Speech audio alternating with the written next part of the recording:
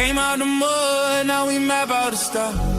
Hands on the wheel, got my life in the car. Up and down roads, they said ain't for me. Now I run routes like a wide body Jeep. Selling work out the trunk, I was freezing at lights. Eating chips for dinner, counting quarters at night. Now it's bags in the back, got them strapped to the seats. Every mile one prayer, one now police. State line after state line, I was chasing a shot at mile marker, felt like a ticking clock. Hit a rest stop shower just to rinse off the pain. Then I double that flip, did it all again. Highway to the million, I'm leveled it. Turn that stress into stone, then I built with it. From a stash in the door to a safe in the crib. I was driving for my life, now I'm flying to live. Yeah. Highway to the million. Yo, it's your boy DZ, man. You already know it's not about the setback. It's about the get back. I want to appreciate everyone that's became a member, that subscribed to the channel, and that watches the channel. I appreciate y'all. If you haven't already, hit that notification bell. Hit the notification bell so you can be notified every time we go live. I appreciate all of y'all that be rocking with me, and I hope y'all continue to rock with me. What's poppin', fam? Smash that like button soon as you come in the building. You know I appreciate all of y'all that rock with SBGB TV. Facts. And you know it's your boy DZ with another late night show. Yeah. And we gonna go in like we always do. Facts. And we just gonna keep it a buck like we always do. You know what I mean? Shout out to all y'all, man, that be rocking with the channel, man. We going hard in the paint. You know, I appreciate y'all. C. Brown, Run the Table, Jan Meeks, Leonard. I appreciate y'all. You hear me? If you would like to become a member, it's pinned in the chat. Shout out to all y'all, though. Yeah. Hey, yo. See, DZ been going hard in the paint for so long. You know, it's some of these jokers that just getting to see the channel, they ain't been around. They don't understand what's going on. And first of all, they don't understand business. This is a fact. You know, Wicked100 got a lot of the Goldfish niggas that be swimming around the fish bowl. Then they pop up over here confused and lost. And 1 minute they said DZ working with Whack. And I sit here and tell everybody who I am. Facts. They just don't understand. They lost, right? I break the character of Wicked100 down to the science, where everybody on the internet can see it. Everybody knows that DZ gave niggas the heart to talk about Whack back to back. The internet was scared to talk about Whack back to back. Niggas was periodically saying something about Whack. They was scared to talk about it. Whack gonna take your channel. Whack gonna strike your channel. Whack gonna do this. Whack gonna do that. They was scared. DZ gave people the courage to go at him. Now, I understand that a lot of these niggas don't know how to go at him, right? And I'm not going to tell you that. Figure it out yourself, right? I understand a lot of y'all is Goldfish and y'all upset because DZ done found a way and kicked the door in and got people listening and understanding where I'm coming from, right? So, you know, you got niggas that want me to be with Wack so bad. Nigga, I don't care about no Wicked100, nigga. This right here is business. I do this for business. I'm just good at it. Because I come from the street, I'm good at breaking the character down of a nigga that is the police. I'm good at that. I can see that he the police. Yeah. But you know, you got the Goldfish niggas, they want to come over here at the same time, right? And they want to try to manipulate. They think, you know, they got it figured out. Yeah, he with Wack. To try to manipulate, to act like they know what they talking about. Hey, yo, this shit is hilarious to me. Hey, if it bring for you to go back and forth with yourself about if I'm with Wack, you do that. That's what you do.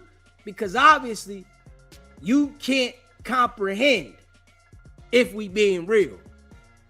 I break Wack's character down like no other. Nigga, I don't get on here and talk about no CS2 back shit. I don't get on here and talk about that. Nigga, I break the character down, nigga. Straight up. I get on here and dissect the person of what we all see who lining niggas up. Who we all see is working with them folks. Yeah, I do that. And can't nobody do it like me. This is a fact. I don't care what nobody say.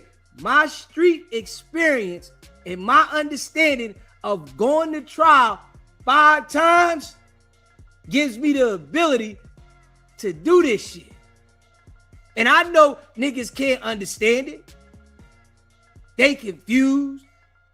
Man, he with Wack this, he with Wack that. Nigga, I don't care about no Wicked100, nigga.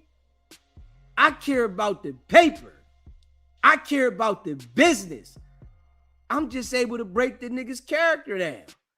That's all. This right here is business to me. I understand how to play this game. And what I do understand is I don't need to align with no niggas at all. I understand that. It's a lot of people that come on this internet and don't understand that. They think they need to build a team. I don't need no team. I need the people that rock with the message that I'm saying. I don't need no other YouTubers to build up a platform, nigga. I need the people that rock with the message. See, and I give the game out, right? Real easy, but a nigga don't understand it because they got the mind of a goldfish. This is a fact. They got the mind of a goldfish. They lost. Don't know what direction they going. And they can't understand me. I'm going to tell you like this, right? If you don't understand my message, you'll never figure me out personally. Don't think that. I'm just keeping it a buck. This right here is for you to understand my message. This ain't for you to think you great, be in the passenger side of my car and we riding down the street talking about, yo, what's up? Nah, this ain't what that for. Giving the message. If you rock with the message, you gonna rock with me. Straight up. I don't care about Wack at all. I see how the game go. That's what I see. You know, you got these niggas that be on YouTube and 1 minute they beefing with each other. Next minute they around each other. Nigga, I ain't with that shit in real life. Fuck I look like coming to the internet on that tight time, nigga. Straight up. In real life, I ain't with none of that. Just keeping it a buck. Fuck I look like coming to the internet acting like I want to beef with a nigga to hang out with. Nigga, I don't care about none of that. I got a different character. I got a different way of grinding, nigga. And I like to pull it from the muscle. See, I know when I put some of these phone calls out from Whack, niggas be confused and they don't understand. They lost. See, I'm versatile. I understand how to keep Whack on the phone. This is the difference from the Goldfish niggas on Clubhouse. They don't understand that. I understand how to keep him on the phone and talk. Straight up. Now, I ain't on here to every time Whack call to get in a arguing match with him like I'm on Clubhouse, nigga. This what's wrong with some of you little pee-wee bird brain ass niggas. They think every time I have a conversation on the show with Whack, I'm supposed to be arguing with him. Nigga, get the fuck out of here, you noodle. Fuck out of here, fucking noodle. That's what's wrong with you niggas. I understand business. I kept Whack on the phone. I kept Loose on the phone. I almost ran Loose off the phone. Loose said, yo, if you keep trying to go at me, I'm going to hang up. All right, let me fall back. This is business, nigga. I don't care about no YouTuber at all, nigga. You doing YouTube, that's your business. Nigga, I ain't on here trying to build no alliances with no niggas. That's just not me. It's niggas that do that, but it's not me. I'm like that in real life, nigga. When I'm outside in the real world, nigga, I'm moving dolo, nigga. When I was in the streets, I moved dolo. I don't want no niggas around me, nigga. Straight up. I ain't trying to get niggas to make moves for me. I'm gonna make my own moves, nigga. Soon as you get niggas making moves for you, they be the first niggas that tell on you. Nah, I ain't telling on myself. And this is a fact. But I understand that these little niggas don't understand. And they be confused. Straight up. I understand the shit though. But I know they don't. You hear me? Smash that like button and hit the subscribe button. Shout out to all y'all that rock with the channel. And, you know, I put the audio out there when Whack called in. Oh, man, he working with Whack and he this and that. Come on, nigga. Yeah, this person said he was working with Whack and come on, nigga. Yeah, all right. Yeah, I know you wish that I was them niggas. All them niggas that these niggas be naming, they sat in the room with Whack, ran content with Whack. They want to play the manipulation games with Whack. Nah, nigga, I'm running my own business. This my company, nigga. Facts. This what the fuck this about. You hear me? SBGB TV's company. This is business. See, a lot of these jokers come to the internet and don't understand a lick of business. They never had a business. I've had several businesses. I have a few businesses now. I understand business. And I'm just keeping it a buck.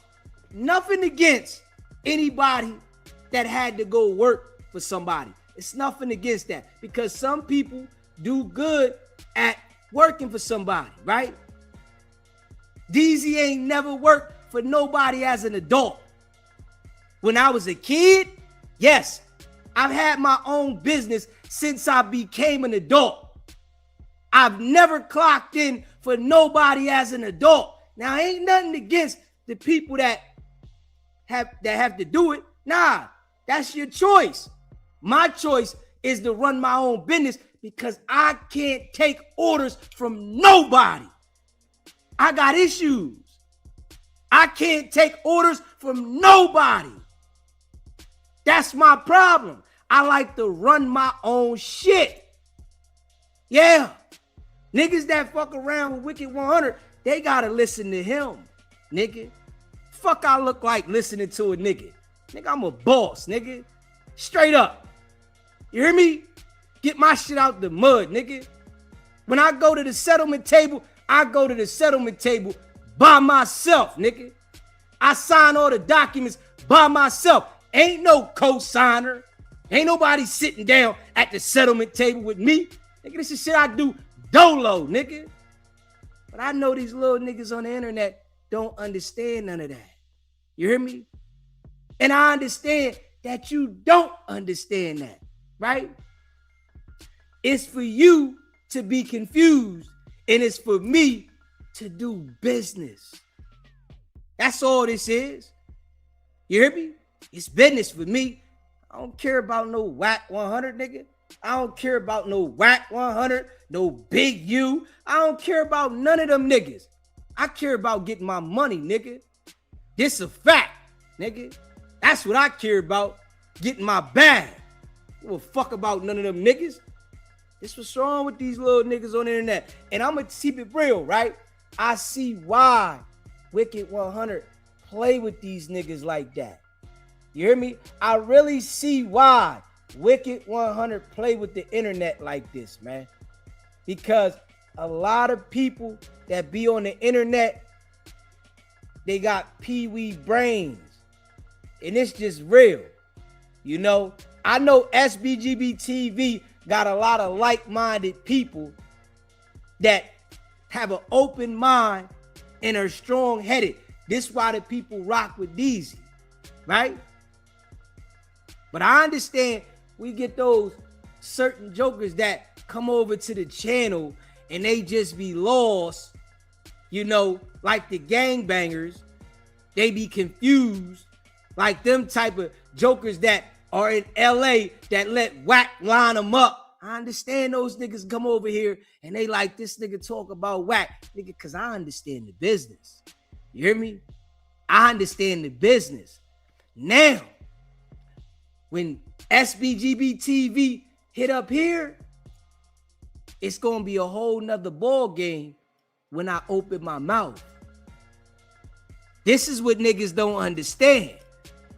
When SBGB TV get up here, it's going to be a whole nother ball game when I open my mouth because of the work a nigga putting in.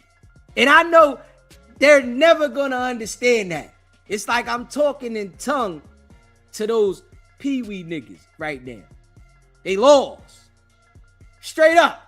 I know, you know, can't figure me out. You know, niggas that text me and say this and say that. Nah, nigga, I don't respond to you niggas, man. Hold up. I can feel the people that I should respond to. I can feel them. All right, okay. They're part of the fam.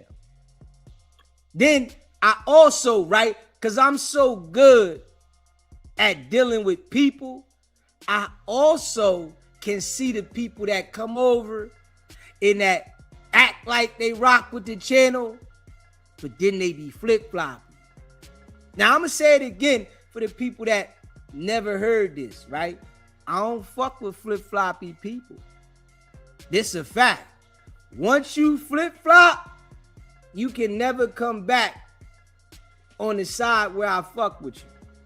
You hear me? I'm always going to look at you funny. Forever. I ain't never going to look at you to say, this is a fact. And I'm like that in real life. There's people to this day that I haven't talked to in a long time because they thought that they was going to play the flip-flop game with me. I don't care how you related to me. I don't care how you know me. I don't give a fuck about that.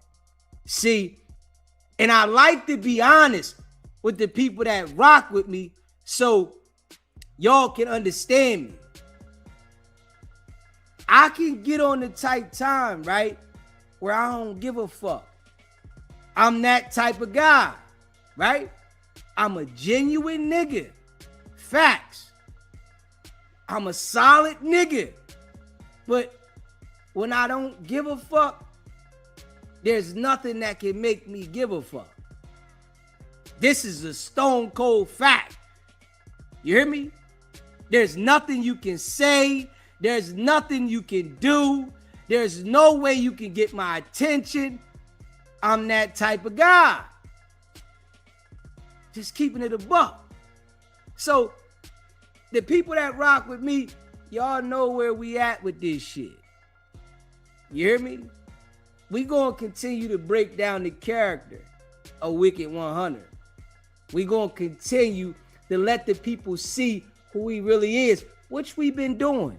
And I really feel like we've been doing a hell of a job by putting out the character.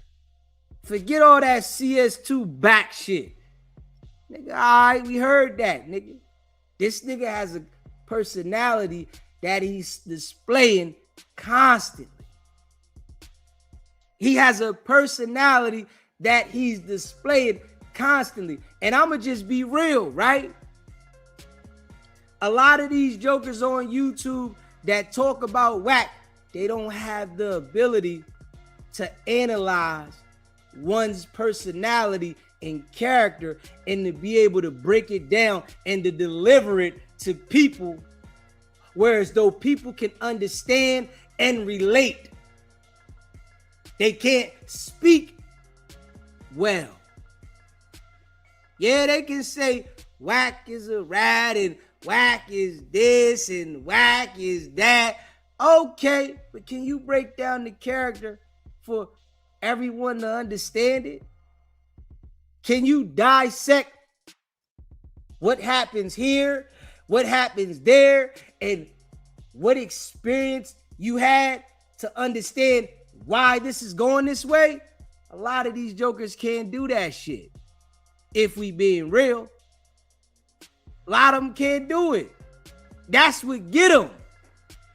They still don't understand what the niggas doing at all. All they know is, man, whack told on Big U. This all they know. Yeah, we know whack told on Big U. Yeah. All they know is, yeah, J-Rock knocked whack out. We know J-Rock knocked whack out. We know that. Of course we know that. We know whack is Fufafi, liar, manipulator. We know this. Just keeping it a buck. Straight up. Leonard, appreciate you, bro. 14 months and counting. Nothing but boss mindset here at SBGB TV. Stand up. Facts. Straight facts. Everybody over here, right, got their own mind, own opinion, and everybody knows it's a live call-in show, and I know some people gonna have a different opinion than I got. They call in, you say your opinion, we might not agree, cool. But that's the difference with this channel. You hear me? And everybody know we breaking down the character of Wicked100. And we break it down well. Everybody knows that over here. Straight up. You got your own mind, I got my own mind. We get the dialogue and converse about different things. Straight up. That's what make the channel raw and authentic. Facts. Shout out to all y'all that rock with the channel. Smash that like button and hit that subscribe button, man. Shout out to all y'all, man. I appreciate y'all. Facts. You know it'd be funny though that the jokers that say shit when I drop clips, they don't call in. I be wanting them niggas to call in. I want to turn them into a clip. I ain't even gonna lie. I just keep it a buck. I want the niggas to call in so I can turn them into a clip so they can hear themselves. Fuck just saying the shit in the comment section. Call in and say it on the phone so everybody can hear you. Let everybody hear you. See, you know what it is though? Niggas see that Wicked100 can't do nothing with me, and that shit there be messing with them jokers. They like, man, Wack can't do nothing with him. If Wack can't do nothing with me, nigga, you know damn well you ain't got a shot, bro. My brain too sharp. Niggas be high and drunk and think you gonna say something to me. It's not gonna work, bro. It'll never work. You hear me? I don't smoke, I don't drink, nigga. You hear me? I'm too sharp with that shit, especially when it comes to shit with the streets and real life situations. I'm too sharp, you know, because I've been doing this shit all my life, you know, and I've learned from a lot of the mistakes I've made, which has made me sharper and made me move different, elevate through this journey, you know, and I'm able to, you know, talk to the people and keep it a buck, you know, and I love that. You know what I'm saying? Life is good. I ain't even gonna hold you. Life is good for me. You know, I'm grinding. You know, I got, you know, something about me that I love to grind. This is my personality. I love to grind. I love it. It just thrives me to grind. You know, you got niggas like Wicked100 that they like to extort niggas. You know, they like to manipulate niggas. I enjoy the grind. You hear me? I enjoy putting the grind together and being consistent with the grind and over and over and over and over and over again grinding. That shit there is what thrives me. Just keeping it a buck, you know? And I understand some niggas don't understand that. C. Brown, appreciate the super chat, bro. Facts. I understand some niggas don't understand that. I love the grind. It thrives me. You know, that shit would keep me turning, that I'm putting something together. I have a thrill for creating things and making them grow. This is my thrill. Straight up. I've had a dump truck company. I've had a car dealership. I've bought and sold houses. I've sold hair. I got a contracting company. I thrive on creating shit and grinding it. This is my thrive. You hear me? I ain't one of these niggas that you see on the internet that want to be around other people. I don't like being around people. Straight up. I'm just being real. I like creating shit and making it grow. I ain't looking for friends to snake me. I ain't that type of nigga. You know? It's niggas out here that's looking for friends that get snaked all the time. I'm not like that. It's hard to snake me because it's hard for you to be able to be around me. And this is in real life. It's hard. I'm not one of those niggas that want to be just hanging out with people and shit like that. And I definitely ain't hanging out with no new people and just rocking with them. No. Because I don't trust nothing. I come from the streets. You hear me? I really come from the streets. I don't trust nothing. You hear me? I do not trust nothing.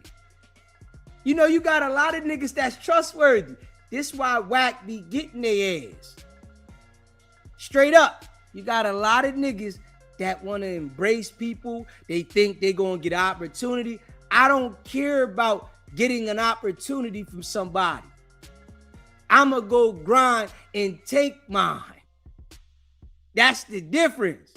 You got niggas that look for Wack to, do this for him. No, nigga, I don't like that. Straight up. Because I start feeling some type of way if a nigga try to dictate what I'm doing. Nigga, don't ever come and tell me what you think that I should be doing, nigga. Fuck what you talking about, nigga. Straight up. Yeah. If I needed some advice from you, nigga, I would come ask you. You hear me? That's the type of nigga I am. If I need advice and I feel like I need to know something, I'ma come ask you. Don't come around me talking about you gonna tell me how to politic and all that shit. I don't care about none of that shit. I'm not that kind of guy. But one thing I'm good at is being versatile. You hear me? Straight up. I'm the type of guy, and I'm just keeping it a buck. If I feel you a shiesty type of individual, I'ma lay back. I'ma play the position until I get you where I want you at, and then I'ma show you. Surprise. That's the type of nigga I am. Just being real. And I know some niggas don't understand that. I'm that type of nigga. If I feel you a shiesty individual, I'ma play my part. I'ma lay back, and then I'ma get you where I want to get you at. When I get you there, I'ma show you, nigga. Straight up. Yeah. I'ma make you beg. You hear me? Now beg, nigga. I'm that type of guy. And like, I like to be real with the people that rock with me. For the ones that don't rock with me, you'll never understand me, little nigga. Facts. I'm too much for you to understand. And I understand, the Goldfish niggas watch all the time. I know they be watching me because I go so hard. I outwork niggas. I always been like that. When I was in the street, I outwork niggas. Niggas want to go do other shit. You go out to the club, nigga. I'm on the block, nigga. You go do that. I'm on the block, nigga. You go over here and play them games with this person and that person. I'm outside, nigga. I outwork niggas. This is just my style. So I don't need to align with a nigga like Wack to outwork niggas. I gotta put the work in. And I ain't working for nobody. Facts, nigga. That's 100% facts. I'ma put the work in. Just keeping it a buck. But I understand, the little niggas don't understand it. They want me to be with Wack so bad. Nigga, I don't care about no Wack, nigga. Wack is a stepping stool, nigga. We gonna be on the highway to them tickets, nigga. Facts. Wack is the stepping stool to this shit. Yeah. See, this how I do. Nigga, I'ma step on niggas. That's the difference. See, the difference with DZ and Wack is, right?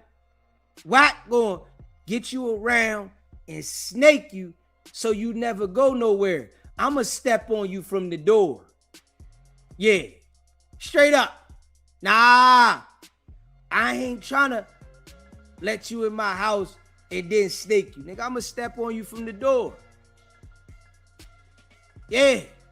Wack called me and he thought I was like you Goldfish niggas. That's what it was. You hear me? Wack called me and thought I was like the Goldfish. Nigga, come on, man. I'm versatile. If Wack was to call into the show right now, I'ma be calm. Yo, what's up, Wack? Yeah, why you doing this? Why you doing that? You still working with them people? Yeah, I know you working with them people. I'ma play the game. But that old lining up with whack like them niggas do, and Hefe, them niggas that deal with whack and he line them up, that'll never be me, nigga. Because I understand how snakes operate. Straight up. You gotta understand this, right? I ran the streets for years at the top level, nigga. When you run around in the streets at the top level, nigga, you can't trust nobody. And I know jokers don't understand that because they never been at the top level. I ran around the streets for years at the top level. And I know what it is. Everybody has the ability to snake you. Nigga, you got it, nigga. What the fuck you think they gonna do? Hold up. Soon as a nigga think he got you slipping, what you think he gonna do?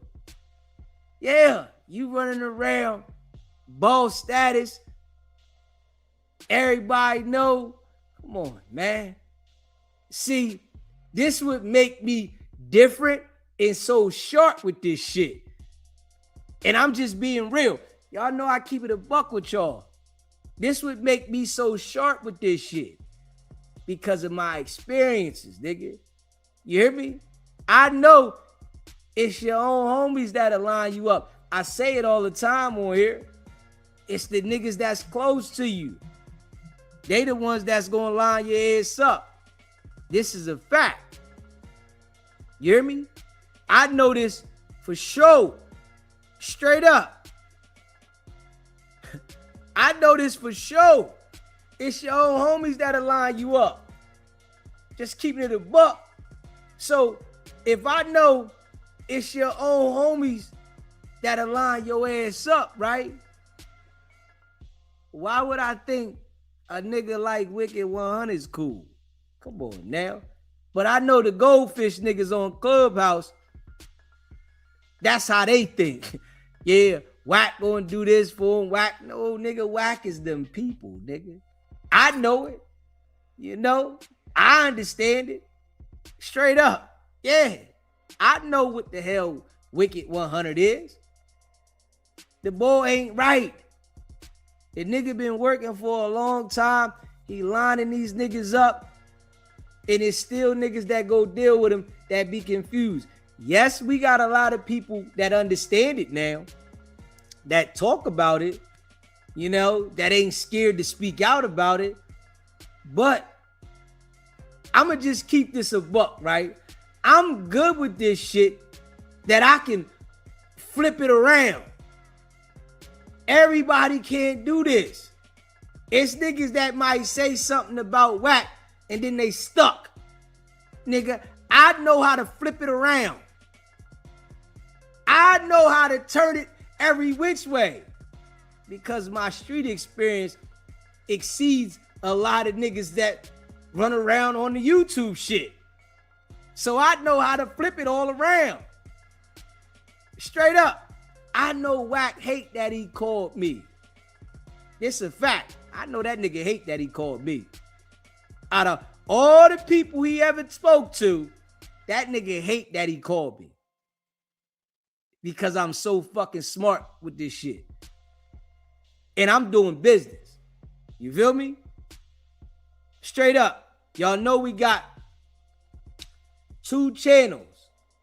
We got this channel and we got SBGB TV worldwide.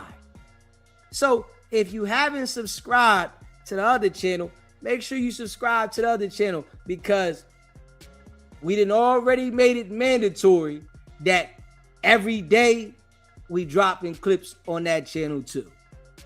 So it's locked. There's not going to be a day that goes by that we're not going to drop a clip on that channel. Every single day, we're going to drop a few clips on that channel. You know what I'm saying? If you haven't subscribed to the YouTube channel, I meant to Facebook. We on Facebook, SBGB TV. We dropping clips over there every day. nigga grinding. You hear me?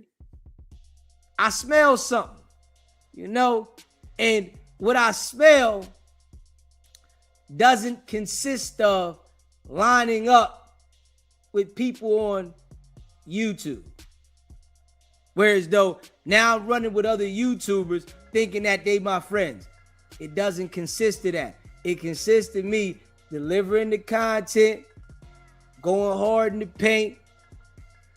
That's what it consists of. It don't consist of me being friends with YouTubers.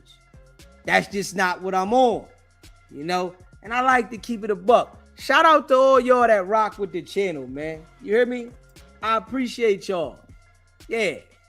That ain't what we on, man. You know, I don't care about none of no YouTubers. I don't care about that shit.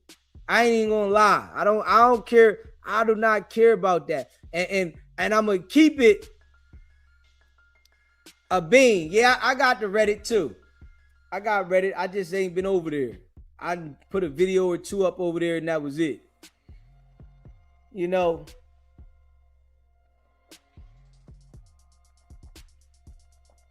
just keeping it a buck. Cause I always do. Like on some real life shit. When a nigga grow and a nigga grow bigger, I'm telling you, I'm the type of person, and this is just me, that I don't forget when I was grinding. If you see how nobody except the certain people that y'all might see rock with me, that shout me out and say things, Deezy this, I see you Deezy, or might call into the show. You see how those individuals see a nigga at this level?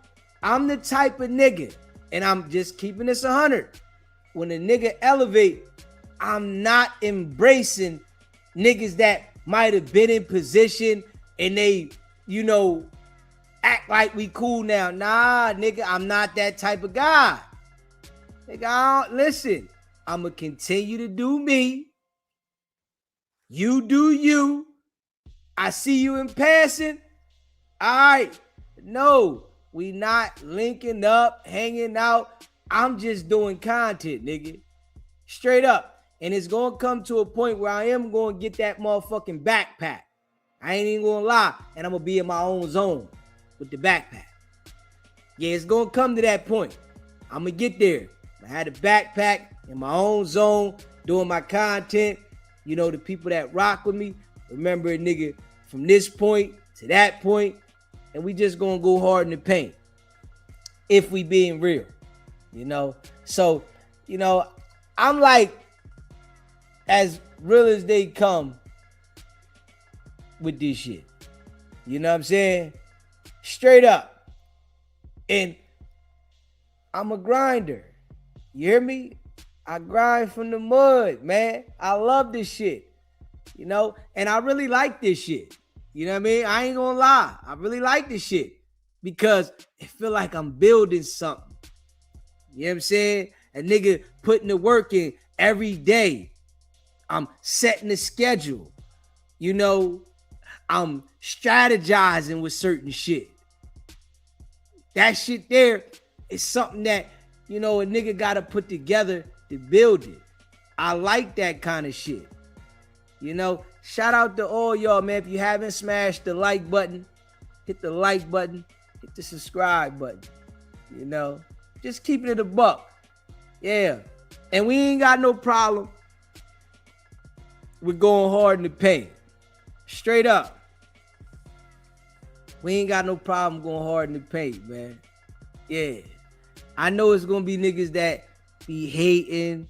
They going to be upset and yeah, this, that, and the third about Deezy, man. I don't care about none of that. I'm on a stone cold mission.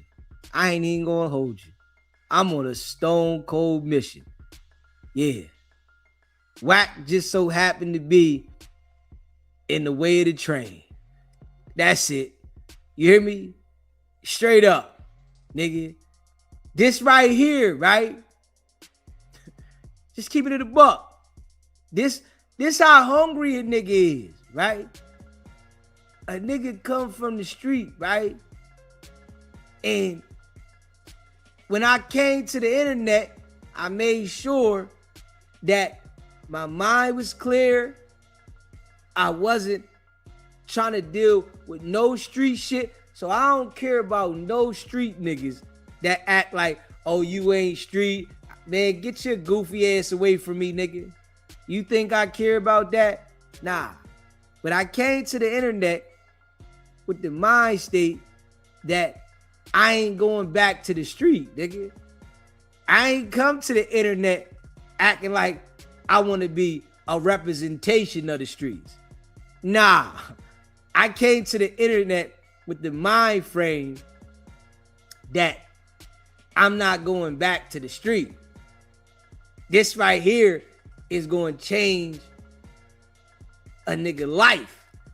So I see what I got to do to make sure it change a nigga life. I got to put the work in. I can't think I'm going to come here and make a video, right?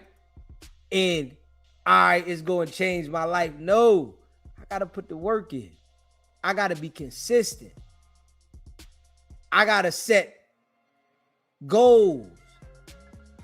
I got to grind hard in order for it to be what I'm expecting it to be.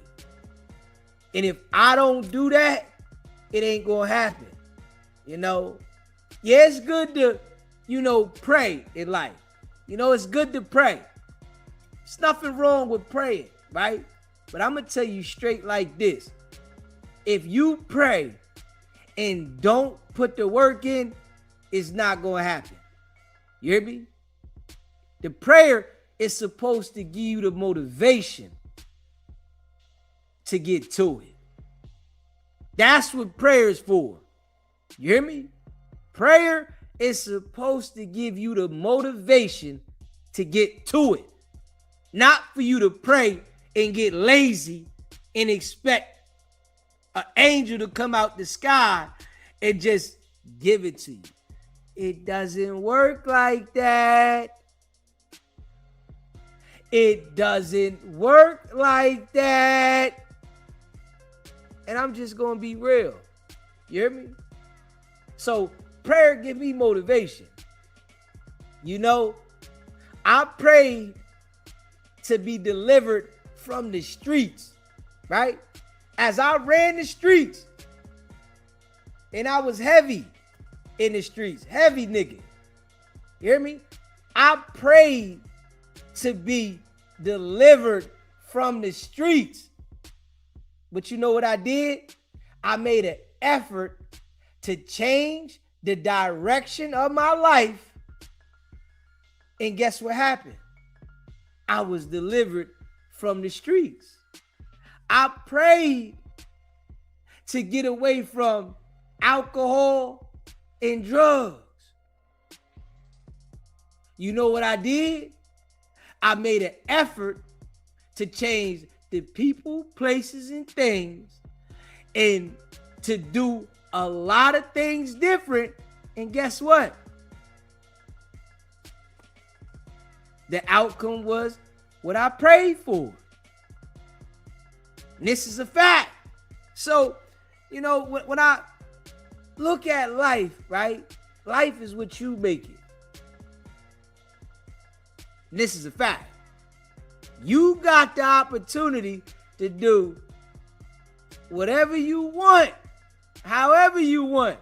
But if you keep doing the same exact thing that you was doing before that never helped you elevate and then make excuses for it, because I'm going to tell you like this. If you smoke bud or whatever you drink, that's your personal business, right? But all the people that do it, they make an excuse for why they do it. And this is a fact. Yeah, it make me feel better. Man, I can't do this without this. Man, it don't affect my life. I still do good when I do it. That's all niggas do. Come on now, I've been there. I understand that.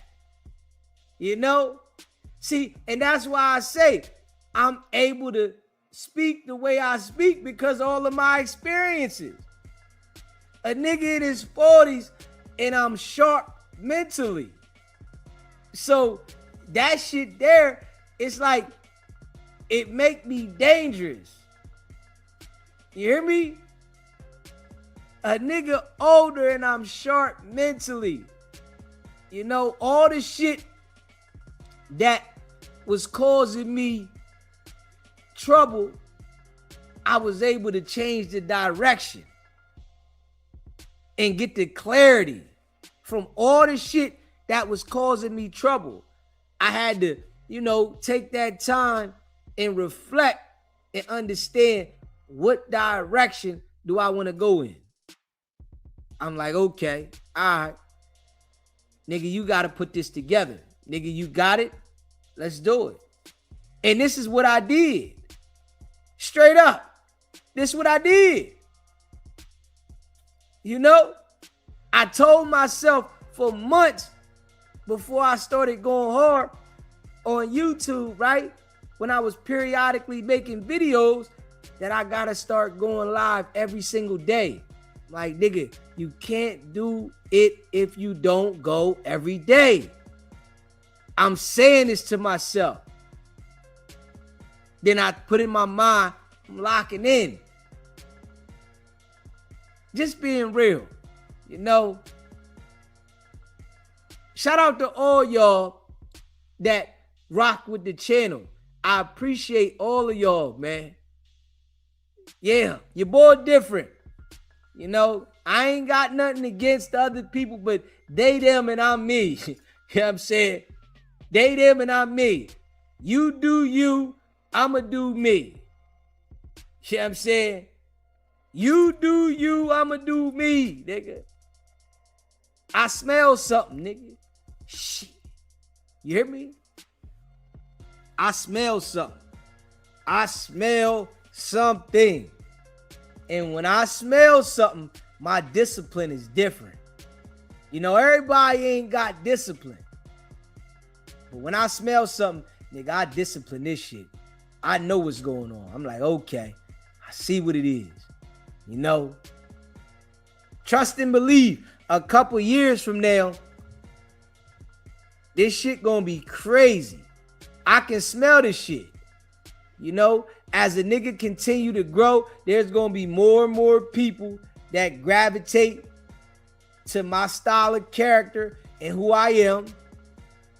Straight up.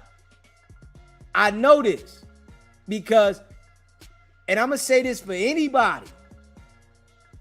Anybody has the ability to grasp people that rock with them. But you got to be consistent at something that you're doing for the people to rock with you. Because everybody, it's millions of people in the world. There's people that are like you, that's going to rock with you. You know what I'm saying? It's just about how you go about it. They created a lane for people to be able to do this shit, and you can benefit from this shit. Just being real. Straight up. A Mel G was popping. Facts. You hear me? Facts. You know, on some real shit. You know, so I'm like happy, you know, with myself. You know, everything ain't perfect, but I'm happy. You know, a nigga done went through the storm, and I'm at this point where as though all I gotta do is keep putting this shit together. It's already there. You know what I'm saying? That's the point I'm at. You know, I don't know what point anybody else is, but all I say is we gotta grind and do what we feel we should do for ourselves. But I'm just at the point where all my shit is right there. Nigga, all I gotta do is be consistent. Yeah, my shit there. You hear me? I just, you know, put a quote on a job, right? To install, you know, some shit at this place. You know what I mean? And y'all see me out there doing the striping work, right? Y'all see me out there doing the striping work. Boss was out there, I'm supervising. You know what I'm saying? Yeah. Hey, listen, it's just about the grind. Coming from the mud with this shit. Shout out to all y'all, man, that rock with the channel. Smash that like button and hit that subscribe button. We about to go over this joint right here. I appreciate all of y'all, man. Yeah, we about to go over this shit right here. I appreciate all y'all, man. Smash that like button and hit that subscribe button, man. We grinding. You know what I'm saying? From the mud. From the mud. You hear me? From the mud. And the nigga got his own style with this shit. That's the thing. A nigga got his own style with this shit, man. And I love it. Nigga got his own style with this shit, man. Hit that like button, hit that subscribe button. Let's go over this shit right here. Let's see what Wicked100 talking about. Yeah, shout out to y'all. Let's see what Wicked100 talking about. Hit that subscribe button, man. Share the live. Let's see what Wicked100 talking about. Hey, man, I appreciate all y'all, though. You know what I'm saying? Facts. I appreciate all y'all, man. DZ feel good in the motherfucker.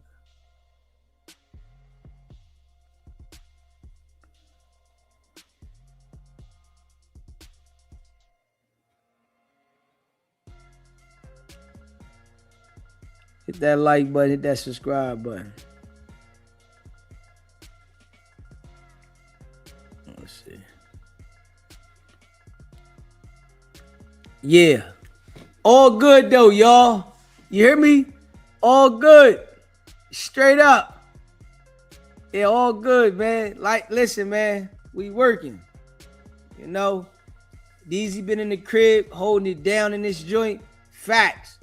I've been cleaning every day, doing this, that, and the third, making sure shit straight. And you know what I did today? Because y'all know I played basketball the other day and I was messed up in the game. I took the time to get in the jacuzzi and put the Epsom salt in there. And I'm almost back. I'm almost all the way back now. You hear me? I'm almost back. Nigga got the jacuzzi, the Epsom salt, brought a nigga back. Shit. Smash that like button, hit that subscribe button, man. Let's see what Wicked100 talking about. Shout out to all y'all, man. Y'all know how we rocking. Need to see this police report is what was the probable cause. Because if they didn't have probable cause, him under the influence, and shit like that, that means he got somebody around him that's a CI. Straight up. You hear Wack though? Boy, how is Wack saying anybody else being around anybody else is a CI when we all know, nigga, that's you. You running around giving all the information up working. Well, this nigga be trying to point everybody else out about working with the authorities. It is him. You know what I'm saying? He the main one. Straight up.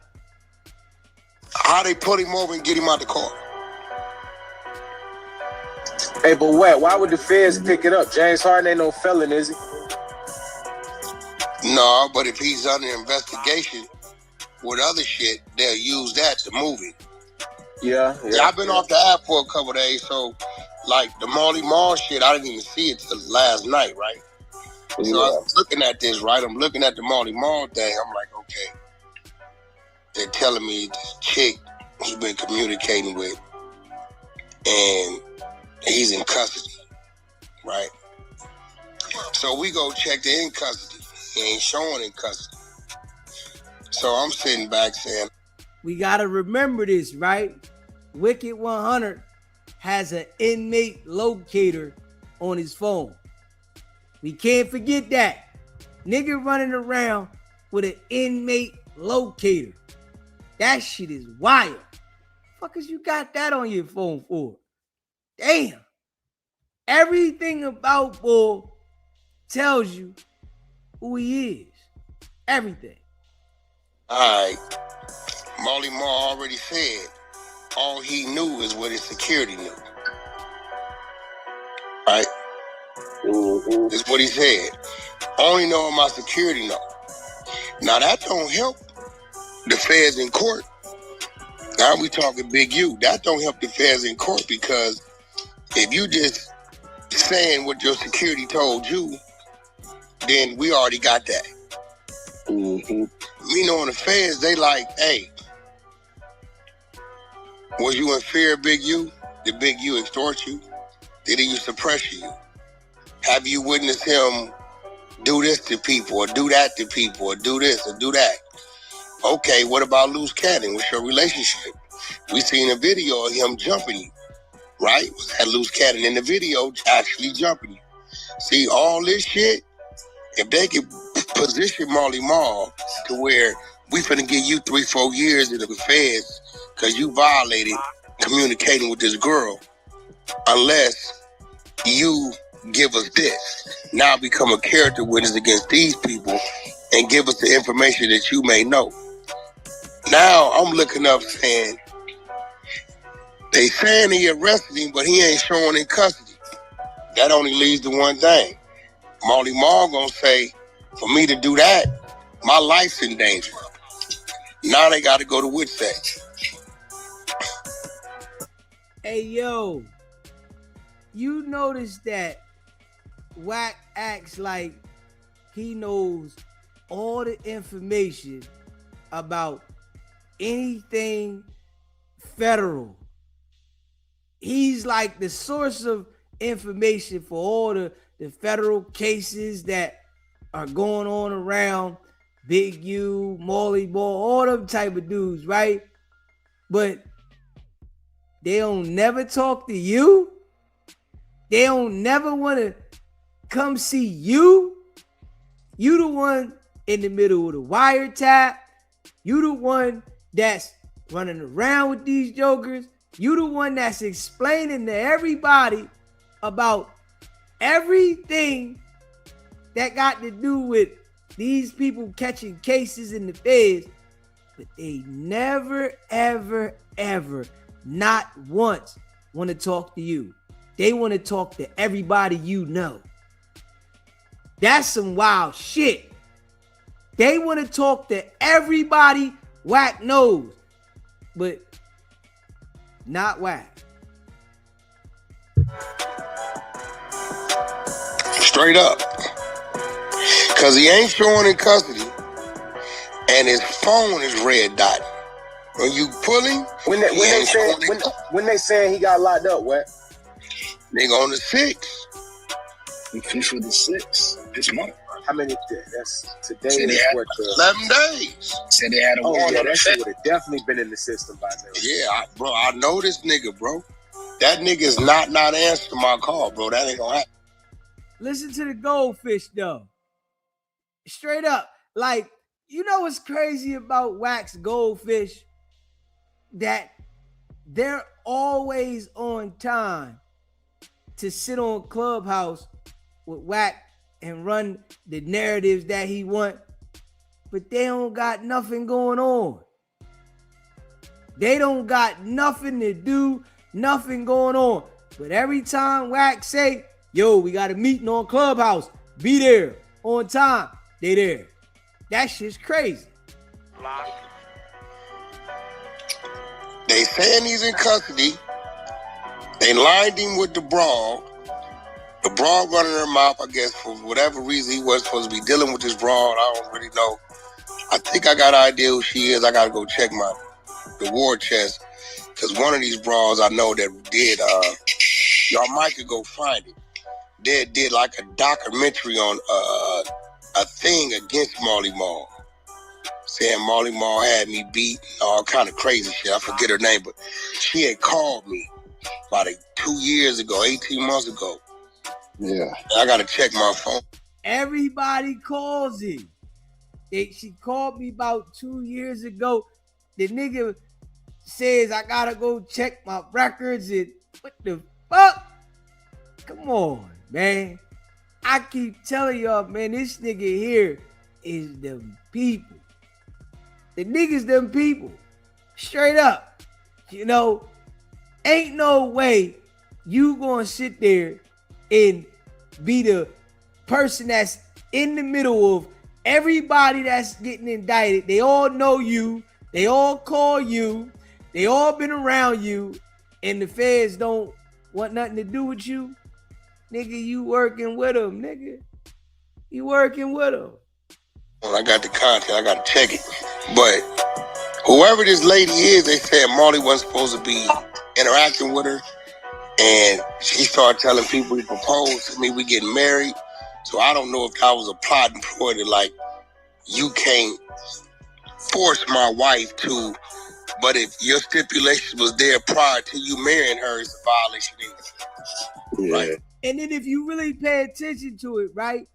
All the people that Wack deal with, the feds is locking them up 1 minute, they getting out the next minute.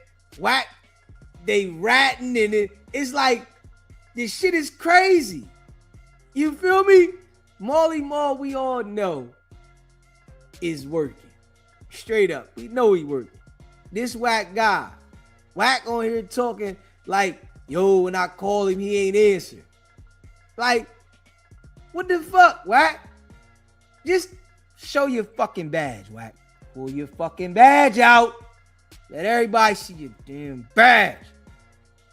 Shit's crazy. You weren't supposed to be around. I do know that they've been trying to get Marley to say more than what he was saying. I know that for a fact. They put it. What? Hold up, man. Hold up, man. Hold up, man. This nigga just said, I know for a fact they was trying to get Marley to say more than what he was saying. Listen to this nigga, man. Listen to him. They was trying to get Marley to say more than what he was saying. Where the hell you get that from? Huh? So, you and your co-workers, the Rileys, y'all want Marley to say more. That's what it is. Marley ain't telling y'all niggas enough. You know that for a fact. Okay. I'm in a situation where we're going to send you back to the feds 3-4 years. Or you let us know what you know about Big U. You let us know the things you seen him do, that you were in fear, that he pressured you. And then we got Loose Cannon on the RICO. Loose Cannon has a video up on the internet jumping Marley Marl. It's his words. He say that's him and whatever, right?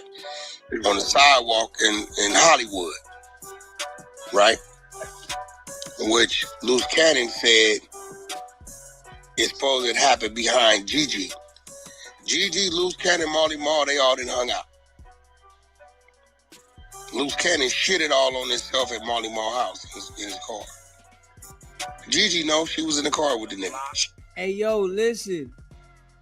All Wack do is reference to shit with the feds. That's it. This nigga act like he got the work and all this weird shit. All you do is reference to the feds with Big U's case. Because you know everybody's looking at you to have part of this shit. So all you do is like reference to everybody else to try to place the blame on everybody but you. When everybody knows, nigga, it was you. You the one that got this case in play. But you'll blame it on everybody else. They act like they ain't talk to you. I keep telling y'all, Whack is not a Paru, man. The niggas them people. Yeah, boy working. And he working overtime. That's why he on here trying to convince people of some other shit. You know, that's the job he do. Get on here and try to convince people of some other shit. But we all know, nigga, you the one that line loose cannon up. You the one got Molly Moore to talk to the feds and say this. You the one that got Dale to get on phone call with Luce and record it. You set all this shit up. It's like Whack is setting up the plays to get the information to the feds while coming to the internet trying to manipulate the people on the internet of what he really did. That's all he doing. Straight up. Smash that like button. Hit that subscribe button, man. Share the live. Hit it down. It's a fact. He said himself. That's what he was I drinking. don't know. I might get Gigi in here. Gigi will tell you about it. Yeah, I get her in there. She'll tell you about his shitty dreams. So I can see them pinching Molly Marr about communicating with this individual and getting him, because he, you know, Molly Marr talk to me. I tell you, he tell me every day. He don't keep nothing from me. This was going on. This was going on. They snatched me. This, that. Whack. Come on, Whack. We all know you them people, bro. Molly Marr is telling you and your co-workers everything. We know because he's working with y'all. We know this, nigga. But you act like can't nobody see that shit. Straight up. So he's telling you everything that's going on, right? You in the middle of everything that's going on, but the feds don't want to talk to you. Nah, nigga. It's your co-workers. Molly Marr is talking to you and your co-workers and keeping you up to speed. You know what I'm saying? Yeah, I'm going to say this what happened. Big U did this. Yeah. Molly Marr definitely was scared of Big U. Just like you was, nigga. Yeah. Straight up. Told him all I know is this. What my security told me. I told him I didn't know Big U was coming to my house. We hadn't been speaking for quite some time. Boom, boom, boom, boom, bam. Last time I talked to him is when I sent him the paperwork when Big U and them tried to say Molly Marr and them pulled the cameras down because trying to cover up some shit they was doing. Hold up. This nigga just said Molly Marr tells him everything. How you gonna say Molly Marr tell you everything in one sentence and then the next sentence say the last time you talked to the nigga was when he told the people that Big U pulled all the cameras down? Man, that shit don't even make sense. Why? I'm telling you, all this dude do is lie, man. That's all he do. Cap. I sent that to him. He said, Whack, either the nigga dumb or stupid. I was already convicted. I was just waiting to turn myself in. So, I do know that they could use Molly Marr on two people on that RICO. So if they twist his arm enough, maybe they can get him to cooperate. What? Nigga, Whack, you already know Molly Marr's cooperate, nigga. He told you everything. Fuck you mean? Talking about they twist his arm enough, maybe they can get him to cooperate. Nigga, Molly Marr sat down with you and your co-workers, nigga. Told y'all everything. Damn right. What you mean, what? You gotta relax, bro. You really gotta relax, though, Wack. Shit getting out of control. And the fact that he ain't answering me, and that nigga ain't showing in custody, but we got a whole news clip that says he was taken into custody. We looking at it. We listening to it. Well, we can't find him in custody. He might be in transition. Because for Marley Marl to agree to do that, he's going to say, my life's in danger. Everybody know where I live. At that point, I believe like some witness protection shit kicks in at that point. Because I don't understand he in custody, but you can't find him in custody. I don't know how that work. Yeah, it sound like they trying to hide. Why? You know how that work, nigga. Come on, man. One thing about the feds, right? They'll lock you up and don't nobody know where you at. They'll hold you if they want to hold you. Don't charge you and just put you in there. It'll say, don't let this nigga out. That's it. Yeah, he's not to be released. He's to be held in custody and not be identified as being in custody. Yeah, the feds will hold on to your ass and do whatever they want with you. Wack, you know this, man. You know this, Wack. Wack, you gotta relax, bro. You really gotta relax, nigga. You know this, man. Straight up. Yeah. My man Ro that called into the show a couple months ago, he told me a story exactly like that. He knew a nigga that was in the feds with him, and the nigga ain't have no release date, no nothing. He just was in there. Straight up. They was just holding him. No paperwork, no nothing. Feds, all right, sit your ass here. Listen, the United States of America governs the law of the country. You think they don't do slick shit? It's their game. Come on, man. Wack be sitting there playing dumb. Nigga, you know damn well what your coworkers do, boy. Straight up. You hear me? Just keep it in a buck. Smash that like button, hit that subscribe button. Yeah, you go pull him up. Prince, go re-pull it. It ain't nothing up there. Prince looked it up earlier. He wasn't in there. Oh yeah, that shit. There it go. Yeah, Prince said that earlier. He wasn't in there. He wasn't popping out. Yeah, it's still showing not in custody. Yeah, something ain't right with that. Yeah, I agree.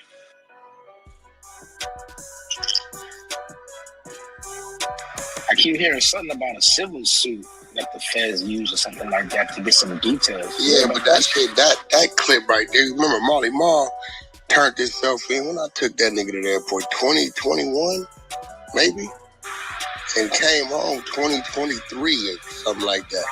So that shit, when she's talking, she was like, Marley Marl's been sentenced to 33 months, so you got some shit from back then. That ain't nothing right now. Whoever this chick is, he wasn't supposed to be communicating with, that's right now. Because that's some June shit. Yeah, they don't have her name in the paperwork. They only got the dude that allegedly paid her off. Yeah, I don't know this shit. But then again, I never, I don't think we ever covered Marley Marl's paperwork to see how many women were in there. I didn't. It was a lot. Hey, listen, man, these niggas on Clubhouse, man, they just got the mind of a straight goldfish. Yeah. Like, come on, man. Y'all ain't trying to put nothing together for yourself. Y'all just sitting there listening to what Whack lies about, and y'all acting like y'all are investigators. This shit is wild. This shit's crazy. They sit there and listen to Whack lies and then act like they're investigators. Like y'all niggas is private eyes or something. This shit's crazy. There was a bunch of women in there?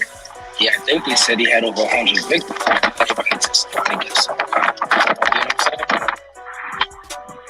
Like 100 women identifying him as the escort shit.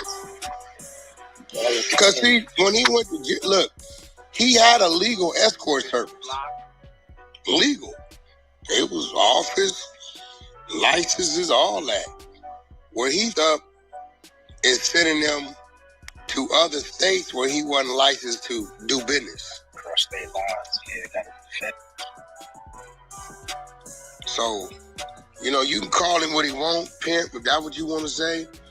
Nigga got a legal. We all go to Vegas. You see the trucks with the billboards going right down Las Vegas Boulevard telling you if you want to order a girl. The phone number, the bitch in lingerie, ass out. Like, so, I guess this is a legal thing. In Nevada or Vegas or whatever.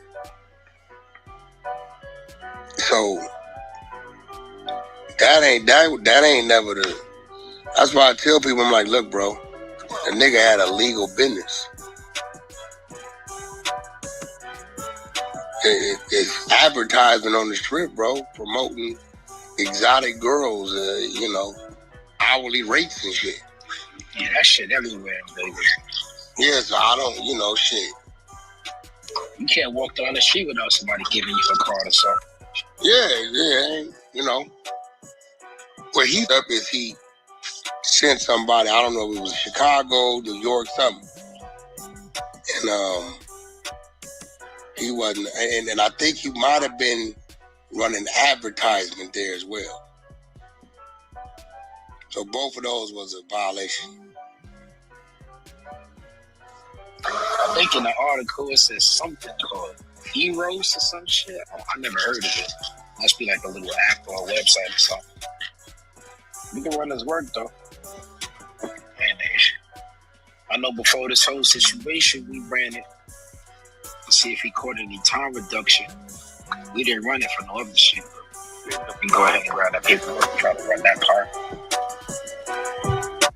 These niggas really act like they investigators. Yo, we ran the work. Like, this how you know these niggas got the mind of a goldfish. They're talking like they're really doing a major job. Yeah, we ran the work. Yeah, did you pull the work over there? Did you get the work here? Yeah, I looked at the work. I ain't see no work over there. Like, nigga. Man, y'all need to go get a job, man. Straight up. Go get a job. Whack ain't paying you niggas for that shit. Go get you a job, man. Cause y'all niggas look like straight bozos, man. Yeah. When y'all listen to yourself in the future, boy, yeah. Somebody that got some common sense was to hear y'all. They would say, yo, what the hell are you doing? Are you all right? What the hell are you doing? Yeah, we got to work over here. Work. What the hell? Yeah, I was trying to pull the work up. Nigga, man, go to work, man. Take your ass to work. Y'all niggas is special editions. We just try to grab the sentencing part of it. It's probably like about a year and a half ago.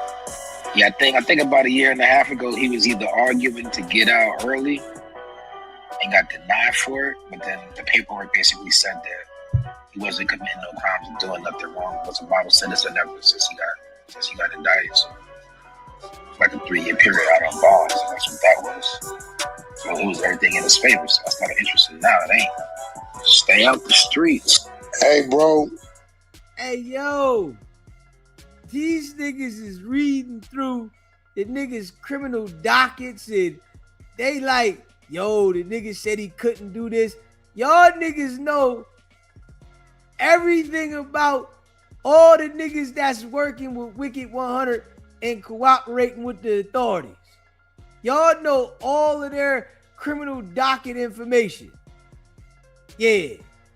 It's like Wack got these niggas talking about whatever situations niggas been through to make it seem like they pulling the work when Wack already knows this shit because all the people he talking about been cooperating with him and his homies. Shit's crazy. I'm gonna tell you this. What up? It don't pay to do no crime, bro. No, not the big pop rule, nigga. No, the big pop rule did not say that. Not the nigga that say 1,500 and get you knocked off. Not the nigga that got Aaron the plumber scared to death. He said it don't pay to do crime. Oh, man. Like, are you serious? Oh, man. This supposed to be the biggest gangster with the power rules. Now he like, man, don't pay to do crime. Which one is it, man? Is it the jungle you come? As I tell y'all, man, this nigga straight food boffy. 1 minute it's the jungle I come from and this lifestyle, all this shit, and the next minute, they don't pay to do crime. Ah, man. So you just coming up with that now, huh? You just realized that? Fuck out of here, you noodle. Straight noodle. The convicts is not in control. The street niggas is not in control. For real. And I think me knowing Marley, that's my bro. I know that nigga. Him not answering my call and that phone going red dot and him not showing in custody, but the news saying he was taken into custody. And I know what he told me that they've been on him to do that he said he wasn't going to do. But now he got this new situation. Yeah. It's a strong possibility. Especially after he seen Big U telling them people Marley got rid of the tapes trying to hide his illegal activity. Yeah, that was back in April. Cause y'all gotta remember one thing. Well, they've been on Marley since last year. They've been on his line since July, August 2025 about this shit. Yo, listen to it. They've been on, he know the month, the year, when they've been on the line. He's the one that's on the phone when it's hot. The nigga know everything. This shit crazy. Hey, y'all, tell y'all, man, that boy is them folks. Straight up, the boy the folks. Y'all gotta remember, Marley ain't no street nigga. He a nigga that deal with the women. That nigga ain't no Crip, no blood. He ain't none of that kind of shit. So, you know, and another thing, right? This how you know it's like them dudes out there be lost, man. This, the only thing he talking about, the people out there, is you gotta be a Crip or a blood to know or be in the streets. Fuck out of here, nigga. Come on, man. Because he with the gang task force. So his main focus is the gangs. It's niggas that in the street that ain't a Crip or a blood. They might be out there hustling. But this nigga, man, Marley ain't no cripple or blood. Like, come on, Wack. You gotta relax, bro. You really gotta relax, man. I don't know what niggas expect out of me. All I ever did was music business with it. What did you do in the music business with Marley, man? What? What you do, man? Come on, man. Damn. You went to a studio, Wack? That's what you did? You and Blueface used the studio? So, you know, that nigga's not, he ain't no street nigga at all. That nigga from like, where that nigga from again? I want to say Armenia. Nah, he from, Nah? what's the name of this shit? Damn, I know it. Hold on. He's from Stockton, but his family's from another country. Hold on. That nigga's Egyptian. Hey, Wack, it is that RJ shit they start with him over, right? Yep. Yeah, That body okay, in Vegas. Okay. Yeah. Because that nigga went to the nigga house, just popped up at his house. Yeah. I see what you're talking about now. You see what I'm They got saying? to do with that DVR and all of that shit. All that there. He wasn't even there. The nigga wasn't even there. Nigga popped up at his crib. Marty Marr ain't never seen that kid. Don't even know him. Yeah, I remember now. Why you think the security drew down on the boy when they pulled up? They didn't know he was coming. That don't sound good, man. Yeah, they gonna try to twist that nigga on for something. Because when they asked him, he told them, I only know what my security told me. I'm going to tell you what he told me because the security already told y'all, because they telling him if you lied to us, we're going to violate you. So he know the security then gave a statement. He know the security then told them that he told his boss, which is him. So he said, my security told me this is what he saw. This who pulled up. And all whatever about the DVR box. So that's when they went into, were you scared? Are you intimidated by him? All this shit. Where you directed to go do that too. Yeah, all that shit. Well, yeah, all that.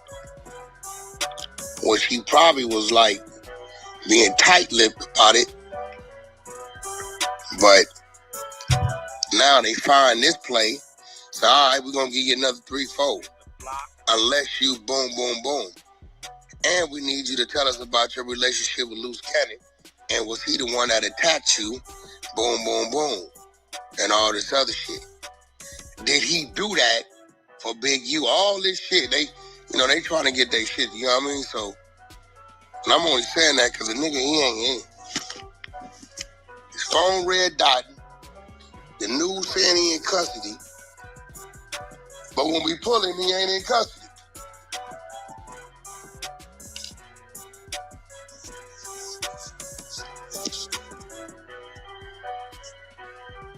GG in here. Y'all know who Marty Marr's cousin is, right? The chick Nikki or something, right? No, that's his ex-bitch. His cousin is Ebro. Oh, shit. Gotta remember, Ebro from the Bay. Ebro a West Coast nigga. I thought... All Wack do is name drop. That nigga, all he do is name drop. I don't understand how anybody could deal with Wack. That's all he do is put your business out there, name drop. Put you in the middle of something. And if you get next to him, he gonna make sure you gonna have to start working. Hey, yo, Ricc. Wack gonna line your ass up, boy. We already know. And we gonna talk about Ricc in a second. Hey, Ricc. Wicked100 gonna get your ass. Yeah, you ain't smart at all. Straight up. You think you're bigger than you are. Straight up. That's the thing about, YouTube though. YouTube have some of these guys that think because they get some views that they bigger than they are. That's one thing. And Adam22 has these gangbangers that come up there and they get some views. They think that they bigger than they are, man. Yeah, man. Shit crazy. Smash that like button. Hit that subscribe button. That nigga Marley Marl was from Morocco or some shit. Nah, that nigga from Egypt. Okay. You want to know something funny, what? What? Marley Marl last Instagram post was June 5th. Nothing since then. Yeah, I said, bro, Marley's not gonna not answer me, bro. It ain't gonna happen. I'm telling you. Not gonna happen. There's never gonna be a time where he ain't gonna answer that call. I don't give a fuck if nigga, when he doing something and he tell people that phone ring, you see my phone, it say whack, pick it up. It's not gonna be a time he ain't gonna answer my call. Cause it ain't gonna happen. Yeah, I was gonna say everybody congratulate him on the single release and he not even responding back. That's what I'm telling you. That ain't like him. No. See, I didn't even know what was going on until last night. I've been so caught up with this editing shit, all this shit. I don't know who that was. Ghost, one of y'all hit me talking about you didn't see the Marley Marl shit. I'm like, nigga, what Marley Marl shit? I didn't know what was going on. Yeah, that's when I looked at it. I'm like, bro, he's saying the nigga in jail. Pull him. Prince went and pulled it. He said it ain't released 2023. They ain't showing him in custody? No. Then I read what Prince sent me. I said, oh, they didn't put him in the trick bag. They got a charge on him. So, and I know, here's what he told me. He said, bro, they trying to get me to boom, boom, boom, boom, boom. And he was so mad at Big U. He like, whack, what kind of mother is this, bro? I don't, what dude, you know it. Why would he bring some shit to my house? It's 1 minute he's saying he didn't talk to Marley Marl. And in the next minute, he's saying Marley Marl told him everything. Dude just think nobody understands that shit? He said, I'll never forget when you told me. He said, bro, you straddle them train tracks, you gonna get hit. You better go the other way. He said, whack, you told me, bro, and I went the other way. He said, that's why when he called me, listen, remember in the RICO indictment where it said Big U was on the phone with one of his people, right? And he expressed how he wanted to break Witness 2's jaw, the record producer, for telling Wicked100 what he told him.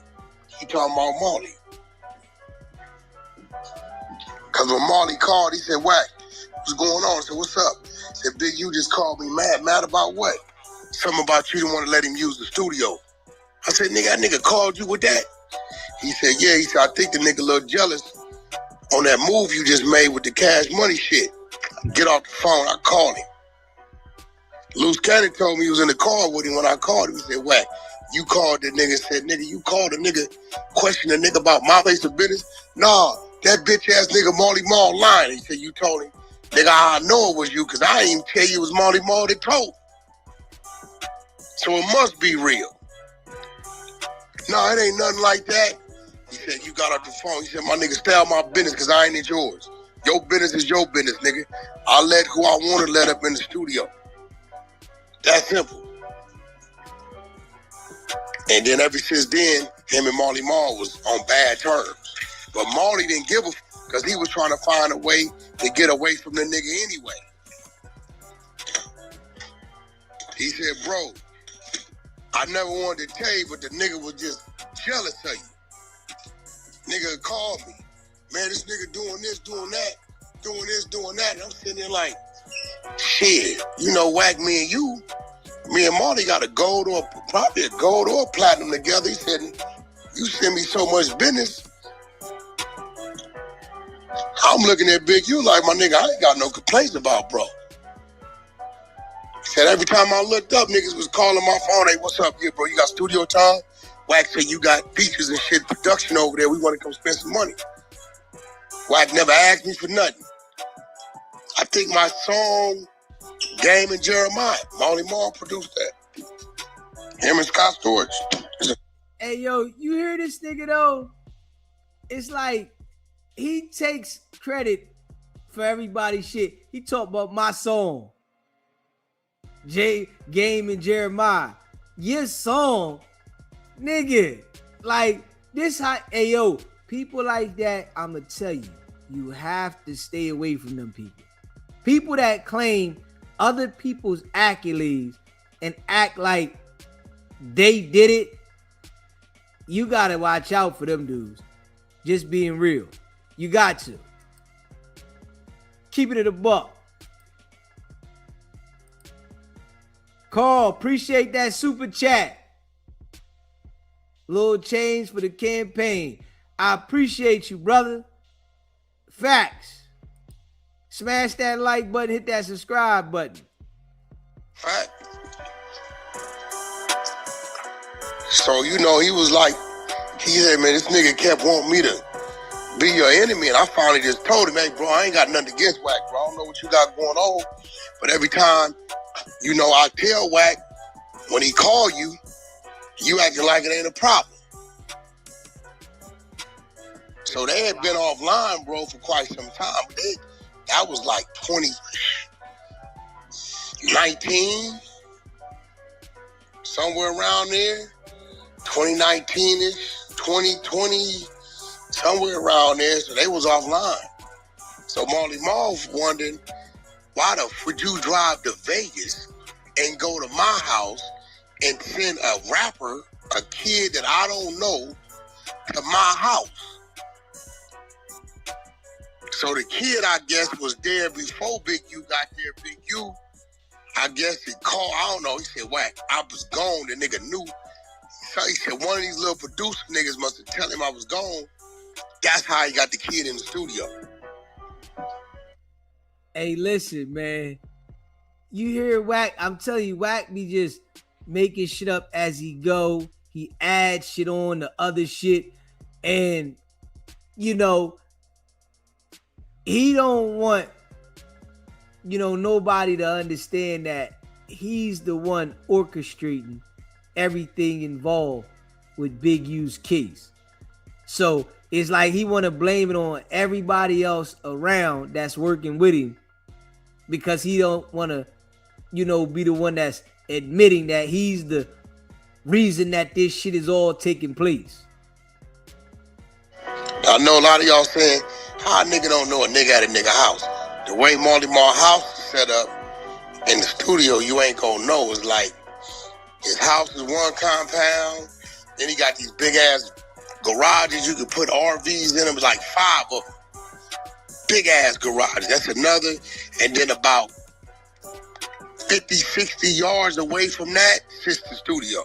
Nigga house sit on about 5, 6 acres. So, you know, you could be on his grounds and the nigga won't even know. So I know now he's sick because he's saying if this nigga wouldn't have never brought this shit to my house, the feds wouldn't be on me.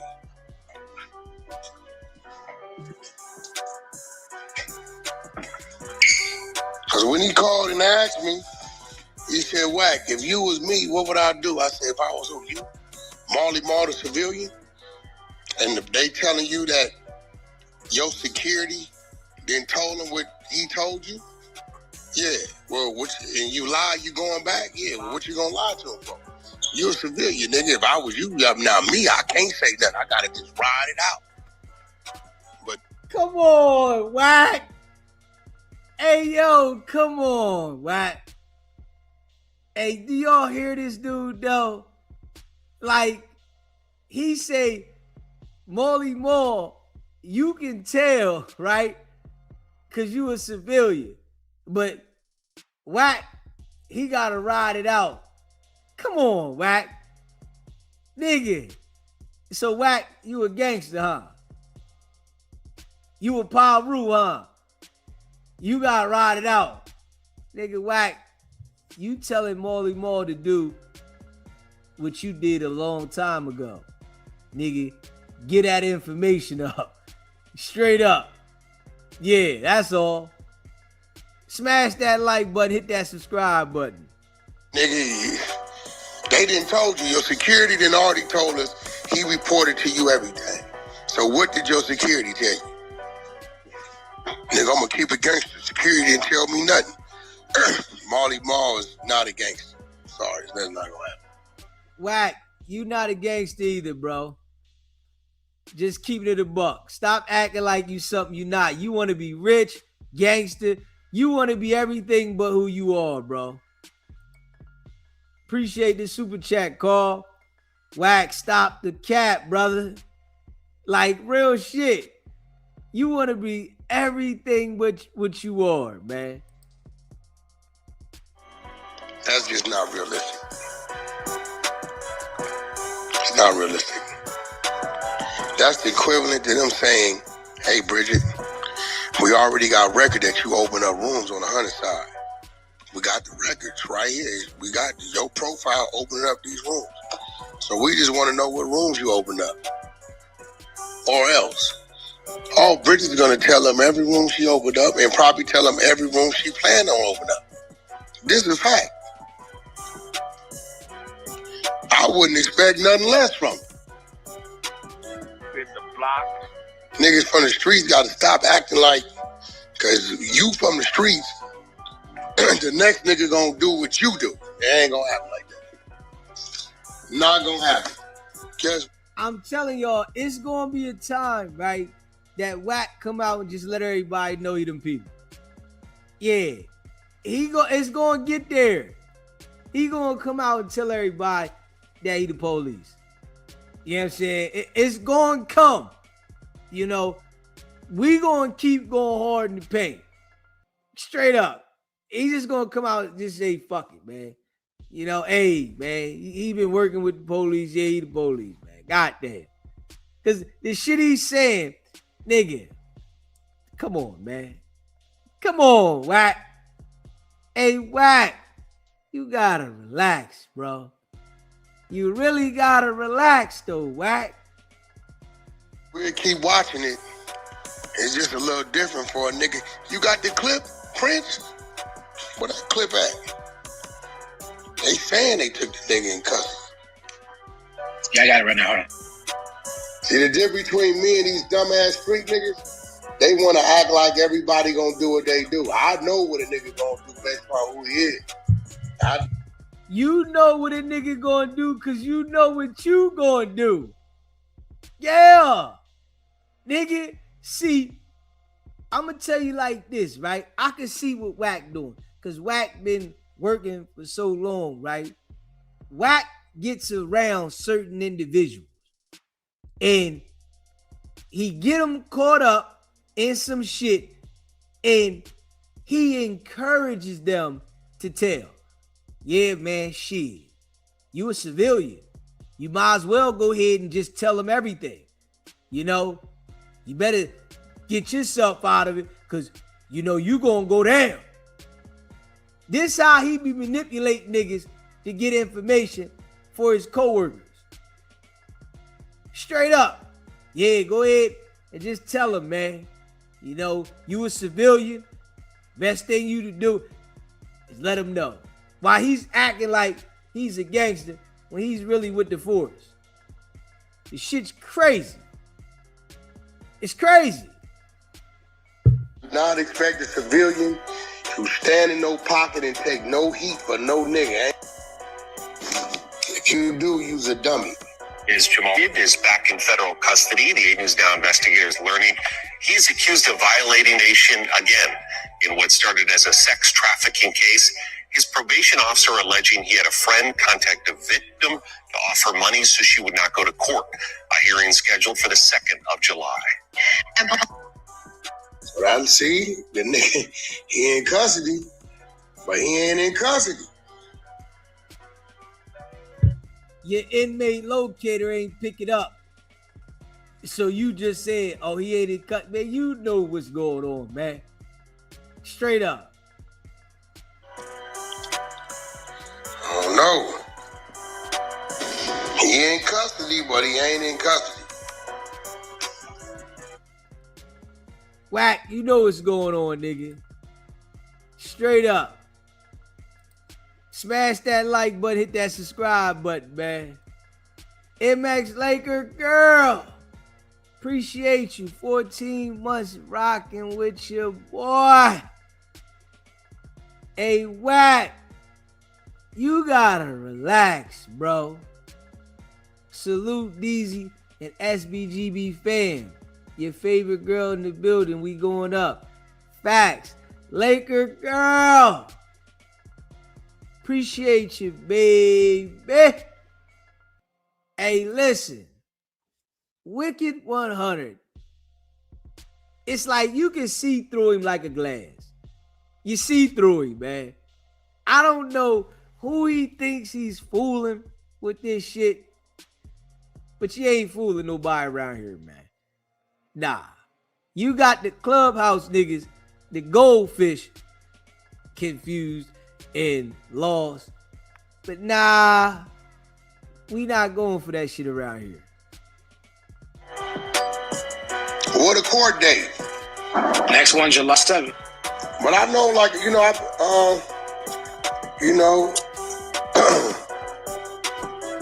they was already pressed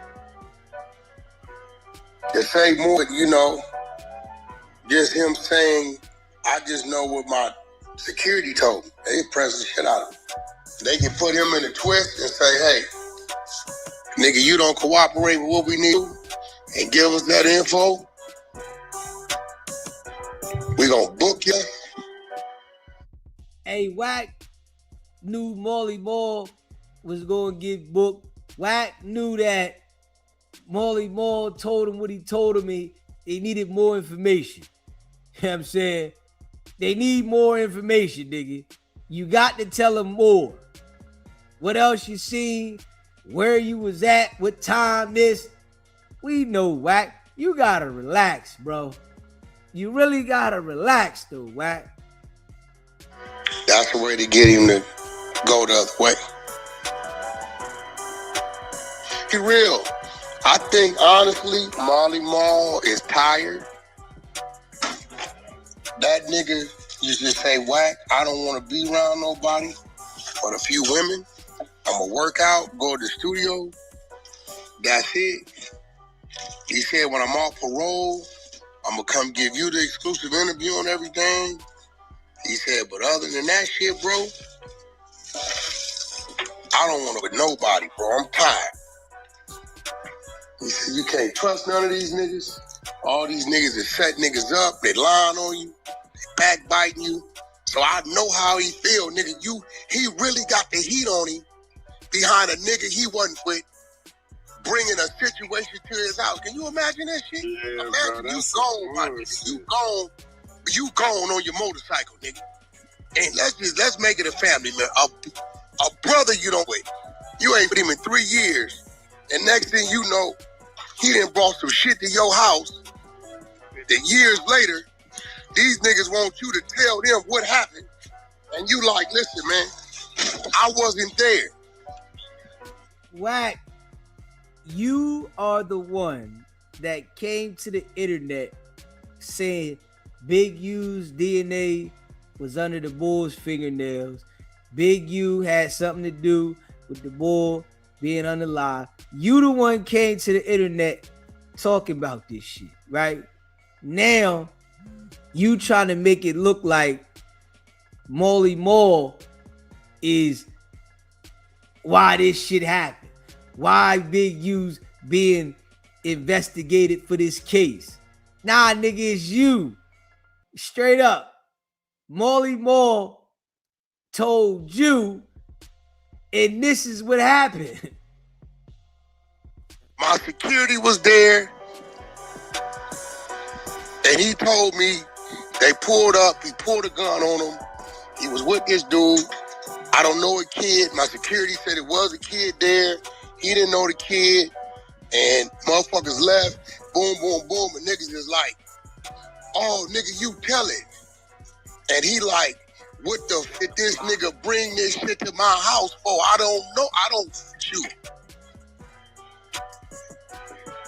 I can see the nigga being frustrated.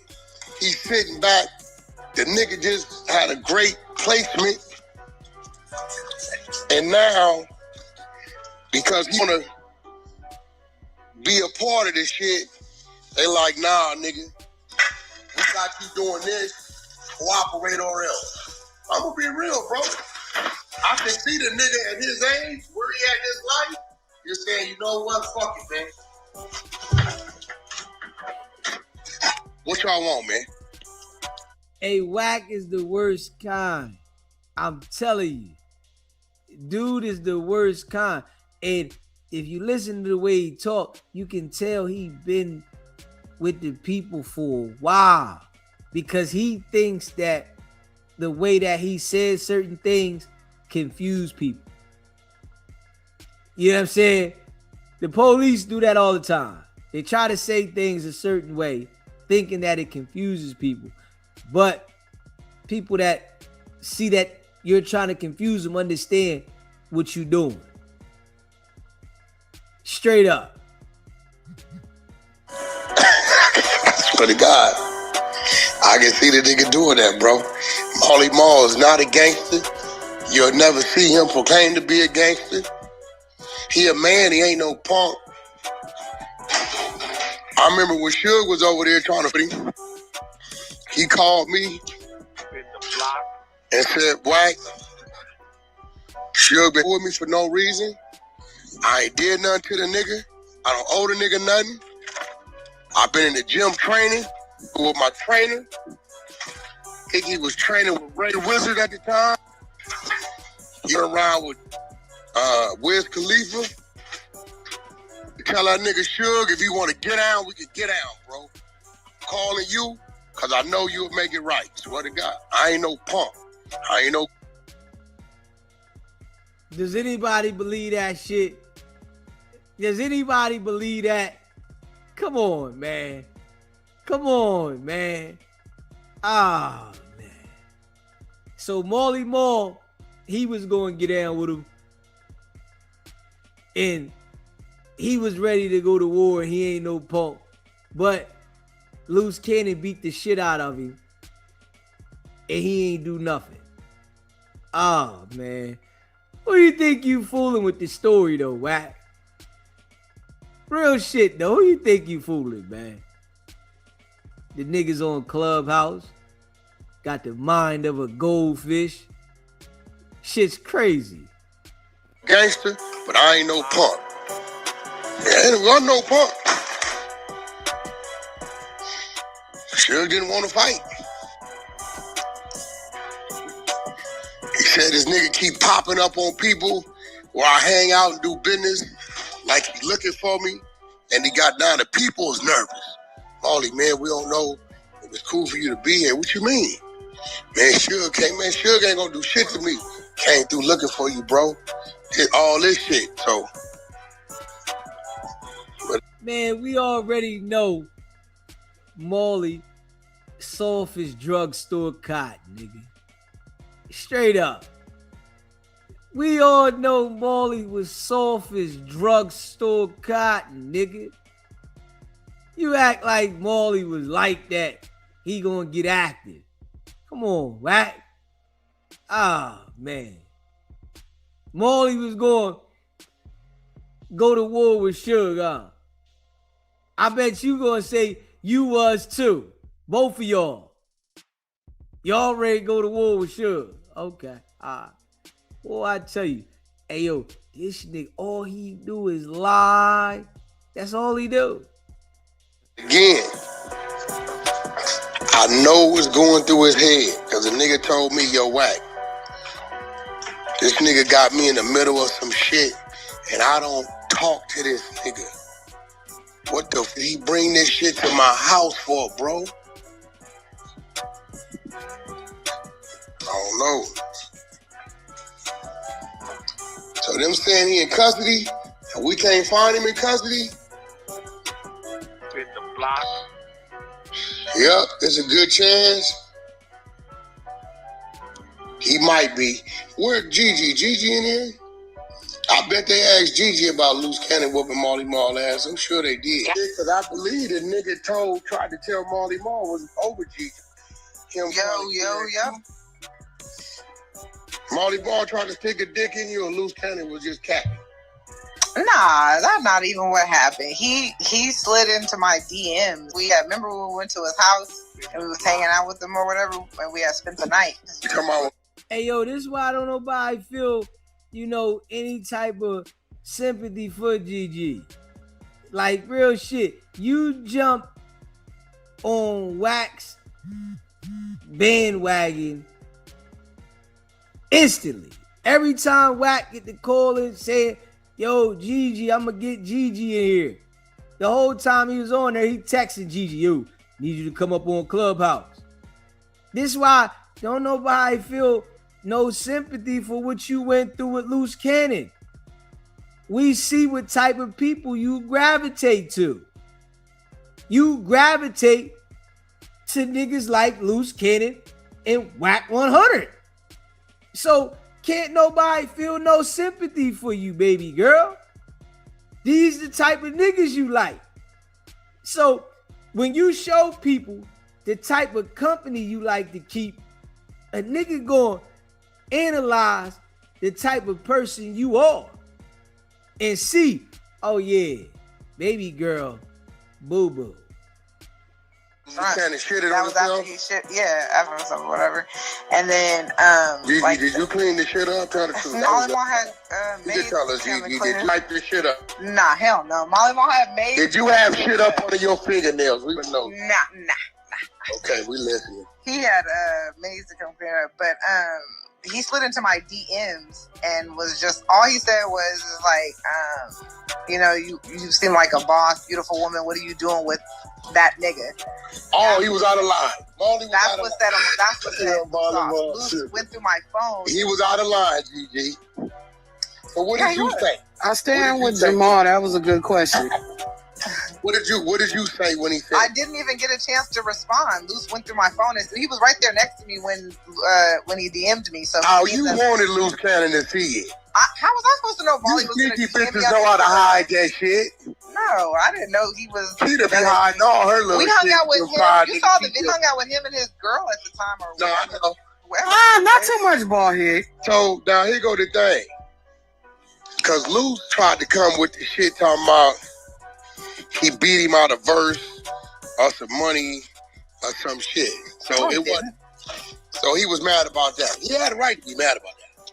No, he did. He did have the right to be mad about it. But like I said, he just DM'd me. He didn't say that. And he didn't have my number, nothing like that. Molly was out. No, he did have my number because I'm the one who gave him the money for the beats. Molly gave him all the beats Molly gave him the beats. Molly was. I asked him too. I said, he bro, did. did you try to get at his He like, hell no, bro. You know I would never do that. I said, I don't know, nigga. See, people like GG and these people that's on Clubhouse, the mind of a straight goldfish is what keeps fueling Wax bullshit. Straight up. These type of people are the people that continue to fuel Wack bullshit. Yeah, it's like, come on, man. You affiliate yourself with this type of nigga after you already done married Loose Cannon. You can't understand that you got a bad choice of men to deal with and talk to. You ain't get that yet. You got a bad choice, baby. You need to go against whatever nigga you think you should be around. Go against him. Nah, I ain't gonna mess with that nigga. I ain't even gonna be around that nigga. Cause you just gravitate to the weirdest individuals. And then you gonna wanna play victim next. When whack turn on you and start talking crazy about you, you gonna wanna play victim. That's what's wrong with these joints. Straight up. And ain't nobody feeling sorry for you. Like, on some real shit though. I don't know why certain people come to the internet, right, and act like people supposed to feel sorry for what they went to. Nobody cares. Straight up. Nobody cares at all. Smash that like button and hit that subscribe button. Yeah. Gigi, like, she just looking crazy. She looking crazy, man. Yeah, baby girl. Your husband is in the Rico, and you talking to the nigga that, you know, put him in the Rico because you happy he put him in the Rico. It's crazy. SBGB TV, live call-in show. Yo, what's up, boss? What's happening? Shit, I did some research. Incredible Diapers. The face of Incredible Diapers is Nick Cannon, owned by Mr. Cass Jones, just in Connecticut on the 9th floor. But he was never the game's manager. Dr. Dre's always has been. I don't know if you remember that or not. But if you go back to the early 2005, man, Dr. Dre owned it. Dr. Dre's always been has never been Cass Jones. Okay. Other than that, all that other shit is cap, bro. Keep the good work up. Appreciate you calling in. Yeah. Smash that like button, hit that subscribe button, man. Deal with women. What it was, GG, now me and you finna talk, because I know Molly. When y'all was out, was Molly shooting you them looks? Tell the truth. Nah, he was with his girl. That don't mean nothing. Nah, he was super respectful. That's why that caught me off guard, because he was super respectful. He wasn't.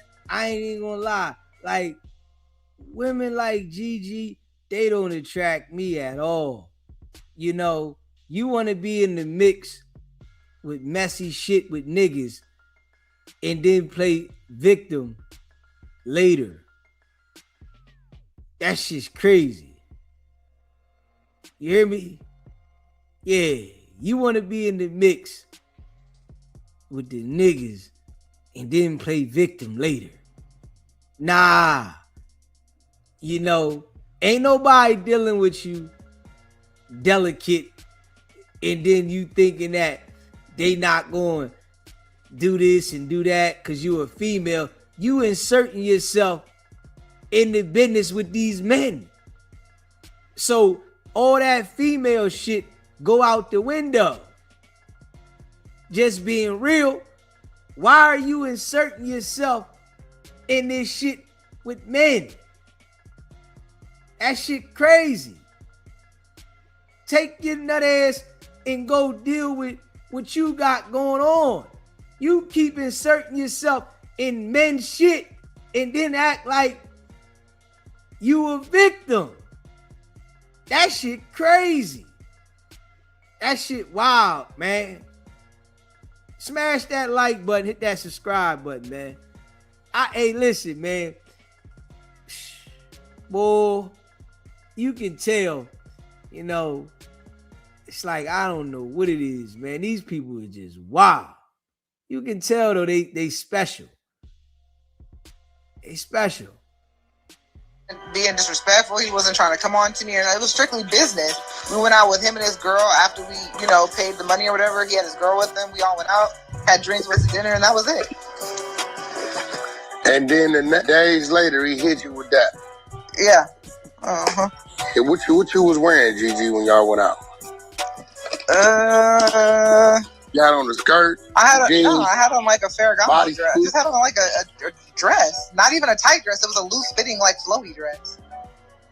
It's on the video. It wasn't even nothing crazy. Oh, Molly. Hey, listen, but this why she get the type of guy she get. Straight up. Hey, listen, I'm keeping it a buck. No man that has his shit together wants to deal with women like this at all. They don't care if you feel like you independent and you got niggas that got their shit together don't like women like this. This is why they get a loose cannon. This is why they get niggas like loose cannon. Bum niggas that lie to them, manipulate them, and they just looking for love. Niggas that got their shit together, they stay away from these type of women. Baby girl, I don't care what you say you got going on independently. Niggas that got their shit together, they're going the other way. Nah, you too messy for me. Nah, why the hell is you all in the men's business like that? Why you keep wanting to be involved in that? All right, you want to testify on your baby dad or your husband, do that. But you into it with all these other men that are manipulating you to get you to talk about certain things. You must like that. You must like that. And that's what a guy that got his shit together gonna say. You must like that, baby. Yeah, I can't get jiggy with that. Go ahead over there and deal with them type of people because you not my type. And I'm just being real. You know, yeah. Straight up. Yeah, not my type at all. No. Hell no. Act like a lady, baby girl. Stay in your zone. Act like a lady and stay in your zone. You keep inserting yourself in shit that men got going on. Whack is manipulating you to have conversations so that he can try to act like Molly Moore got everything to do with the indictment and loose cannon, and he ain't got nothing to do with it. And you over there laughing with the nigga, he, ha, ha, ha, ha, yeah. Baby girl, you looking crazy. This is why nobody felt sorry for you when you start complaining about how loose cannon was treating you and yours. It's why nobody cared. And you on the internet, don't nobody care about that. Everybody worried about this, that, and third. No. It's a lot of people going through different things. Don't nobody care about what go on with your personal family shit. But you want people to feel sorry for you when you just inserting yourself in the messy shit. It definitely shows me that you've been like this. You've been like this. When you was loose cannon, you was involved in whatever goofy shit he was going to do. You was accepting that shit. That's what it showed me. Smash that like button, hit that subscribe button, man. You know, and if she looking for a come up with whack, she in trouble. Yeah. You ain't coming up with whack on Clubhouse. Nothing at all. You couldn't even see really nothing. Like it was no tight fitting dress, nothing like that. So Luke was in the right then. He was in the right. Did he tell you? And I wasn't about it was setting up to get jumped. Why you need to jump one man? It was the jumping. I didn't understand that whole thing. I mean, shit, when they go to whoop a nigga ass, they gonna go to whoop a nigga ass. Yeah, I don't understand that. You could have just on one. You don't understand a lot of shit. This is why you here talking. Because if you understood some shit, you wouldn't be right here talking. Yeah. You don't understand a lot of shit, baby. Well, I mean, they ain't shit. Whatever they did, they didn't do too much. Nah, they didn't do too much, but he gave him all the beats that we paid for. He must have trusted him. And listen to it. Like, oh man, just straight Goldfish. Yeah, she a Goldfish too. Straight up. She over here, like, she wants to claim all of the business with Loose Cannon. Yeah, he gave us all the beats that we paid for. Yeah, we did this. She said she started the name IBM. Like, baby girl, you supposed to be in a woman's place. Go start you something in a woman's place. You over here inserting yourself. I started IBM and like, oh man. Listen, baby girl, you gotta relax, baby. You really gotta relax. Straight up, you gotta relax, Gigi, on some real live shit. You got to go in a different direction, baby. You sitting there with Wack, and this how Wack be getting these people. Straight up. It's like they like being around Wack, and Wack is a known snake. He's a known snake. But they like being around him. Because Marley Marl let him know where he was at. And he didn't even have security with him, so he must have was trusting Loose Cannon at the time. But that's on him, though, because if you didn't got at a nigga brawl, the minute you doing anything foul to a nigga behind his back, you better play it like he know.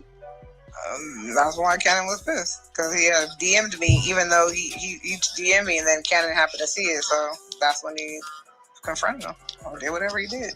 So did Cannon do that loud screaming shit he does? Appreciate I was gone just like everybody else did. I didn't even know anything about it until after the video dropped. I didn't even know any of that happened. He didn't tell me about it. I didn't find out until that video came out. Molly. Too much for that. Later on, you call him back? Who? Molly? You talking about Molly? Yeah. I ain't talked to Molly until like way later. After you talked, I talked to him that like maybe a couple months ago. So you did talk to him? A couple months ago, just recently, like a couple months ago. Did he tell you how beautiful you look? No, he was talking about. Well, that was when you first talked about the shitting on Cannon shitting on himself. That's what he was talking about. Okay. Yeah, you can tell Gigi. Yeah, she ain't got nobody that like her like that. You over there with Wack. Yeah, ain't no way a nigga that got something going on is dealing with Gigi. You over there with Wack blushing because the nigga saying, didn't Molly Mall say you was beautiful? Come on, man. Yeah. Nah. If I was a nigga and I dealt with a broad like that and I hear, oh, you went over there all excited to be on there blushing for Wack, man, go ahead, man. It's over. Relationship done. Go ahead, man. Get out of here, man. Just get out. Go ahead. Holla back, man. You ain't got nothing else better to do. You ain't got nothing else to do. Like, come on, man. Messy little joint. Straight up. Messy little joint. Yeah, but you can see why she was with a nigga like Loose Cannon. Little messy joint. Just being real. Shit wild. SBGB TV live call-in show. Man, what's poppin' in Miami? What's good with you, bro? Man, it's over with, man. Crazy. Hey, listen, this dude Wack is special. I'm talking. He's special. It's one thing, like we all know people who name drop, right? Name dropping, that's a common thing. Can we agree on that? Yeah. But Wack, he takes it a little further. Like, he got name dropping beat. What he do is he don't drop a name. When he drop a name, he drop a scenario when this person needed him. You understand what I'm saying? Yeah. He don't just drop a name and act like he know these people. That's already doing too much when somebody do that. He gonna come up with a story on when he had to help this individual, no matter who it is. You feel me? Yeah. Like, wait, ain't no way Marley Marl told people, if my phone ever rings and it's whack, answer it. There's no way. Easy. Come on, bro. Like, you gotta think of, like, what are the chances of that? Yeah, that specific line right there. That's crazy. Come on, man. Like, you talking about, like, dog, we have never seen you in a picture with Marley Marl. We ain't even seen you in the background of a picture with Marley Marl. You feel what I'm saying? But now all of a sudden you got this big old history with him. You feel me? I think you probably seen him once or twice, but it ain't like how you say, like, he gotta call you every time he make a decision. It's weird. It's weird that he ain't answering the phone right now. Man, this nigga a grown man, bro. You feel me? Acting like this nigga sitting there answering to you and talking to you all the time. Every time he move, like, dog, this dude, listen, y'all not connected at the hip like that, bro. He don't talk to you like that, dude. And the reason you're able to say he does is because you know he's not going to get on the internet and say he don't. You see what I'm saying? That's what he do. He talk about people that won't get on here and say, no, that ain't true. That's how he operate. Yeah, that's you feel me? That's how he operate. He know Marley Marl not gonna go live and address it like, man, Wack did not drop me off at the feds when I had to turn myself in at the airport. He didn't do that. You know what I'm saying? He not gonna get on here and say these things. So Wack using all this stuff is ways that he had to help this dude. Listen, Marley Marl is like actually rich. You know the rich Wack act like he is? Yeah. Marley Marl is actually that. You feel me? Yeah. He don't need your help. He got security guards, maids, chauffeurs, family members, girlfriends. He don't need you to drop him off at the airport when he got to turn himself in. You think he wanted you to be the last person he look at before he go do 3 years? You feel me? And then think about this, right? Wack done told us several times that nobody's riding in his car, right? So you gonna go pick Marley Marl up, this special individual, and drop him off to jail. You say nobody ever gets to ride with you, right? Yeah. You feel me? Nobody ever gets to ride with you, but just so conveniently, this multi-millionaire that drives Rolls Royces and Maybachs and stuff needs you to give him a ride to the airport to turn himself in. Come on, dog. Like, you just gotta insert yourself, bro. Like, your name dropping is crazy. Like, you try to make it seem like they needed you, dog. Like, these folks, man, you're a small guy to these people that are really rich. You feel me? You're you're not even on the list. You're the little homie. Like, you feel me? Like, you're the little homie to niggas younger than you that got bread. You feel me? Yeah. Straight up. You older than Marley Marl and you his little homie. You feel me? Yeah. Straight up. You're the little nigga, bro. You ain't no big dog. You don't even got big dog vibes, bro. You a little cat. You feel me? I looked at that nigga motorcycle too after your show. I ain't gonna lie to you, DZ. The way you was describing that bitch, I had to go look at that motherfucker, man. I ain't gonna lie. He pushed it up the cart. Yeah. Come on, man. Bitch, don't even start. That ain't no big dog motorcycle, man. These dudes got real bikes. You feel me? Fact. With the big feet, with the big rims fully done up. Yeah. They're not showing you the process of them getting it towed out. Shit got spider webs on it. I'm like, man, what the fuck? That shit look like it did more time than Blueface. But here go my thing. Last thing.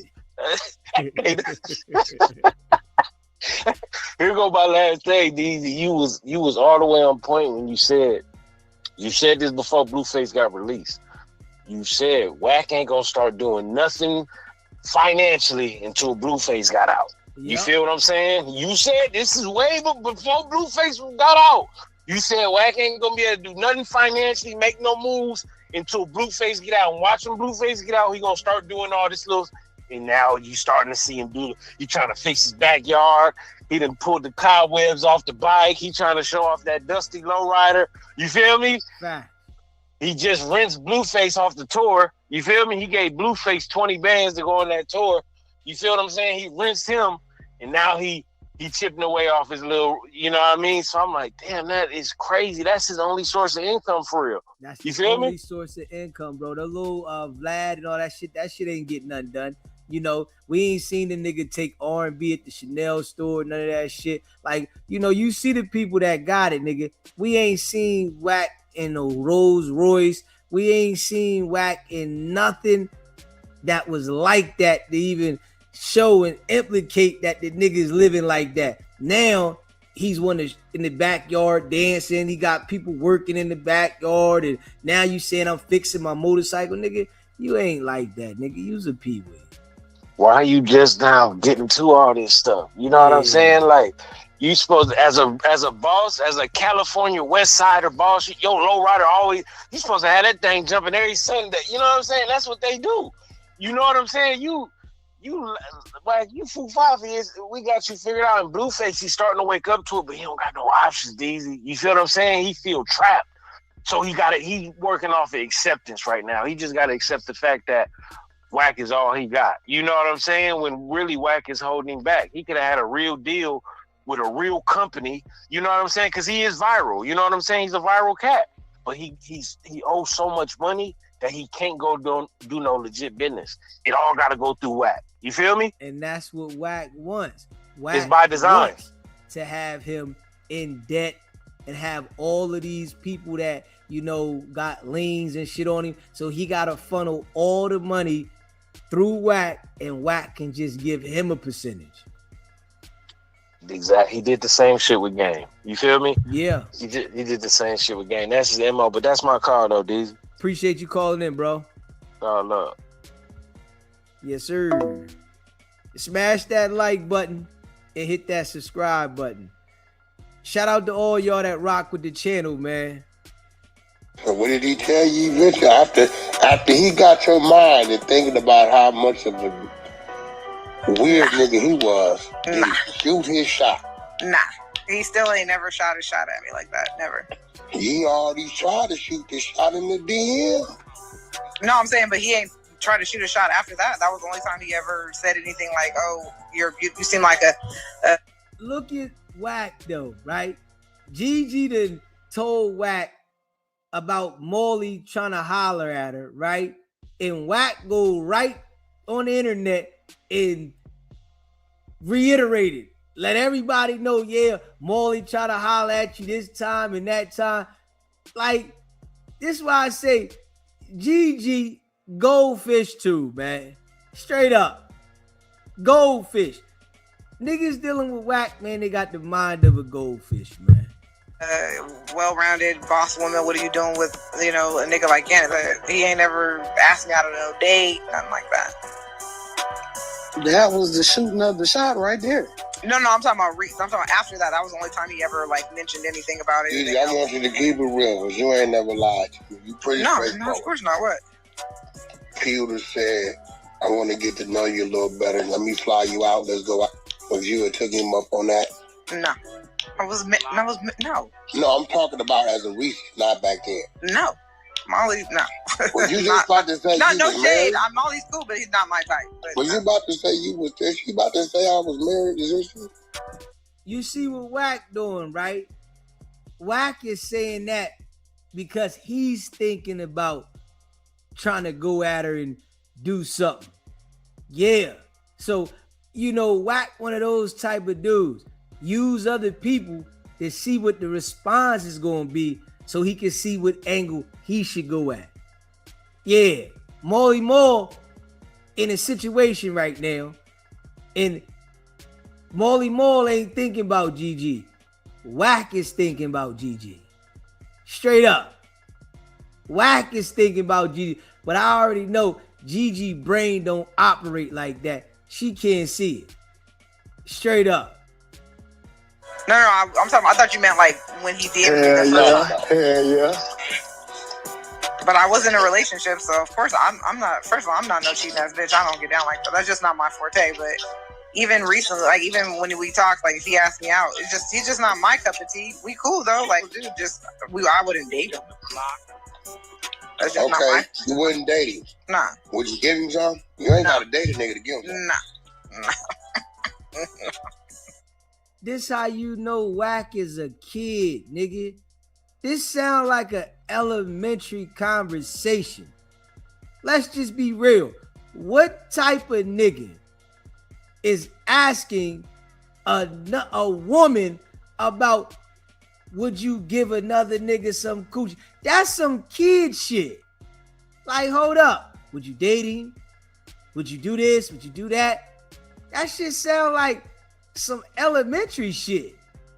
Like, come on, man. Wack 49 years old talking like that?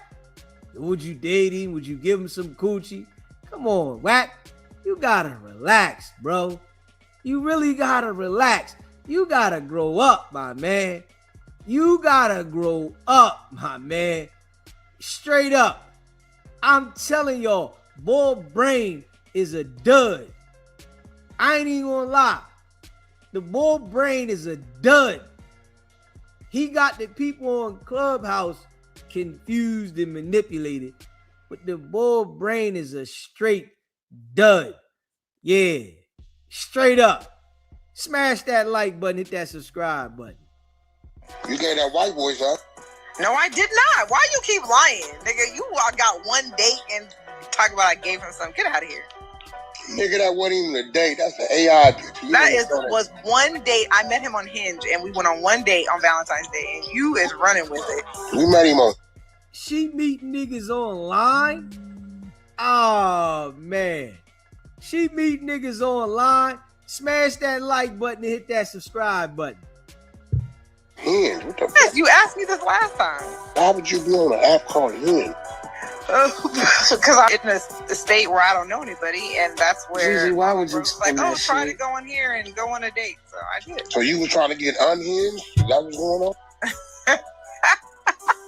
No, I wasn't trying to get no unhinged. If you go on a date, don't mean you gotta. What type of bitches y'all be? You went on the date. You said what? You didn't wear panties on the date. Yeah, I wear panties on the goddamn date. Hey, somebody ping the white boy. Ping Joe in here. Yeah, it could have been Wack, you. You showing off today. It could have been you. You could have been a... You see how Wack do her though? This how slow she is. Look what Wack is doing to her at this moment. Instantly turned on her after he called her in there and turned her into the content. Instantly. Straight up. He called her, texted her, got her to come, got his mission off to talk about Molly. Now he's turning her into content. But she's so slow, she can't understand it. Shit crazy. Going over there in Tanzania. Oh, nigga, no, never. What happened? What was you talking about earlier? What happened with Luce? What happened? So what's going on is, remember, I think I told you, they was trying to press Molly Marr to tell him more than what he was saying. And Molly was upstage and brought that shit to his house because he wasn't dealing with Big U. But now they done prick bad because they got him dealing with a female that's probably in that paperwork as part of his provisions. But I do know that they was asking him about big activity and all this shit. And think about it. Blues Cannon put that tape out, right? Of him whooping on him. Mm-hmm. So I can see them say, well, what happened with this? Did Big U send him to do it? Big U made him do that? Or what's his tie to that? Or did, you know, because they kept asking him, was Big U intimidating to him, all this shit. But they asked none of them questions. Mm-hmm. Now they got him in a situation where it's showing he's in custody. But when you pull him up, he ain't in custody.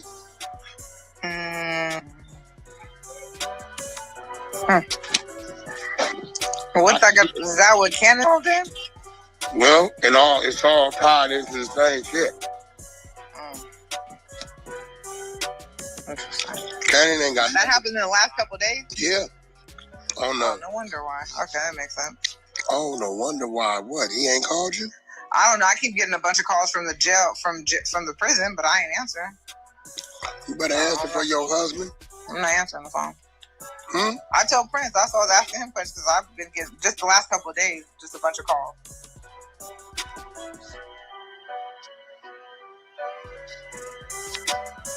Kid, what you think? Are Marco gonna do another 5 or you gonna give it up? Man, that nigga's finna tell. Jamal went one time, and I guarantee he don't want to go back.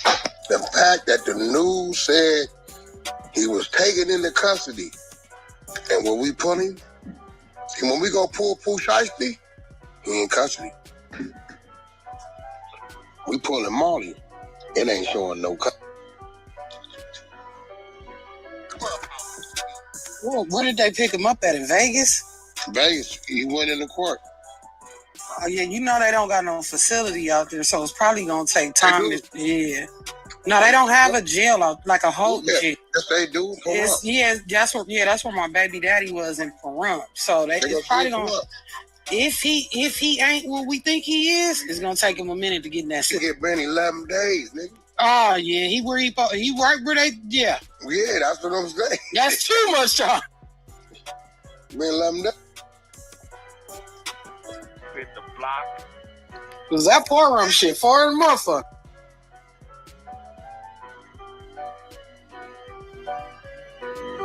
Crazy. That's where the fireworks at.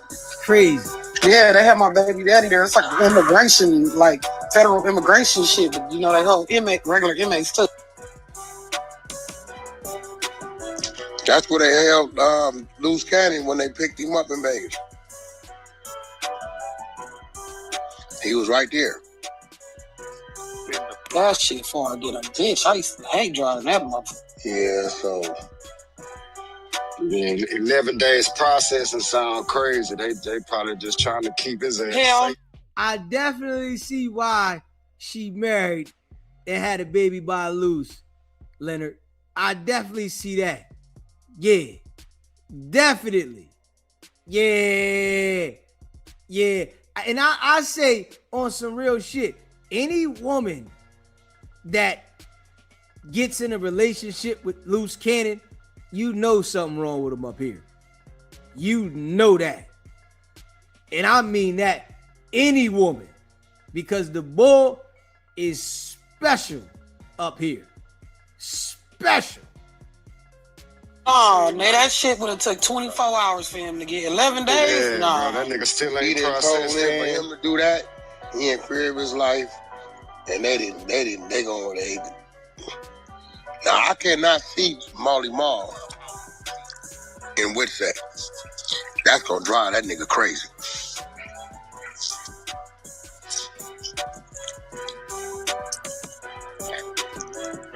I can't see it. He living in a little town, in a little house. That's gonna drive that nigga crazy. Smash that like button and hit the subscribe button. Shout out to all y'all that rock with the channel. Boy, I tell you. Straight up. Yeah, I tell you. Man.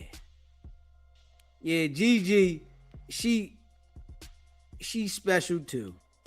Yeah, she's special. You know what I'm saying? Straight special. Just keeping it a buck. SBGB TV live call-in show. Hey, brother, how you doing? I just wanted to say it's these type of little league gals that make it bad for grown women. Crazy. This is crazy. Why is she even talking to the guy that put her husband in jail? She want to go ahead and think she going to get a come up or something? So there's no remorse for her because you've been laying it out and putting it on the table for almost over 18 months. You mess with this man, this is what you gonna get. She's selling her soul just to be famous for 15 minutes. It's gonna bite her in the ass. He just showed her how he turned on her instantly and tried to throw her under the bus about some shit. And he does that to everybody. That's his character. And they always got to find out the hard way, you know. But she definitely got some issues. She married loose cannon, had a baby by the nigga. She went and got IVF to have a baby by this nigga. Something wrong with you. Look, I ain't gonna even say nothing. You said it. Effing is free. People get knocked up every day that don't want to be knocked up. So why you pay for that type of procedure by a crazy man who you believed and thought had it all and in a bag, only to find out both of y'all riding the short bus, licking the window with a helmet on. Crazy. You can't make this up, brother. You can't make this up, Deezy. You ain't finna make me laugh and pee my pants for some cuckoo for Cocoa Puff ass motherfuckers. Crazy. Who raised these people? Yeah, she definitely got some issues. I ain't even finna say no more. As usual, I love you bringing me up, and thank you so much. But I want to say this. I know it may be off of what you're saying, but why Rick Rock was sitting up there in the sheriff's officer uniform with the badge on? You know that's the sheriff's outfit, right? Yeah, we about to run that content now. You know, listen, Rick Rock slow, Wack lining him up. They got him up there trying to talk about the robbery. Straight slow. I love you. You are the best on the internet. Can't nobody do it better than you, and you can't be replicated or none of that, baby. Keep doing what you're doing. I deals with you and I support you. I love you so much. I just be sitting back eating my popcorn, watching what's going on. That's all I be doing. If you ain't on in the middle of the night, the house finna have issues in the morning, so you better not miss the middle night. You hear me? And listen, man, I appreciate you. You know we going hard to pay. As we always do, baby. I love you and blessings, and keep it going what you're doing. And again, justice for Mr. Marciano. That's where it all started from. I love you and appreciate you so much, baby. You one of a kind. Can't nobody step to you. And if they do, I'll meet them in the parking lot for you. Punch them in the back of the head and you punch them in the forehead, okay? Appreciate you calling in, baby. All right, baby. Later. Later. Smash that like button. Hit that subscribe button, man. Shout out to all y'all men that rock with the channel, man. Just keeping it a buck. Shout out to all y'all that rock with the channel. Yeah. Boy, oh boy, oh boy. Yeah, man. Wicked100, boy, you know how to get them every time. Yeah. They fall for it every time. Real shit. They fall for it every single time.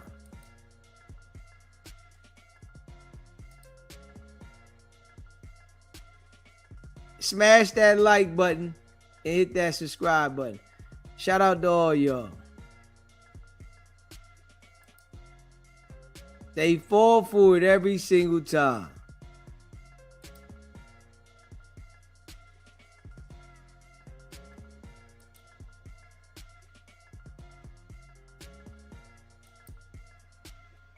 Every single time. Hit that like button, hit that subscribe button.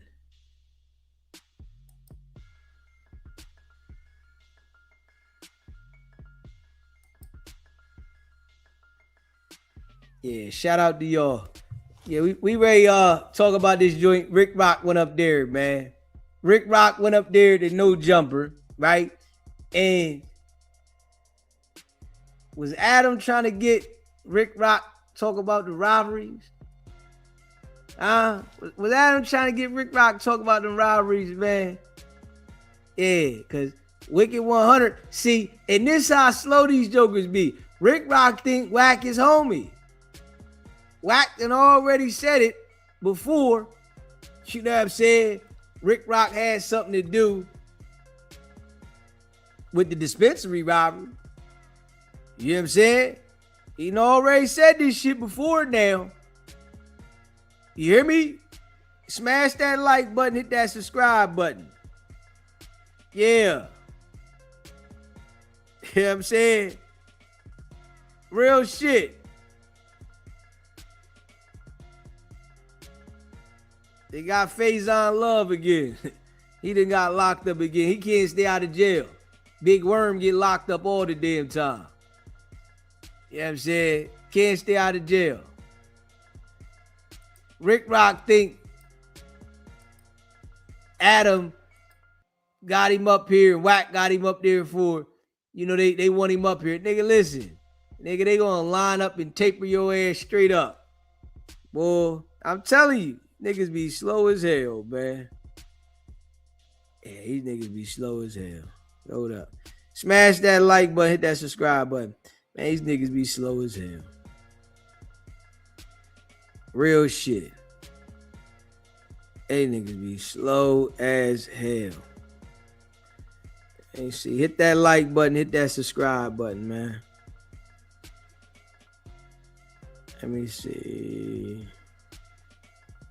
Hold up. Hit that like button, hit that subscribe button. Yeah, somebody has sent me this joint right here. Hold up.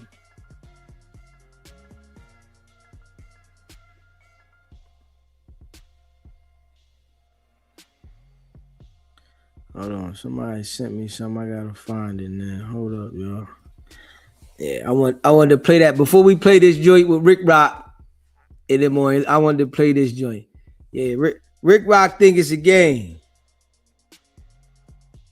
Yeah, Ricc think it's a game. Yes, he do.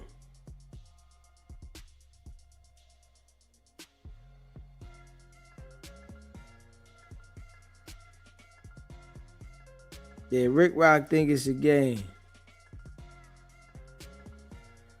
Just keeping it a buck. Yes, he do. He think it's a game. Wack gonna get him. You always do. Every time.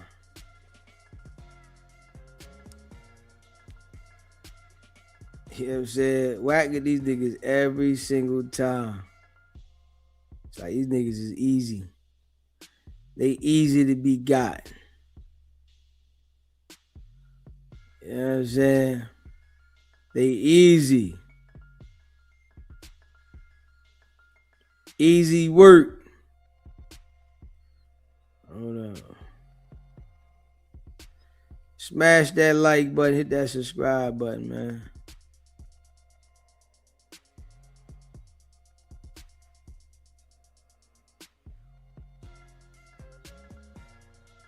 Hold on. Smash that like button, hit that subscribe button. Oh. Yeah.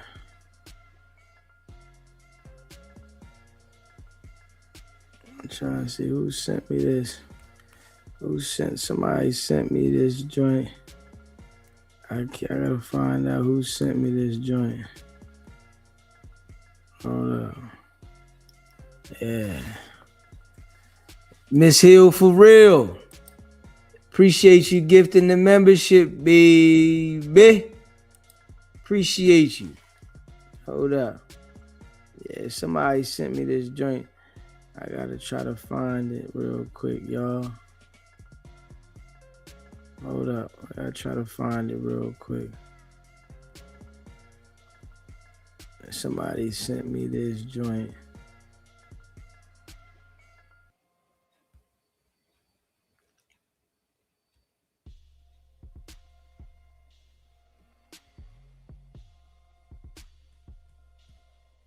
Yeah, I'm trying to find it real quick. Yeah, somebody sent me this joint. Yeah, hold on. Hit that like button too.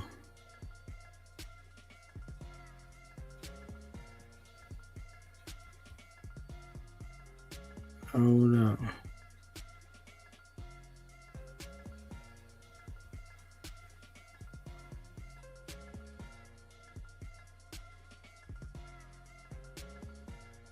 Yeah, somebody sent me this joint.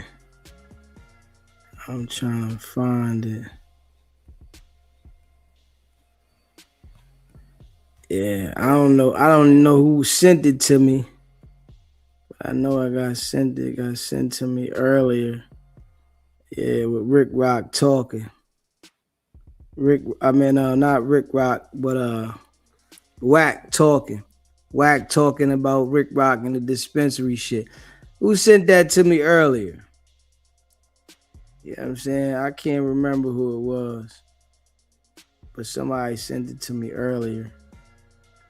And I thought it would have been right here. I thought it would have been right here. Hold up. I thought it would have been right here. It must have been something old. It was something old or new. They sent it to me earlier. I can't find it.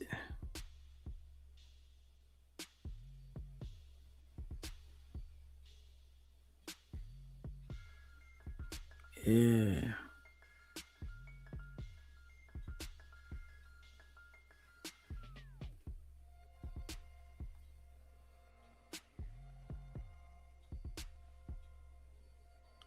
Yeah, they sent it to me earlier.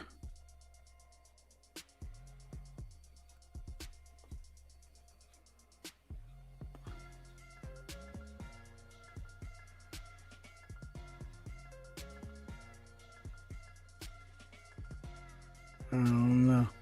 Yeah, I don't know where it's at. Yeah, I don't know where it's at. Yeah. Somebody sent it to me earlier, but I don't know where it's at. Appreciate you gifting that membership, Ronnie. Appreciate you, baby. Yeah, man. Appreciate you, baby. Okay. Smiles ghosting. You caught that. Yeah, appreciate that. Hold up. I'll try and find that, man. I guess I might be just looking in the wrong area. Yeah, I might just be looking in the wrong area, but somebody sent it to me earlier, and I can't remember who it was. Yeah, not at all. Yeah, I can't remember who it was. Not at all. Not one bit.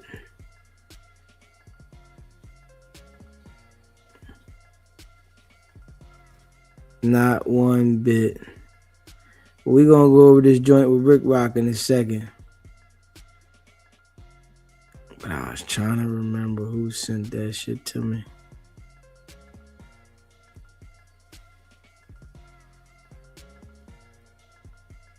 Yeah, I can't remember who sent that shit to me.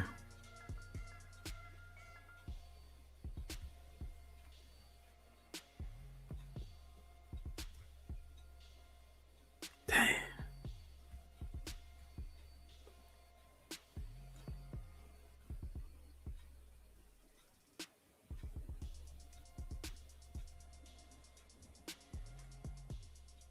Yeah, I can't remember who sent it to me, man. But let's see this joint here. With Ricc going. Hit that like button, hit that subscribe button. Yeah. Let's play this shit real quick. Shout out to all y'all that rock with the channel, man. You know. Shout out to all y'all, man, that rock with the channel. And yeah. I know I'm just off on where it came from. Yeah, I don't remember where the hell it came from.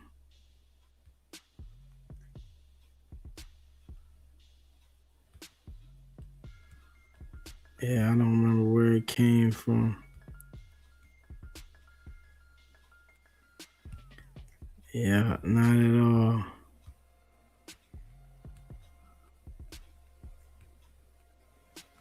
Yeah, I don't remember where it came from, y'all.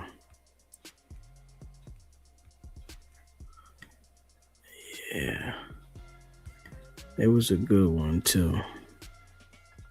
It was a good one, too, y'all. So I'm looking for that shit.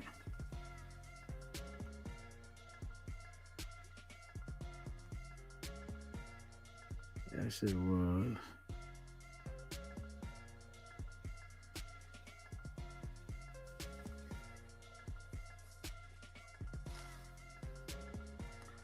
Yeah, hit that like button, hit that subscribe button, man. Let's see this joint right here, y'all.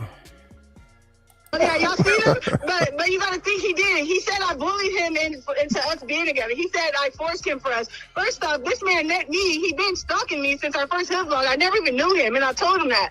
And he's like, yeah, well, he been on at a hood vlog. He been on me.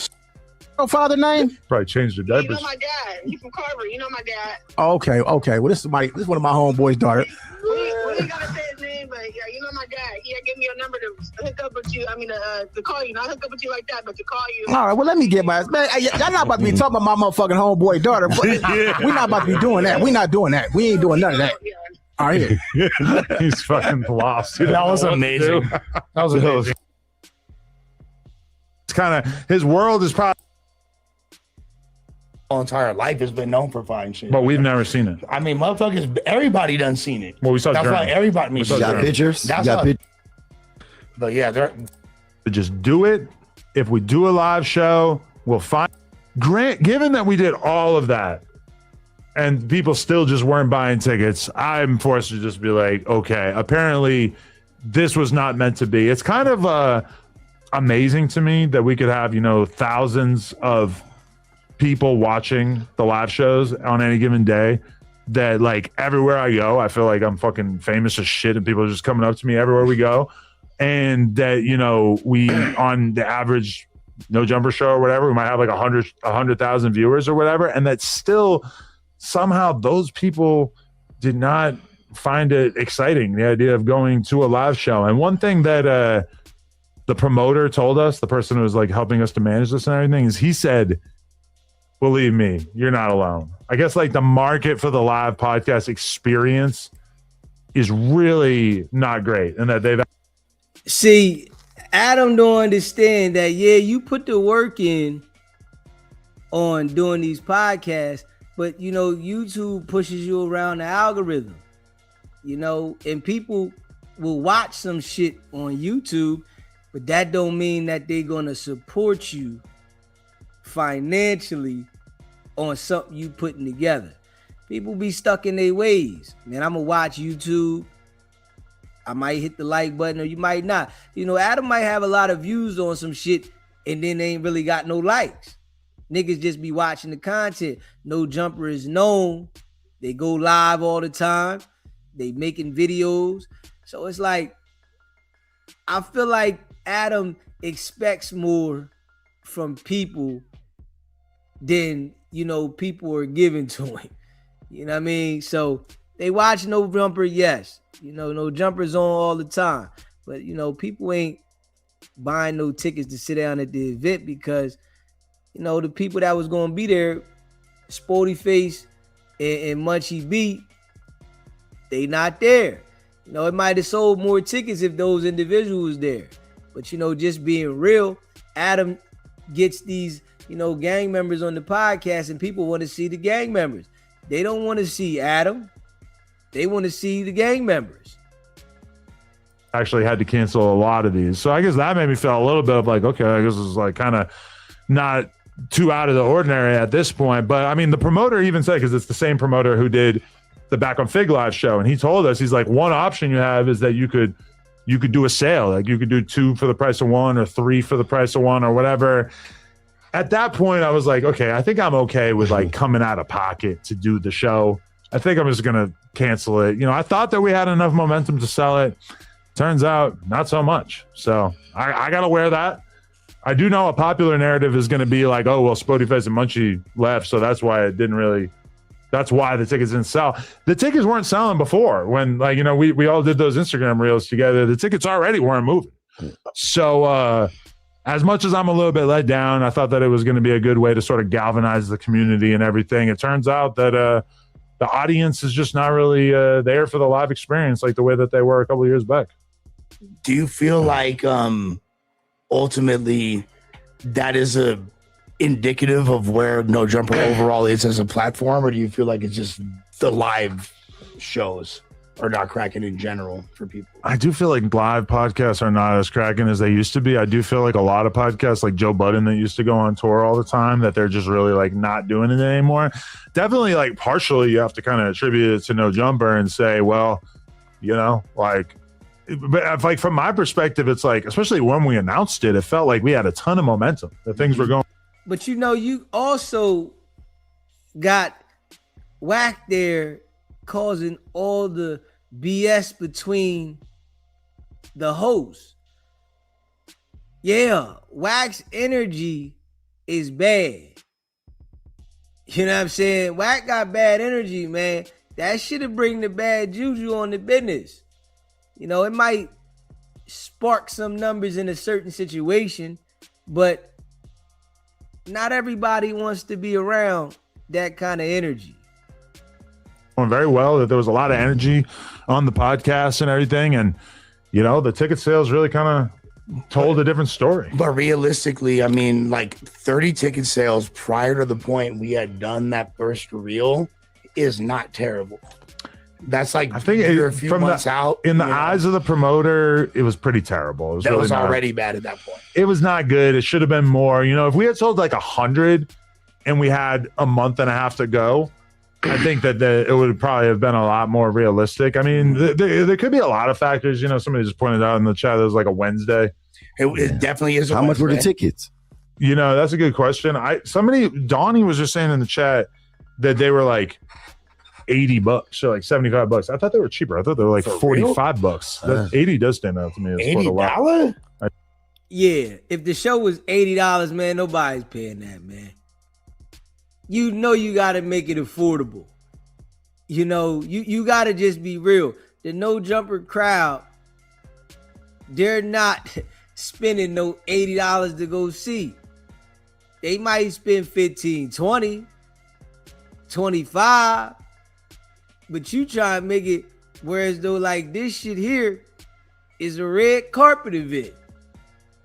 Yeah, man, you know you ain't getting nobody spend no $80 to go to no damn No Jumper live show when they can watch you live on YouTube for free. Come on, man. Stop it, Adam. You gotta relax, bro. You really gotta relax. I do feel terrible. Gas, that's higher than this shit. You could buy a prostitute for $80. You could, yeah. For real, You could take a get gas for $80. Yeah. You get a prostitute with the STD, the gift that keeps on giving. You feel me? Souvenir. Yeah. But I don't know. I think that it definitely is disappointing. What I'm gonna do is this. Everybody that bought tickets, if you want, I'm gonna do a meet and greet. I know that's not as cool as being able to see Adam and 4Extra and everybody, but I'm gonna do a free meet and greet for y'all and all No Jumper fans. So anybody that want to pull up, I'm sure that'll make them feel a lot better. I mean, probably not that much, but like shit, there might be some people in case people travel from out of town and already have plans and all that. I want to at least let the fans know that yeah, we do give a fuck, and some of us really want to at least do something for y'all. So I'm gonna drop low on y'all on shit. All you gotta do is look. This is what you do, man. You want to sell the tickets, you get $1,000, right? And one of the seats gonna have a winning ticket up in there. Whoever get that seat get to win $1,000. All y'all put in $200 a piece. I mean, I feel like we tried a lot of tricks and we tried a lot of stuff. I don't know that like that money will work. That money gonna work. Scavenger hunt necessarily gonna do it. You know, it might have done something. Should have gone into deeper the experience, like exactly what was gonna happen at the live show that makes it different from any other show. You know, what was gonna make it different? Yeah. Well, first off, we hadn't done one in 3.5 years or something like that. Mm-hmm. And then also, in addition to that, you know, okay, at first when you had the first. Hey yo, y'all see this though, right? Wicked100 was on BS type time, right? Munchie B, Hefe, Sporty Face going, right? Which we know Wack wanted that. And now they got Ricc and J Hood up here. And they dry as shit. Straight up. Yeah, they dry as shit, man. First flyer, and it was kind of like just me, you, Spody, Munchie. And that wasn't really like moving the needle in terms of ticket sales. That made sense to me because it's like, okay, it's four dudes. It's not like the best looking flyer or whatever. But then once we added Unk, added Hater World, and then added the 4 extra element, and still it wasn't moving, that really was what made me feel like, you know what? Okay. Like, I'm surprised 4 extra at least would have, you know, when you think that us like coming back together, which by the way, for the people out there, we are going to be doing a podcast together in the near future, probably start dropping next week. But yeah, that definitely stood out to me. I was like, wow, like the interest just isn't really there. And especially like, you know, because like at first when it's just us 4 on the flyer, I'm thinking, oh, we're not selling tickets. It's us. But then I add all this other shit and that didn't work. And I'm kind of like, oh, okay. I feel like at that point, you can't really like put it entirely on us. You got to be like, I guess the fans just don't really want to do this shit unless it's some earth-shattering shit in general. I do think that J Hood brought up an interesting question. I think a lot of people who may be interested in it were still kind of confused by it. Like, what exactly is going on here? What does a live podcast experience entail? But I do feel like podcasting has been like very popular for like 10 years, 8 years, whatever. And we've done, you know, like you can hop on YouTube and see videos of us doing a lot of different live podcasts, as well as the fact that like really like almost like every other popular podcast has done a live podcast. That it's like, I don't think it's that confusing to people at this point what it might be like. Now, it is understandable that they might have gone to one or thought about going to one and didn't enjoy the experience, because for sure that's the case with me. I've been to some live podcasts where I was like, I'm never going to see that person do another live podcast. I like them. I like their content. I'll continue to watch the content, but I'm not going to ever probably go to that again, you know? So I don't know. I feel like that's probably part of it, is like people have gone to a couple live podcasts and just didn't really like the experience enough to. Yeah. You know, it's a different vibe. When you watching something on YouTube from a live podcast, you know, in person, you know, it's definitely going to be different. You know, it's a different vibe. So everybody ain't with that. And then y'all charging $80 for the tickets, man. Like, come on, man. Who was going to spend $80 for them tickets, man? Yeah, pissed. Waste they $80. Do it again. It's kind of like really, it's like a meet and greet on steroids for real. Like the thing, there's not too much that's going to be said on stage that hits you the way these conversations do. I'm thinking it's like comments in real life, like kind of, yeah, low key, like the viewers YouTube comments, yeah, like the viewers, they just speaking their mind right then and there. But you remember the first one that we did? Well, that was like the best vibe in that room. Like it was so dope to have the whole fan base there. And then after that, we did live shows in New York and Boston that also sold out. That did really, really good. So the fact that there could be that much less momentum in terms of seeing a live podcast, it was pretty shocking to me how much that the market has changed. But then keep in mind also that was like there's 8 faces on that flyer. Everyone had no, but in Boston and New York, it was just me, AD House Fun for sure, and that, you know, with no opener. I mean, that kind of, you know, that's not like what we were offering this time was like so much more value in terms of like seeing different people and shit, you know. But that's also like the first No Jumper appearance damn near on the East Coast ever. Like those people have been waiting since the XXX interview to, you know. We can throw a great live show, Adam. Yeah, for shit show, what do you and think it'll we sell out. I say it's I don't know, a few things. All right, so straight cap. You know, it ain't gonna sell out. Negative. Maybe at the live show, was that supposed to be when Doughboy and Spody was supposed to? Nah, it was a different event, but you could have put that together. Yeah. Like put that together so the viewers, they get to see that in real life, in real time. And then I don't know, maybe just I never been to a live show Like, you know, there's a lot of cool stuff we could. I mean, we were planning on doing some cool shit. I mean, even Doughboy doing stand-up comedy was not enough to move the needle, which is kind of shocking. Like to see one of the greatest stand-up comics of all time. Oh, he was ready. We should have given. Oh, he was ready. Made tomato flavored donuts for the crowd to hurl at him. Yeah. We was gonna do like a question and answer, like let the like with no filter. Yup. That would have been a good one. I do feel like the question and answer with the fans, though, typically is like extremely boring. Well, yeah, unless you were going to that those dudes leaving the podcast change things, I think is just false, because realistically, like the tickets were moving at such a bad rate in the first place that I just don't really think it would have mattered. You know, like we did that fucking, like we promoted for like a month and we sold 30 tickets to start things off. And one ticket a day, yeah. I mean, that's not good. That's not good. Now, could we have done more to promote? I guess, maybe. Yeah. Man, Adam, I'm telling you, like in the summer, close out the summer, no jumper. I don't think show. The idea that we're just going to do like a different date and that would be better is, to me. Yeah, pool party, that'll work. Pool party. Where the fuck are we going to do a pool party? So y'all ain't get it. So y'all ain't get it. Hella places. Do the podcast live on the roof while everybody in the pool. Pool party. One of those spots in Hollywood Hills, man. I feel like the pool party's not gonna really change anything either. Well, I just typed in Latham 22 by accident. He's a guy. There's a guy. There's a guy named that. He has a beer. Wait, so I gotta go to You look racist. This is the real shot issue. Shot is it shot issue or shot issue? Shot issue. I threw up. It's shot issue. I recovered though.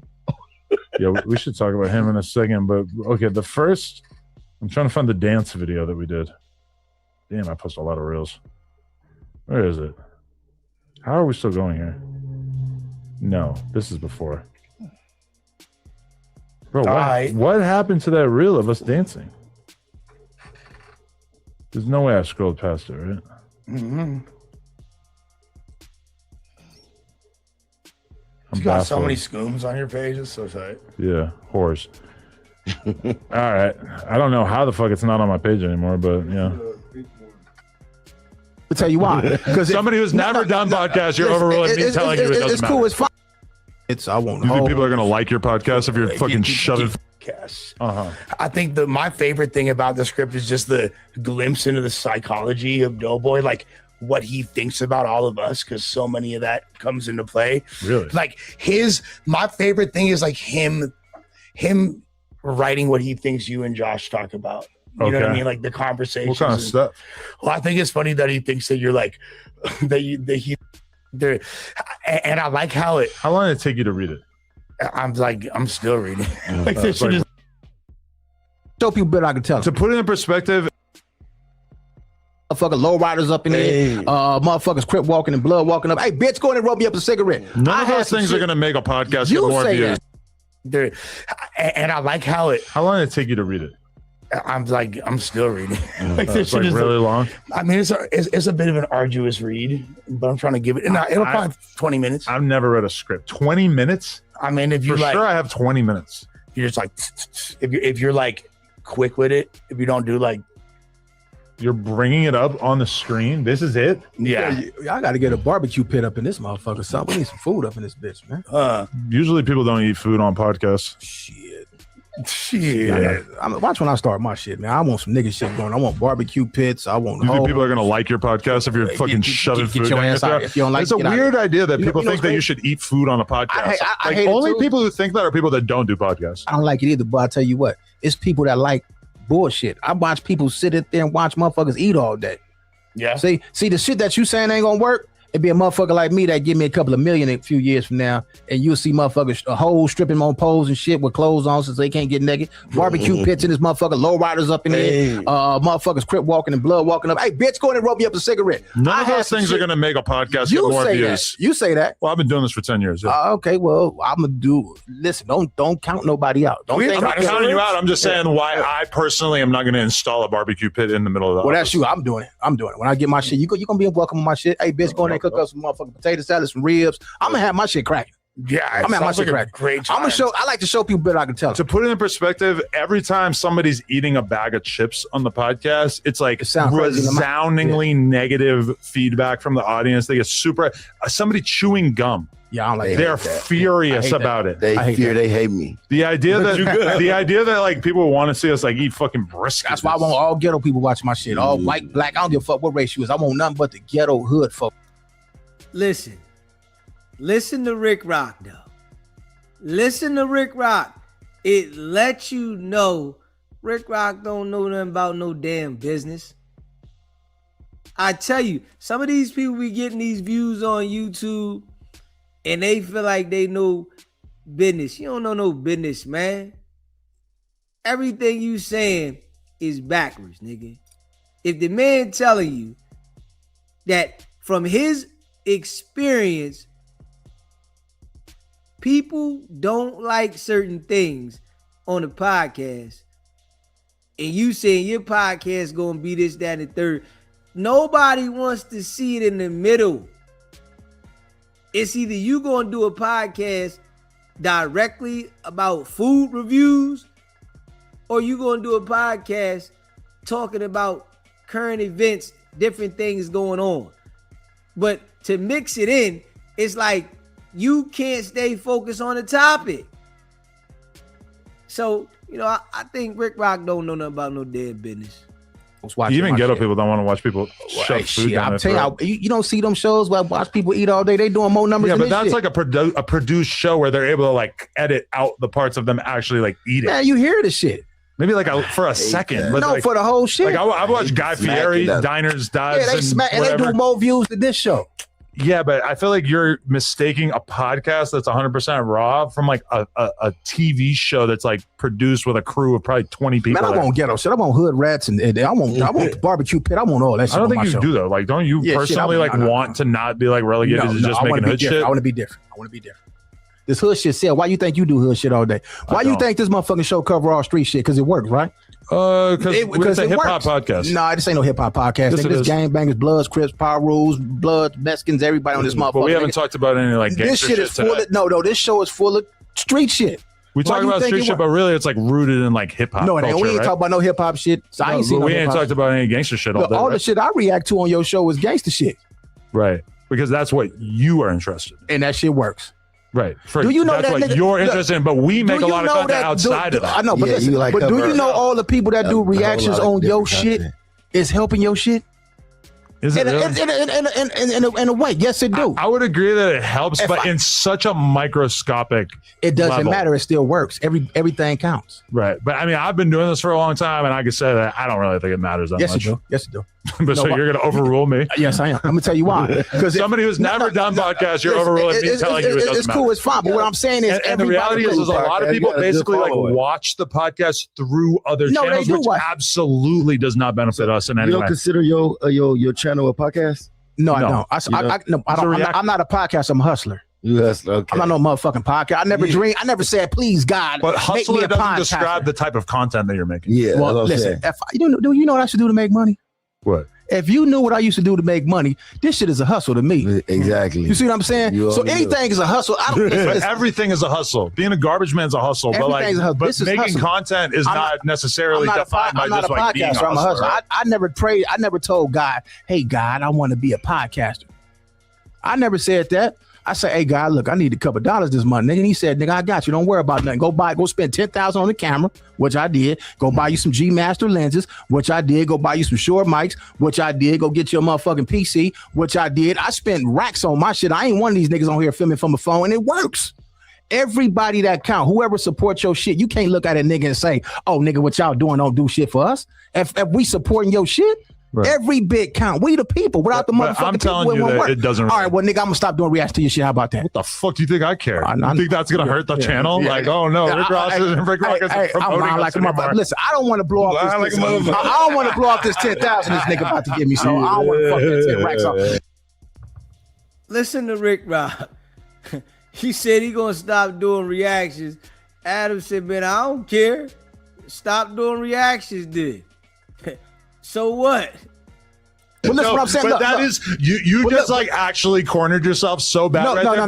The idea that you not making reaction videos about our content would in any way hurt the content is like so insane. Well, I could do all. Nobody would ever argue that. I could do all type of shit though, nigga. I could film movies. That's cool, but that has nothing to do with what we were just talking about. I wouldn't give a fuck if I did this or not. What I'm saying is, I'm not a one-trick pony. I'm not a nigga who could sit on this.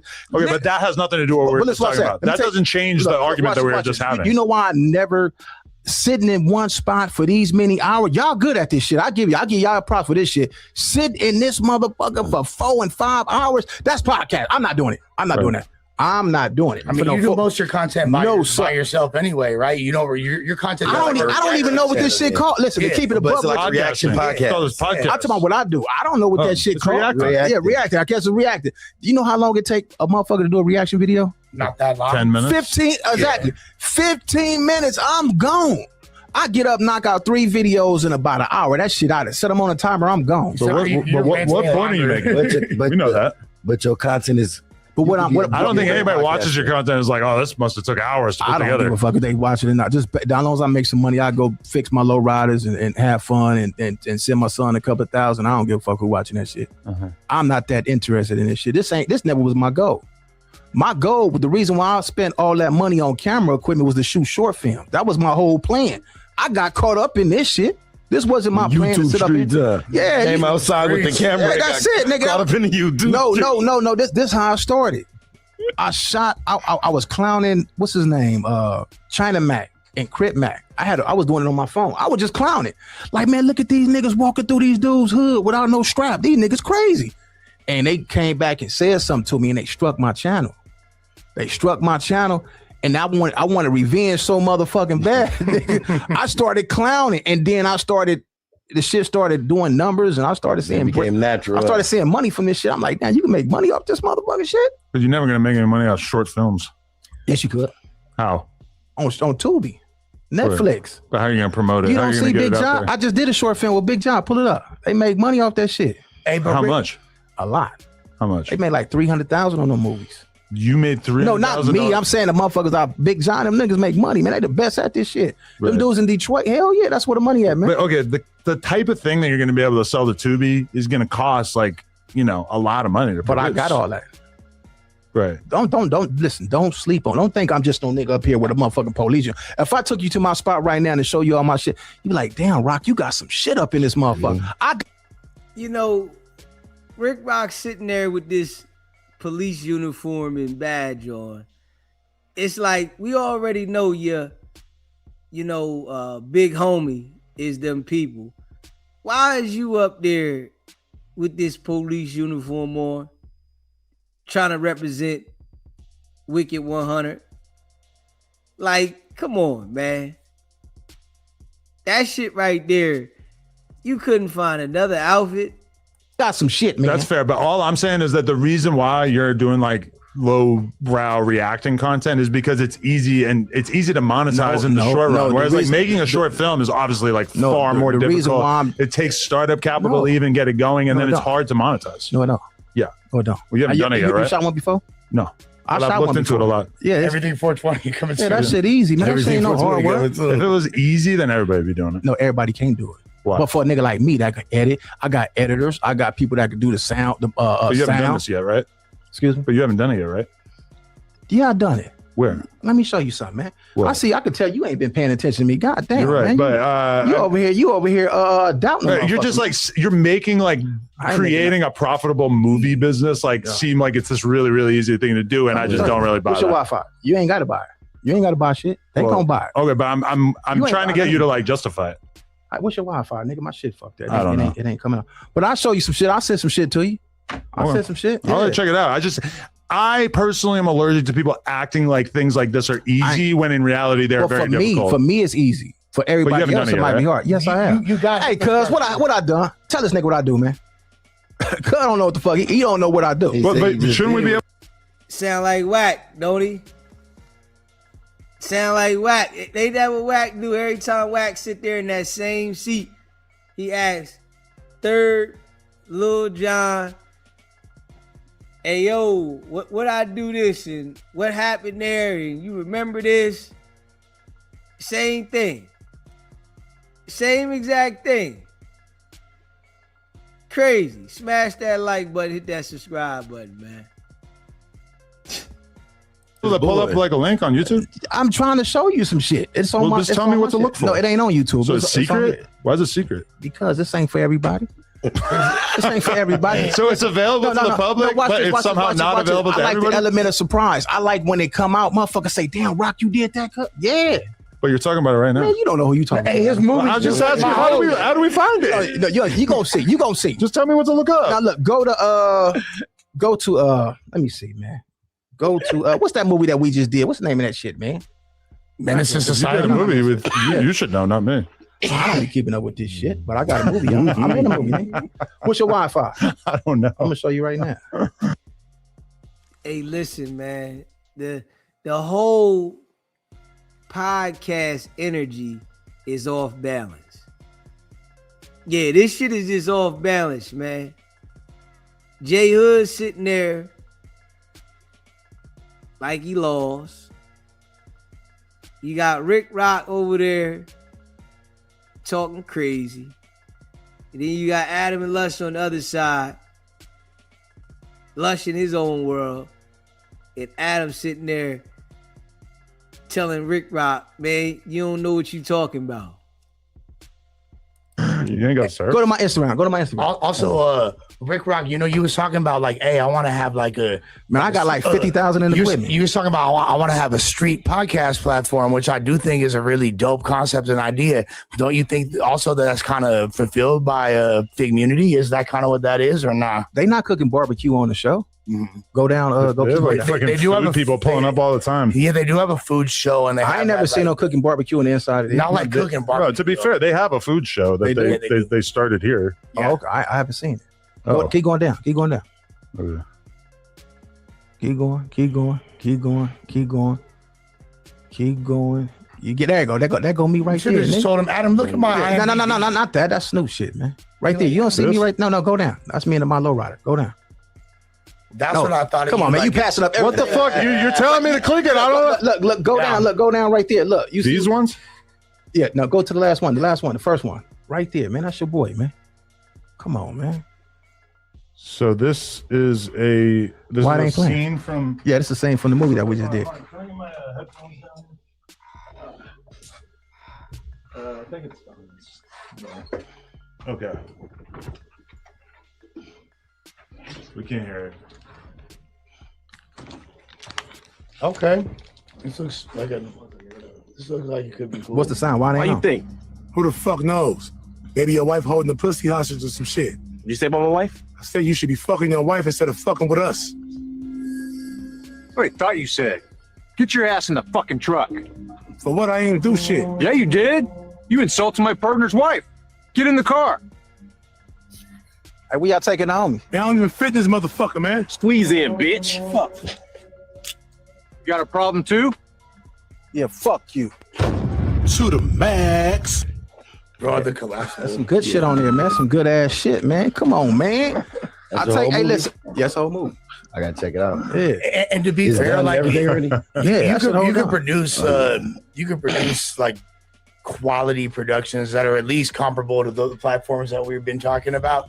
15, 20 bands, 10 bands. Like a lot of people do that. All you need is a sound man and a fucking editor. Get you a writer, write you a short film, get you a sound man, get you an editor. You can film this shit with one of them. What's that? What kind of Sony is that? I'll find out later, but you can film it with one of them motherfuckers. Yeah. With a red camera. Get you a red camera with some good lenses. Shit, you join it with a red for sure. I feel like if you're going to make content, you got to be able to make it and have it become popular for free on YouTube before you could like even be able to go to something like Tubi and say, hey, this is something that y'all should invest in or something that would make sense on the platform, right? No, but of course you got to have your fan base already. You got to hook up with somebody that's already doing it. And then once you get them on Tubi, then you send them to YouTube. You got to cut out all the cussing and all that shit. It's on YouTube. But once you get all the cussing and everything out, then you send it over there. Okay. You know what I'm saying? Once you're like hitting their charts and all that, and like they're actually aware of you at a certain point. How is he gonna tell somebody about something he hasn't done? You know, that's one thing. I don't pay attention to jokers that have a whole plan that they can tell you about, but you ain't seeing them doing it. You should be doing that. You should have started that a long time ago if that's how it go, if it was that easy. But they'll sit there and act like they gonna tell you everything about what should work if you tried it, but you ain't do it yet. You just assuming. You can't tell me you do one short film and you think you know the film business. Come on, man. You get into one scene or one movie and you think you know everything about the film business. That shit's crazy. They might open a budget. They may or may not. Luckily for me, I know how to film. I got the camera to do the stuff with. You know what I'm saying? I do more than this, man. Like go to Geechee Gotti.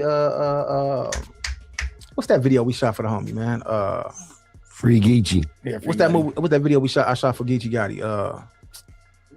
Yeah, what's the name of that one?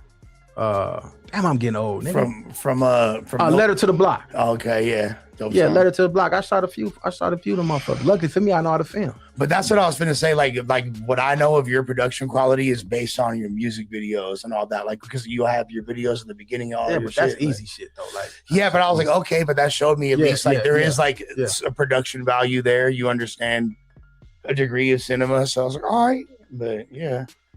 It is like, I do think that what people consider making a film nowadays is kind of, the bar set a lot lower. So people, if you fly, you could do that shit at this point. It's not the 90s where you actually had to. That's the next move for You me. feel me? That's the next move. We'll get into the directing. No, directing, filming, and then I got to show this cat right here, man. Look, you want to put some money with this shit? We can shoot a no jumper movie. Yeah, man, everybody's always saying that shit to me. Okay, that's Doughboy's got a script. I'm gonna be real. Everybody got this pie in the sky ass idea that they're gonna make a movie. Who gonna play Adam? Probably Adam. You play yourself? Well, still me. Man, I'm the next millionaire around this motherfucker.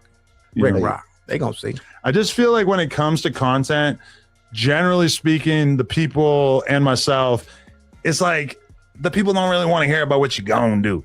Right. You know, they want to see what you're actually doing right now, and or at the very least, like, you know, show me that you have it in motion, you know? Hey, yo, how y'all feel about that? You know, people don't want to hear about what you're gonna do. They want to see something. Rick Rock over there doing the Wicked100, telling you about everything he's gonna do, but you don't see shit.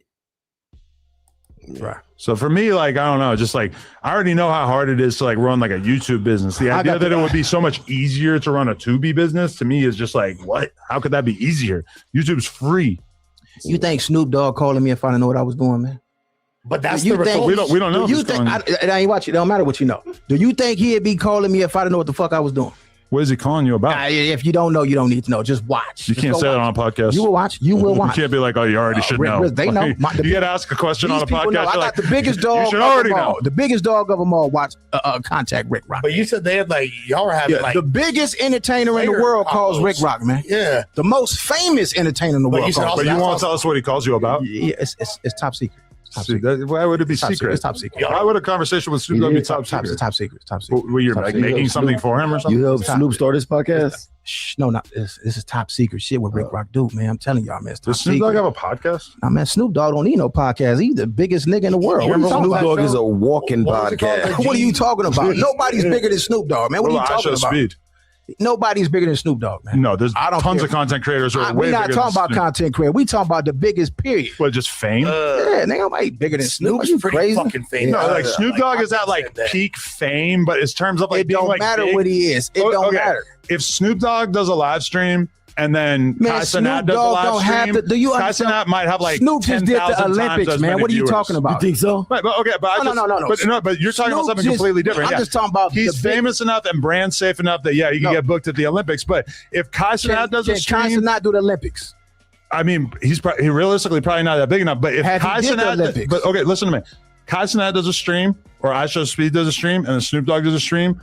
they're going to do like 1,000 times. We not talking about no viewers. stream. We talking about nigga Kai Cenat ain't bigger But than no you're bringing Snoop up a Dogg. random sporting event that he got booked to perform at. He did the Olympics. Let me see one of these dudes do the Olympics. Right, but you're just ignoring my example that I put forth to bring up another random we example. talking about the biggest, man. That's what I'm talking about. You talking about Kai Cenat, I'm talking about to me, when I think of the biggest, I think of who can command the biggest audience on their own without assistance from a massive corporation like the Olympics. It don't matter. Dog is the biggest. That last sentence is kind of a. I mean, know if that's Snoop Dogg definitely can bring a big crowd. Snoop Dogg been around for a long time, and a lot of people know him, old and young. So yeah, Snoop Dogg definitely is well known. Okay, fair qualifier. Yeah, Snoop Dogg might be more famous than Kai Cenat or Aisha Speed, I guess, on like an international level. But as far as like who can command a bigger audience, it's not even close. Man, you sound crazy, man. No, wait. I just said something that was objectively true. One mic. I said something that was objectively 100% obviously true, and you just said you're crazy. Y'all crazy. That's bad podcasting because you can't back up your opinion here. No. So wait, you're telling me that if they both go live at the same time, that Snoop Dogg will do numbers even close to Kai Cenat? I want to see Kai Cenat do the Olympics. But why does that matter? Like because it matters. Oh, and realistically, Kai Cenat probably could get booked by the Olympics. Now, we gotta be real with this.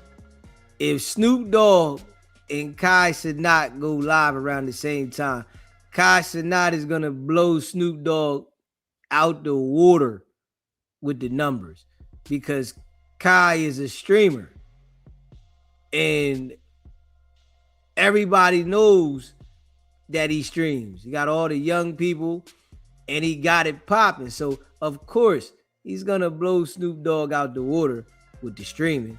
We know that. But the Olympics is such a random thing to bring up. I'm not saying he can't, but have they called him yet? No. Not, but here's the thing. When I said he's more popular, I mean currently relevant in today's space. Yes, Kai Cenat. You think? Wait. Kai Cenat is more currently relevant than Snoop, but Snoop is still way more famous. So overall, it's not close. But also, okay, here's the thing. That's like Jay-Z. No. Listen. Kai Cenat gets Snoop to pull up to his stream for sure. Kai Cenat would never pull up to Snoop's stream. Man, y'all sound crazy. I hate to say it. Yes, he would. But let's be real. Get up and leave. Yes, he would. He might want a lot of respect, but in terms of like, it's just it wouldn't be worth his time. No. That's a fact. Any conversation. Are you hearing what you're saying, man? Yeah. You saying Kai Cenat could get Snoop to pull up? He has. So you know, if it wasn't for Snoop, nigga, he wouldn't have reached that milestone. Snoop is the. No, for sure. What are you talking about? Kai Cenat wants to work with Snoop. What are you talking about? And they have, and he'll pull up to his stream. But if Snoop Dogg asks Kai to go to his stream, Kai's not doing it. You crazy as fuck. What? It's true. One has happened and one hasn't. Call Kai Cenat. I don't have his current number.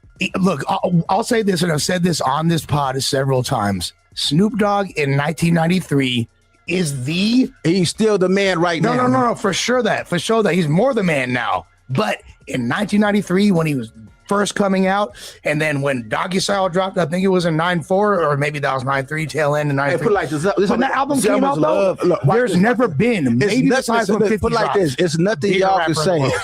It's nothing y'all can say. Y'all might be right.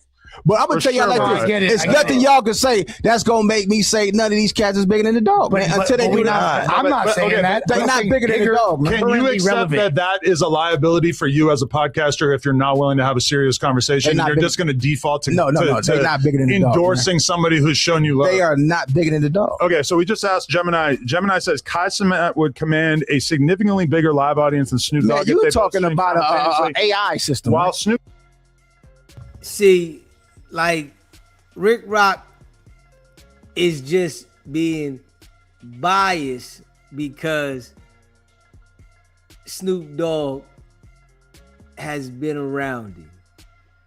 Yeah, so I feel like you can't be biased if you're gonna have your own show. You can't be biased when it comes to certain things. But if you are, it's gonna have people talk about you as just you going one direction. You got to be open-minded at the same time and be realistic too. Snoop Dogg is a legendary global icon with massive cross-generational fame. Live streaming is an entirely different ecosystem where Kai Cenat completely dominates. I want to see Kai Cenat do the Olympics. You are wrong. I want to see him do the Olympics. Do you understand how that is completely irrelevant? I'm not here to be right or wrong. What I'm saying, none of them niggas is bigger than Snoop Dogg. We're having a conversation. Why would you not care if you were right? The Snoop Dogg is the biggest, man. That's it. That's all with me. That's just me. Okay, I would say what y'all want to say. On a podcast, it's like you're trying to be objective to like have I'm like not a trying to be serious objective. conversation. That's just what right? I'm saying. He's the biggest. Right, but I mean that would be like me saying like, well, King Pill is bigger than Tyler the Creator. An outcast. Because me and King Pill are tight. You said King I never even met Tyler the Creator. So to me, it's I'm not saying I'm right or wrong. I'm just saying King Pill is bigger than Tyler the Creator. Because that's my boy. And Tyler the Creator, I never even met him. What I'm going to do, argue with you? Is not Snoop. No, but I'm saying that what I'm saying is as logical as what you're saying. No. I'm riding with the king of the West Coast, man. Right, but when we're talking about like who can command a bigger audience, I'm talking about the king of the West Coast. Obviously, he's not going to be able to do the numbers. Man, listen, you don't think Snoop Dogg can command this? Do you know that Snoop Dogg? Did you not read the fucking synopsis? Of course he can. Watch this, man. Be serious. Snoop was before all these dudes. That is irrelevant. I don't care what they talk about. Doesn't matter. No, it ain't. Hey, do you know what's Snoop crazy? is the biggest, man. You know what's crazy is that Snoop Dogg was my first favorite rapper when I was a child. And I'm still able to have a conversation about this objectively and not just default to who shows me love. He's one of my favorites. Okay, so you're saying live stream over the phone. I'm saying who has like a bigger active fan base? Like if Kai Cenat did an event and then Snoop Dogg did an event on the same day, Kai Cenat's event would be a global takeover and we probably wouldn't hear about Snoop's event. That's just reality. I feel like Snoop got. I understand it might be a difficult pill to swallow, but that's just reality. Everybody knows Snoop. Everybody don't know Kai Cenat. Kai Cenat don't have too many fans. Everybody don't know who the Everybody Kai Cenat knows. No, they don't. As far as the younger I go ask my grandma right now. As far as the generation who's going to go to a live event or watch something live, Kai Cenat is so much bigger. I go ask my grandma, you know Snoop Dogg? Yes, you know Kai Cenat. But your grandma's not going to watch the live stream or go to the live event. But she know who Snoop Dogg is. But no, that is when you're equating. You're talking about global recognition versus an active fan base. Man, I'm talking about the biggest. But that's why I said the overall fame. Snoop Dogg is light years beyond damn near anybody in the culture. But depending on the vibe of the concert, them old heads gonna come out to support Uncle Snoop. Well, yeah, they love him.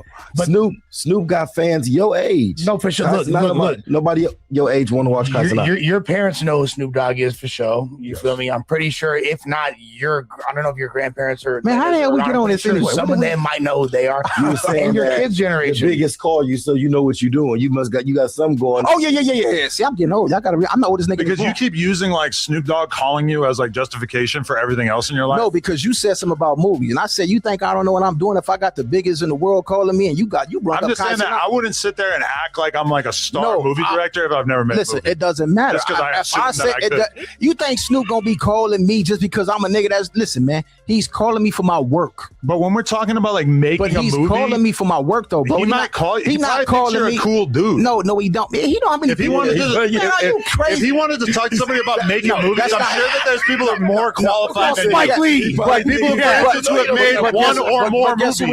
He calling The Rock though. Right, but he's probably just calling you to talk, right? No, he's not. He's calling The Rock for a reason. Mm-hmm. It doesn't matter what you feel or what you think he's calling me for. The nigga ain't calling me just because I'm some cool nigga from Compton. No, but like if you want to get advice on like making a movie, you should probably call somebody who's actually made a movie, right? He probably knows tons of people who've made movies. We just made He's been in all these big movies. Yeah, I do. I'm doing the same shit. You just see me on the movie. I seen you playing a role. It doesn't matter. You don't know what. Who knows Antoine Fuqua? He was in Training Day. Hey, Compton Rick Rock, you gotta relax, bro. You really gotta relax, man. Hey, yo. Hey, yo. Boy, act like he played in a big box office movie. This nigga snapped. Oh, wrote in the motherfucker. You don't know what I did in. Well, we assume you probably would have told us if you had a deeper involvement. Man, I got most stuff on there I did.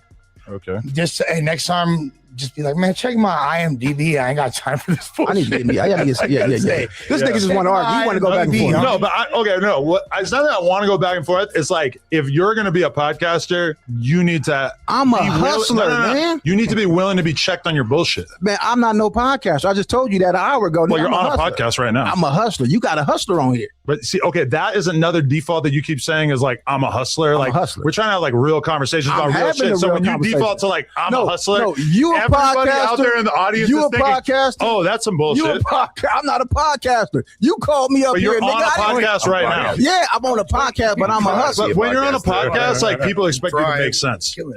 Man, listen, man. These people want to be entertained. They don't give a fuck about this shit. Really. Right, but they're not going to be entertained for long by somebody who circumvents the conversation by saying, I'm a hustler. Guess what they going to say? Man, we don't want that nigga back on here. And that's cool with me because I'm not a podcaster. That's why he was saying he works with bitches with ass. Yeah, I'm a hustler, nigga. I'm not on here trying to fake like I'm no podcast and all that old shit. I was like, we're Cassidy. We're Cassidy. I'm a hustler. I'm going to start saying that whenever anybody tells me I'm wrong. I'm a hustler. I can sell them. I'm trying to get money. I can sell water to a well. Man, I've been doing this since I was 14 years old. Mama seeing me at the liquor store. Hey, mama, put this money up. Boy, what are you doing? But doing what? Man, I can't tell you what I was doing, but I was doing what I was doing. I've been for murder. I'm pretty sure you can tell us about stealing from a liquor store. No, I can't. No, I don't steal from liquor stores. I'm telling you about that, nigga. I'm a not no more, huh? I never stole from liquor stores. Okay, I believe you. I'm a hustler. I never robbed a liquor store. I never stole. That's broke nigga shit. We don't do that. No, for sure. And you already know fools get packed for stealing from the store. I just never been something I was into, man. Yeah. Like stealing. What for we stealing out the store for? We can make money to buy the whole store. You got to start somewhere. I watched my father and my uncle. How are you going to make money to buy the whole store? Like comparing that to stealing. So you talking to me like, so you know how you talking to me right now? He's a dream crusher. Like I'm trying to get No. You getting at me like I'm just some old nigga. That's what you getting at me like. No, I'm trying to get you to make sense in the conversation we're No, that's how you getting at me though. You getting at like nigga, y'all can't do better than me. That's how people are from the store where you can buy the store. You getting at nigga, it's an insane thing to say, and everybody at home watching this hears that and they're like, oh, that doesn't make any sense. You can't get no money to buy the store. That's how you getting at a nigga. Obviously, if you're stealing from the store, then you can't buy the store. Who said we were stealing? It costs like $100,000 to buy a store. I don't steal, nigga. I just said we don't steal. You're talking about like he said he don't. I don't steal, nigga. Considering stealing from the store, but I obviously doesn't have the option of steal. But we're not talking about you. But that's what you said. You said having an intelligent conversation is being able to think outside of yourself. But you talk them up like they dumb, though, man. But if you say something dumb, then I'm gonna have to talk to you like you're dumb to try to get earlier. What do y'all? I'm trying to get you to make sense. He said, what do y'all views do for my channel? Nigga, if niggas is supporting in any type of way, that's working on for your favor. Okay, but you would think that somebody telling you from like experience what a reactor does for a channel, you talking to niggas like it doesn't do anything. But you're refusing to accept making it seem like you better than everybody on this motherfucker, though. No, I just haven't. No, that's how you get at now you're going into the victim role, which is crazy. Why did you go to that man's podcast then? You should have just stayed on your own podcast and did your reaction. What you go up there for? You know, obviously you felt like the platform was big and you wanted to get the attention. Because if it wasn't, you wouldn't have went. So I'm saying some real shit. No, you're not. Because you're not willing to listen to me when I have infinitely more expertise on this topic than you. Go ahead. Yeah. Go ahead. Okay, so like if you really want to go back to the concept of like, does a reactor help no jumper? It's like, I'm telling you, as somebody who's been doing this for a long time, 10 years, this is my main thing. I'm telling you, it doesn't matter at all. And you don't seem willing to accept that I, as an expert in that exact topic, you're trying to tell me that I'm wrong. So if a person, but then you're not putting forth any kind of actual argument to explain it. If a person go in the store and spend $100, and a motherfucker come right behind him and spend $1. At the end of the month, nigga, that shit add up. $101. It don't matter who came in it. You think the liquor store care about a nigga coming in there spending 10 cents, a nigga spending 1,000? Because when they get to counting all that stuff up, it make money. That's what I'm trying to explain. You basically saying, nigga, F y'all. Nigga, I'm bigger than all of y'all. Nigga, I don't care what you No, but I'm not actually saying F y'all because I actually don't care at all if people react to our content. You might have reactions that love your chat. But all I'm saying, and I don't give a fuck if they love it or hate it, all I'm saying is it doesn't matter for us. No, it doesn't matter. And if anything, it hurts.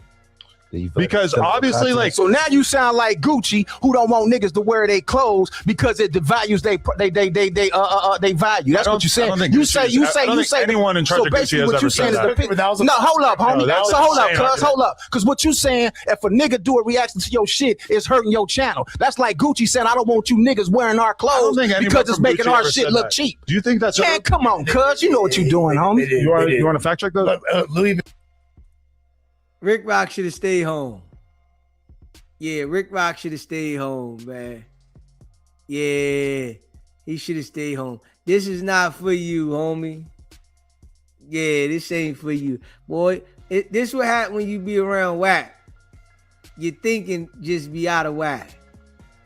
It's on for show. Okay, but I'll give you the example that is going to prove my point. Is that the other day I'm sitting on the podcast with Crip Mac and hey, one mic, motherfucker.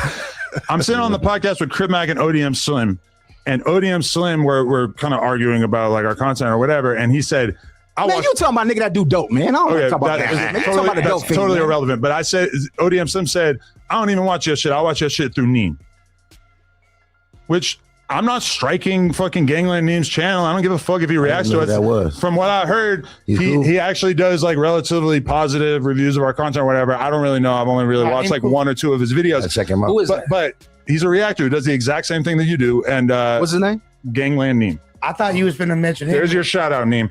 Anyway, he said that he watches our channel through Gangland Neem's channel. Right. So that's at least one. Appreciate that, JR. This will be his first and last time at No Jumper. Yeah, Rick Rock up there making himself look like a fool. Yes, he is. Person there, and I would actually probably say that most of the people, like if Gangland Neem uploads a video and it has 5,000 views because they want to see him react to our content, that might be as many as 5,000 people that are not watching our channel because they're watching this. Now, fair use is important. Oh, yeah, I have seen it. And I'm not taking issue with the fact that he does that, but the idea that his content is helping my channel get bigger, why would anyone think that? But watch this. You might got people that don't want to watch the actual live for 4 hours, right? And then you might got dudes that'll do a reaction. They might add a different twist to what y'all doing. You might got a clips channel. Hell yeah. That's cool. That's cool. We clip our own content. That's cool too, though, right? That's cool. But you might got a dude like Jay Hood that add comedy to it. You might got him that crack jokes on motherfuckers to it, and they might like that, and that might drive them. Especially if you're doing 15 minutes, they might say, "Man, I'm gonna go watch the whole show. That shit look good." But the idea that happens is wrong. It happens. Not really. You got to ask the people. And actually, I'll give you an example of a way more extreme example is that a lot of times there'll be like a viral tweet, we'll have a viral moment or whatever, and it'll go crazy. You'll see it on Twitter, see it on TikTok, millions and millions of views. Does that help the original live stream from which that clip originated? The answer, and anybody who does YouTube will tell you this, is no. So let me ask you this. It doesn't really move the needle. Now, is it good? It's good to have more visibility, but the idea that we're getting more viewers, that we're making more money from it, is a fallacy. But it still add up. That's all I'm telling you. It's so little that it's basically zero. Let me ask you this. If it was up to you, I haven't got a no jumper strike. You know, I guess I'm doing something right with my shit I do. But let me ask you this. Strike people for but let me ask you this. Would you rather the reaction channels not cover the no jumper content? I'm indifferent. No, I'm asking you a straight question. Yes or no? I'm indifferent. No, that's not yes or no, though. Well, would you rather? I don't have a yes or a no for you. I just don't care. Okay, I'll say if it was about. Wait, hold on, man. I'm talking to the man. This is the boss. I ain't talking to you, motherfucker. I'm talking to your boss. I'm talking to your boss. If every channel that reacts to No Jumper went away right now, it would probably be a net positive for the channel. Would you like that? Yeah, I mean, obviously. Oh, okay, so there we go. Anything that's a net positive, but I don't have the ability to stop people. And also, I respect people's freedom of speech if they want to talk about their shit. So I'm not going to go out of my way to stop them. But the idea that it helps us is false. But you just said, so if you're not going to stop them, then that mean it helps. No, because I can't stop them because there's a thing called fair use, which means that if you do an interview with someone, I can sit right here and watch that content and react to it, and you can't do anything about it. So I could go do some content on Back on Fig, and I could go do content. So why the fuck when I do a content on what's them dude, Joe Buttons, I get a strike for that shit? You don't. You just have to. Yes, fight I do. No, you just didn't fight it. You just got to appeal it. It comes down all to you this. niggas shit. fair use. I'm doing reactions to all you niggas. You can. I'm reacting to all you niggas. But Rick Rock, it's like this. It's like this. Do I want 20,000 people to see content about me that's generally going to be unfavorable? But maybe out of those 20,000 people that see the video, maybe 1,000 of them might get converted. I think that's why I said, for me personally, as I'm not a platform owner, I'm just on the platform. But for me, like, keep reacting to me. When I was in the streets, when I was like 13, no, probably about 15. When I was 15, I used to hustle, right? 15. No, I'm telling you, nigga, you keep on laughing, nigga. Just as a podcaster you keep on laughing. telling people you're a hustler. I don't know. So amazing. That's back in the days. I don't do that no more. I know, but I'm just telling you how hold on, look. So look, watch this. Watch this. I'm a hustler. I remember when my homeboy, he just got out of jail, out of prison, right? We've been around this motherfucker doing what we do. He came home immediately, got him a nice Monte Carlo. You know, in the hood, that's some fly shit. On some dates, some real datings. And I asked him, I said, damn, homie. I said, how you getting all that money? He said, Rock, I take everything. I said, everything. I don't do that. He said, nigga, I get I don't care if they come with $1, nigga, I want it. So I'd had the hustler mentality. Everything counts. Everything counts. You probably grew up, nigga. You didn't have to do none of this. You came up. I had a job when I was 12. That's good. That's excellent. I commend you for that. I'm just saying, like, the idea that I didn't have a that's cool. That's cool. I have to work for my shit. Nothing is wrong with that. Yeah. So you never experienced that side. What? Of having a hustle? What is a job if not like a hustle? Well, you had a job. I didn't have no job at 12. Well, you could have, right? No, I couldn't have. I mean, you probably could have. I probably could have. By the time you're 14 or 15, you could probably get a job. I had a summer job at 16. Yeah, I had a summer job, yeah. But before I got that summer job, I still had to figure out a way. My mama didn't have no motherfucking money. My mama was on the county. We had to go out and hustle. Well, you know what I'm saying? We had to go get it. Yeah, that's how we came up. You know what I'm saying? Y'all just see a nigga on the internet doing his reaction. It's a story behind everybody that you see on here. We would assume that. We would assume that your life didn't begin reacting to YouTube videos. But you would laugh at it. You would laugh at, he's a hustler again. And I'm trying to tell you I'm just trying to tell you that, like, defaulting to just telling us you're a hustler in like every conversation. Let's go to podcast. What's the next topic? What do you got? What do we got next, man? I feel like we need to keep picking apart the hustler thing. This nigga, this nigga crazy, man. It's just I want you to understand how funny it is. All this shit is funny. See, that's the thing.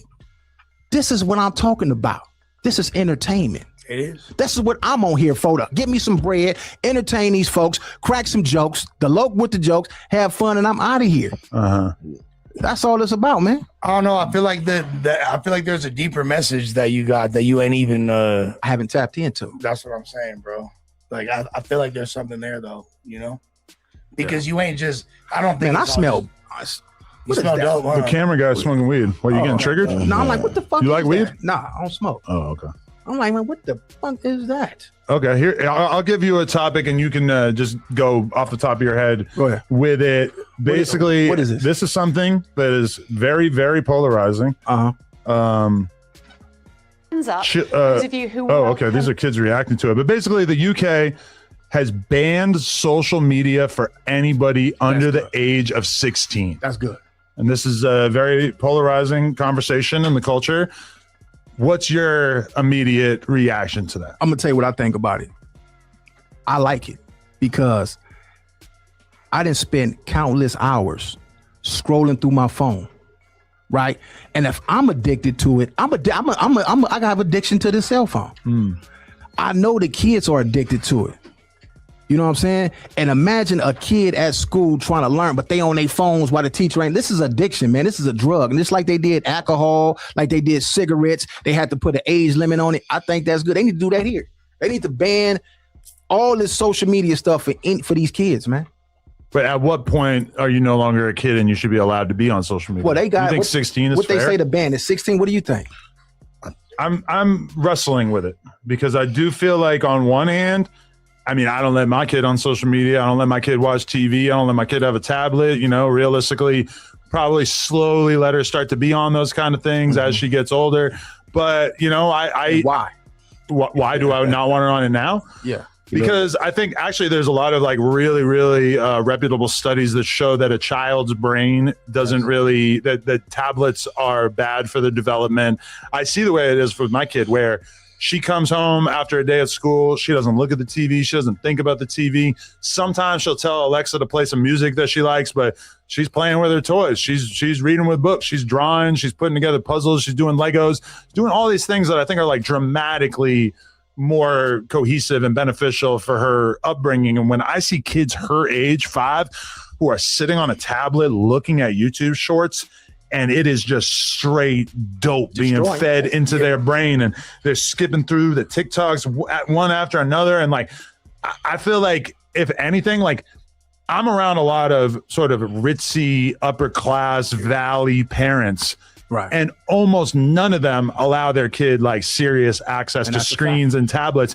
And I think that going forward, people are going to look back in 10 years, 20 years, and they're going to say that there's another big gap between poor kids and rich kids. And it's going to be the fact that the poor kids, their parents thought it was fine to just sit them in front of the TV for 10 hours a day. And that the parents who have more money or have more privilege are the ones who are saying, no, I'm going to keep my kid away from that shit. And in the long run, that's going to affect their test scores. That's going to affect how far they're able to go to school. I know that my kid's attention span is so much better. Last night I come home from work, and my fucking wife is sitting in bed with my kid, and my kid's watching Looney Tunes, and she's on the edge of her seat watching Looney Tunes because she don't ever really get to watch TV. And my wife was only letting her watch Looney Tunes because she was fasting. She got a colonoscopy today, so she's just like chilling, letting the kid watch Looney Tunes. My kid is on the edge of her seat watching Looney Tunes. This is cartoons from the 50s. Mm-hmm. I know that if my kid had been brought up watching Cocomelon, there's no way she could have been sitting there watching Looney Tunes.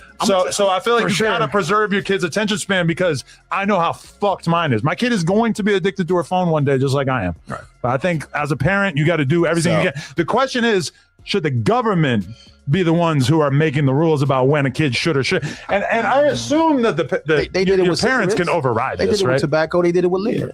Yeah. You remember we was coming up, you could smoke cigarettes in the restaurant. You remember that shit with kids up in there? We didn't even know how bad that shit was. Man, you got people smoking cigarettes all up in the restaurant, right? And I'm gonna tell you something. I live out here in this valley, right? I noticed the kids out here, you see them in the parks, you see them doing activity. When you go back that way, it's nobody outside. Right. I don't care what park you go to. You can go to the mall. Like, you do not see everybody on their phones, they on the video games. But when you come out here, these kids out here, they playing. They playing all around here. This is literally, but this is the difference between farm to table meal prep quality and McDonald's. And like, if you look, rich people are raising their kids in technology-free households for the first 5 to 6 years of their lives, at least. That's like par for the course. Wow, this is really interesting. There is no parental consent exception under the UK's newly announced social media ban for children under 16. So basically, even if your parent signs a waiver or wants to verify the account on behalf of their children under 16, they can't, which to me, that's kind of crazy, because can't you kind of imagine a world in which you had a 12-year-old who seemed so smart, so with it, so talented, that them having a YouTube channel or a TikTok or whatever seems reasonable? I mean, I personally wouldn't really want that for my kid. I feel like they could start that journey later in life. But the fact that the parent couldn't have an exception to that, like think about that Ryan's Toys kid or all these different kids who like started YouTube channels when they were under 16 that, you know, probably are fucking, you know, started big businesses and stuff, which granted, I think there's a lot of risks associated with allowing your kid to have a YouTube channel. This is just completely indicative that society has lost control. Parents can't control the kids. They need the government to intercede. That's the scariest part of this right here. We're not even raising our own kids no more. Like, now is the fact that they even trying to police the children when it comes to electronics. And guess what? What's that thing to do? That's going to make it seem more exotic. You're literally creating an aura of mystique around this thing. They're making people commit crimes. Right. So all the kids is going to do is just put the date of birth to make them over the age of 16. You don't think I would have had me actually? And you know, it'd be dope though if YouTube had it like Instagram, Facebook, how you could block motherfuckers and never see them again. Or you can hide this channel. But they still pop up. Yeah, I've hit some channels and I never saw them again. Oh, is that no? But they can come back up. All they gotta do is search your name, even when you hide. Oh, if you search for that content, you can find it. Yeah, I'm saying I wish they could make it where you could just block them and you never see these people again. I think it'd be amazing. Hit you with a Men in Black laser. It removes it from your brain completely. Yeah. So okay, part of the problem that I think that they're going to have with this is that kids aren't stupid, and especially by the time you get to 16, using a VPN is very easy. Right. You download it on your phone, you turn it on. Some of them you have to pay a little bit of money for it or whatever, but basically allows you to access anything using the VPN. And this has become like extremely common in Australia, and that introduces a whole new problem. Because now you got kids using VPNs, they're going to be able to access all kinds of shit. It might even drive them to like the dark web or like all these other places where you could order drugs, you can view really crazy porn, etc. I don't know. It seems like there could be some like unintended side effects because Australia has had this kind of ban for quite a bit longer. The fact that the UK and Australia both have it is pretty fucking crazy. You don't think it makes it less cool for these kids that want to smoke weed now that it's so popular and they're selling it in stores and there's packaging and man, that shit ain't as cool as it used to be. But no. Yeah, but like, bro, weed and social media are different. Like every kid wants to be on social media regardless of if they're able to. Well, I'm sure, Adam doesn't want his kid on the internet to see what's going on. Now, just being real, right? There's other, people that don't want their kids to see what's going on the internet when they're doing certain things. They'll keep them away from certain things. And it's people that indulge in things that they keep their kids out of that light. Even like people that got like liquor stores and shit.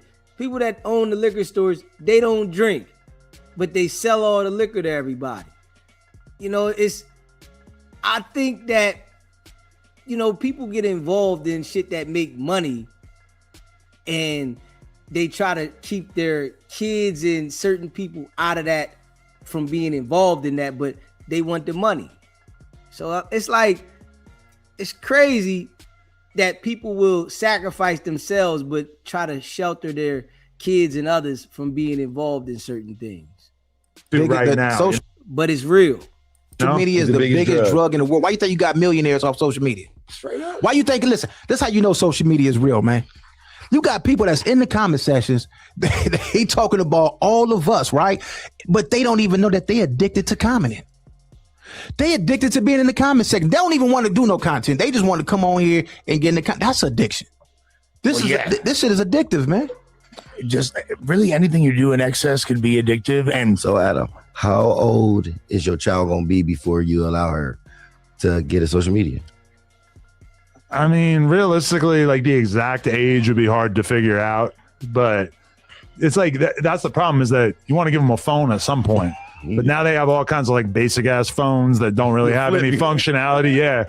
So I feel like, you just have to like slowly ramp up to it. And that honestly, okay, that's a big conversation amongst all the different private schools that we visited is how many tablets are there. And I think like for public schools, having a lot of tablets is a huge benefit. The parents want schools to have tablets. By the time you get to like the nice private schools, they're bragging about how little tablet time they give kids or how they wait until they get older to really give them a lot of tablet time because the parents are so concerned about the effect that this could be having on their brain. Yeah. So they know that the electronics and these smartphones are making dumb humans. Yeah, nobody's reading no more. They're not telling nobody.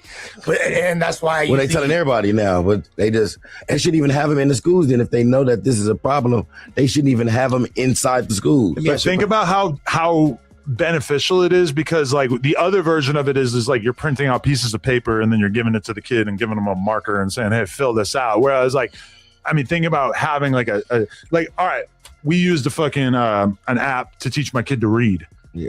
Oh my God, that shit is so efficient. Like as much as like, I think that like her learning by just like looking at worksheets or whatever is probably good too. it's like a game where she like has to like move the letters into place and then like shows her how to pronounce it. And in this word, the I makes this sound. And in this word, the I makes this other sound. Man, like that shit is really good. Like it's really beneficial. I remember one time we were sitting here with Ricc and I said something about not letting my kid be like watch TV. And Ricc was like, well, you know what they say, TV is the best teacher. And I remember just thinking like, that sounds kind of crazy to me, but also I understand how you arrived at that conclusion. And I do see how like there, TV, like, is going to be able, like a TV show is going to teach your kid more about dinosaurs than you could ever fucking teach them. You do not know as much about dinosaurs. Not all of us combined, if we sat down right now, could not produce 20 minutes of content about dinosaurs that would even be 1% of like a 20-minute TV show about dinosaurs, right? So I don't even know the Ankylosaurus. You get that with your kid a lot. I can't even name a dinosaur. My kid asked me what gravity was the other day. Yeah. I'm turning around. What is? So I just found out that a lot of dinosaurs was like birds. Oh yeah. Yeah. The pterodactyl. You know what? Yeah, but I'm saying like J Hood, they say that all of them evolved from a chicken. Yeah, from a chicken. That's what I'm saying. They were all like birds. All dinosaurs are birds, player. They say even it's confusing because they're reptiles, but yeah. But they did evolve from a bird. They said most of them wasn't reptiles. Yeah, no, exactly. That's crazy. Most of them and not just like pterodactyls and the other flying dinosaurs, like all of them came from My kid asked me a bunch of questions about dinosaurs the other day, and I was thinking about how crazy it is that there's like a couple percentage points of Americans teach their kid that dinosaurs aren't real. Yeah, like that's a real thing that people actually do. But that's like a lot of them are like pretty religious. And Yeah, like, yeah. oh, like Jesus wasn't concerned with the dinosaurs, so that didn't Jesus came exist. after the Like, dinosaurs.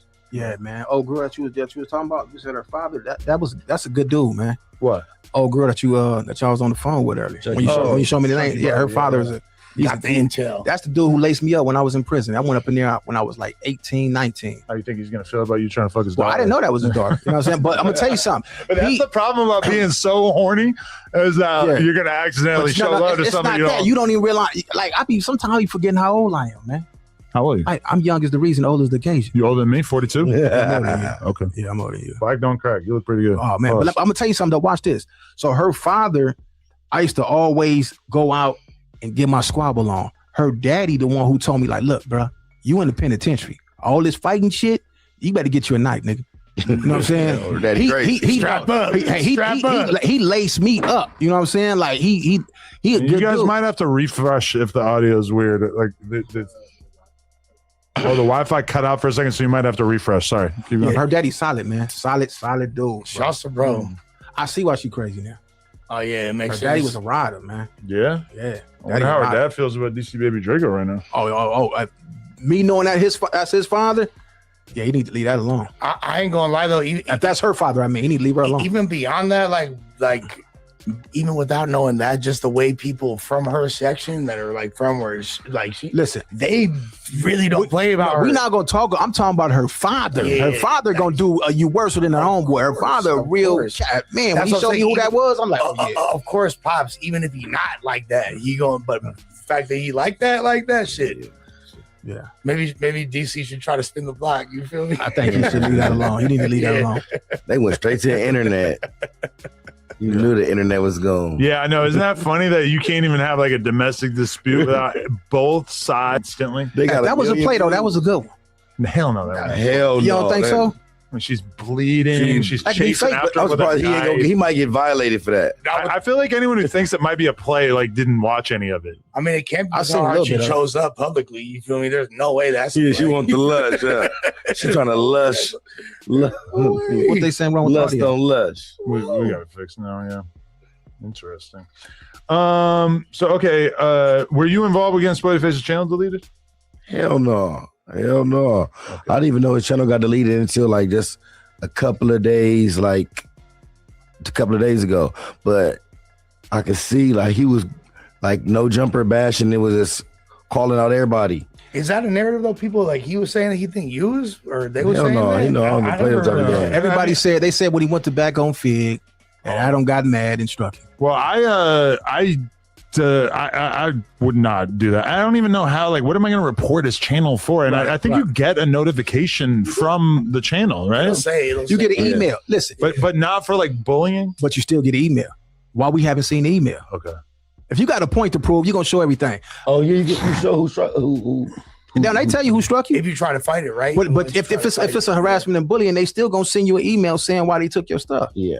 And you gonna want to show that too. Like, look, man, this is what they put on me. You know, that's And actually, like right before we got on stream, and I don't say this to like, disrespect him or anything like that, because me and Spotty Face actually had a really good conversation the other day, but there are people making YouTube videos, and I'm going to assume that this is going to get more widespread over the next day or two, that people are going to be talking about this, but allegedly Spotty Face is now wanted for a DP because he went back on Fig. Oh man, I don't want to talk about that, man. It's Spotty business. Oh, this is crazy. I'm just saying, like, that's insane. Like, I watched a YouTube video earlier from somebody who would know, claiming that that's what's going on. Hey, I'm gonna say something. And Spotty Face defense. I'm gonna keep it real. I've been hearing this stuff. I don't believe nothing that's on the internet. Me personally, I don't. If I see it, if I got like somebody that's really there, but dudes will make up something. Like, that's crazy. Why would you get a DP for going on? I don't think. Come on, because man. I think. You know why he say that, right? Because that's the shit that him and Wack do. They just make up shit and say it on the internet. So of course, I know why he wouldn't believe anything on the internet. Yeah, him and Wack, all they do is create lies and narratives about shit. He would have called and asked, like, "Hey man, they trying to have me going back on Fig." Look, that nigga just walked through my hood. I don't think he taking no DPs. That nigga just walked through my neighborhood. Allegedly, he's had at least one DP in the last like couple months, right? He real cool with I mean, since I've known him, allegedly he's had at least like one or two DPs. I don't believe that shit, man. We seen him after one of them for sure. Oh, I ain't seen it. What you taking pills? No, you want some? You got some certs? What are those? You want some of this shit? No. Tic Tacs. You want that? Yeah, we talked about this before you got here about him going to. Yeah. Man. So y'all shit won't be hot. Oh, these are perks. Screaming across the perks. Y'all need a perk? He got LSD on there. Israelite. Maybe he was evangelizing in your head. I don't think he get no DPs, man. Come on, man. I don't. He went to the G. He crazy. Nobody ever got DP for coming on no jumper. Let's just say that. Hey, honestly, Wag didn't tell me that either, by the way. Previous to the pod, you said something that I found interesting. You're like, man, like, I miss the old dynamic of the pod y'all had. Do you feel like there's a chance where this current? I watch this shit. I watch that back. I ain't gonna lie. I watch it. I might get on here and clown you motherfuckers, but I watch it. I like the Brick Baby era. That was like my favorite era. I like Brick Baby was a good ass podcast. I liked his ass. He'd get on here. That was good content because he gonna say something for the reaction guy. No, he is gold for y'all. He was the craziest combination of gangster, crazy life experience, funny white boy humor, like combination of all that shit together. He was tip top. And I like Munchie B. Munchie B. Agreed. Munchie B is a good. He grew to be a good podcast, and that nigga funny. I like anybody that could make me laugh. If you can make me laugh, I'm watching. Yeah. If it's too serious, I'm kind of like turned off from it. You know what I'm saying? Like, I like to laugh, crack jokes. So Munchie B, Aunt Hefe was cool. I like Aunt Hefe come up here, fall asleep, he give us something to clown about. You know what I'm saying? Aunt Hefe was such an amazing character, or still is. He'll be home soon. Yeah, I liked all them. Hey, listen, man. Aunt Hefe doing too much talking about fades, making videos, incriminating himself all the time. You know, I know they want to wish for the best, but Aunt Hefe need to be quiet. Dudes, you know what I'm saying? Yeah, no, for sure. I like the first No Jumper when you was doing the underground rappers. That's how I became a part of this show. You talking 2016 when it was way just back me? Back then, yeah. Okay. I like that shit. That was more. I think to keep it honest, I think the gang members is fucking the show up. The thing about when people say that though is like there's no new underground rappers. But you still got rappers out there. Very few. I liked it. That's what who blew up as an underground rapper this year? Last 12 months. Name one. That's not who blew up. in that. He should know that. That's his there's a lot of dope MCs that got motion. Okay, but who blew up? Because we're talking about 2016. I'm interviewing X, Lil Pump, Lil Peep, all these dudes who are like, they're underground, they're blowing up, and they're getting big. They're doing millions and millions and millions of views. They got huge fan bases. Has been here. There's some rappers He hasn't done an interview. He ain't done an interview. that's coming up and coming. But there are channels that interview the underground rappers, and they don't really do But they views weren't like doing that. like you did it. Because the rappers are not at the size that they were at the time. Like SoundCloud rap was a real wave. Like that shit was huge. That shit was cracking. That shit Goonie barely Boy, exists now. He got like a little cool little following. Goonie Boy. He from Compton, he's from South. He a rapper. But He I got a mean, cool okay, little he's following. comparing like underground rappers talking about to like when he gangster get rappers, which they're kind of like different worlds, because I feel like you have like street shit and then you have underground rap, I'ma which keep is it kind real. of That's more what people- artistic. People felt like back then when they came on No Jumper, they made it. Yeah. Yep. I'm telling you, when the underground rapper came on this back then, because I'm cussing too much for y'all. I can talk. I want to talk. When they came on here back then, we made it. We made it. We own. We made it to No Jumper. Right now, it's so much gang shit on this motherfucker. Now, it's like, man, we see this already. We lit this. It's excited to people that don't lit this shit, and then they look at us like, man, look at these dumb motherfuckers right here. Okay, but here's the thing: is that No Jumper, if all we did was interviews, would be a very significant platform. You know, that's like still to this day where the vast majority of our views come from, is just doing interviews. So the Tuesday show, the Whack Pod, the news, etc., that's one chunk of the business, but it's kind of hard for people to accept that it's a comparatively small percentage of the business. That being said, if we weren't doing content with all of the different people from LA, which, you know, people tend to lump it into gang members. Realistically, if you're from LA, you probably either are from a gang or you fucking are adjacent to one. You damn near might as well be from a gang, even if you're not really from a gang. But so like, he thinks he's from a gang. When the underground rap shit kind of fell off, which I'm gonna say like by COVID, the constant stream of new underground rappers had sort of come to a screeching halt. It's like, then we sort of pivot into like, oh, we got all these dudes who are like from hoods or whatever. But from my perspective, them being from hoods was never the important part, because we just had Craig Smith on this podcast, and he occurred to me. Craig Smith is an amazing podcaster. Like I'm definitely excited to build with him, and he's somebody who very much like grew up around gang lifestyle. He says dad's from PDL, whatever, but he never got into that. And to me, that doesn't matter at all. I don't give a fuck. If you're a smart commentator on what's going on in hip hop, that's great. If anything, I do feel like we kind of caused ourselves unnecessary problems by having too many gang members on here, and we should probably really mind the ratio going forward. I don't want to smoke a spliff that's 80% tobacco. I want to smoke a spliff that's 20% tobacco. And I think that the gang members might be a little bit more like the tobacco. It's got a little bite. Ooh, now watch that's this. a hit. You got dudes from LA that's not in gangs, but some intriguing motherfuckers. For sure. Exactly. We're very much looking for them. You got some people that's out here. You got some people from LA that's not in gangs, but they family, of course. He's a fucking Sereno. Yeah.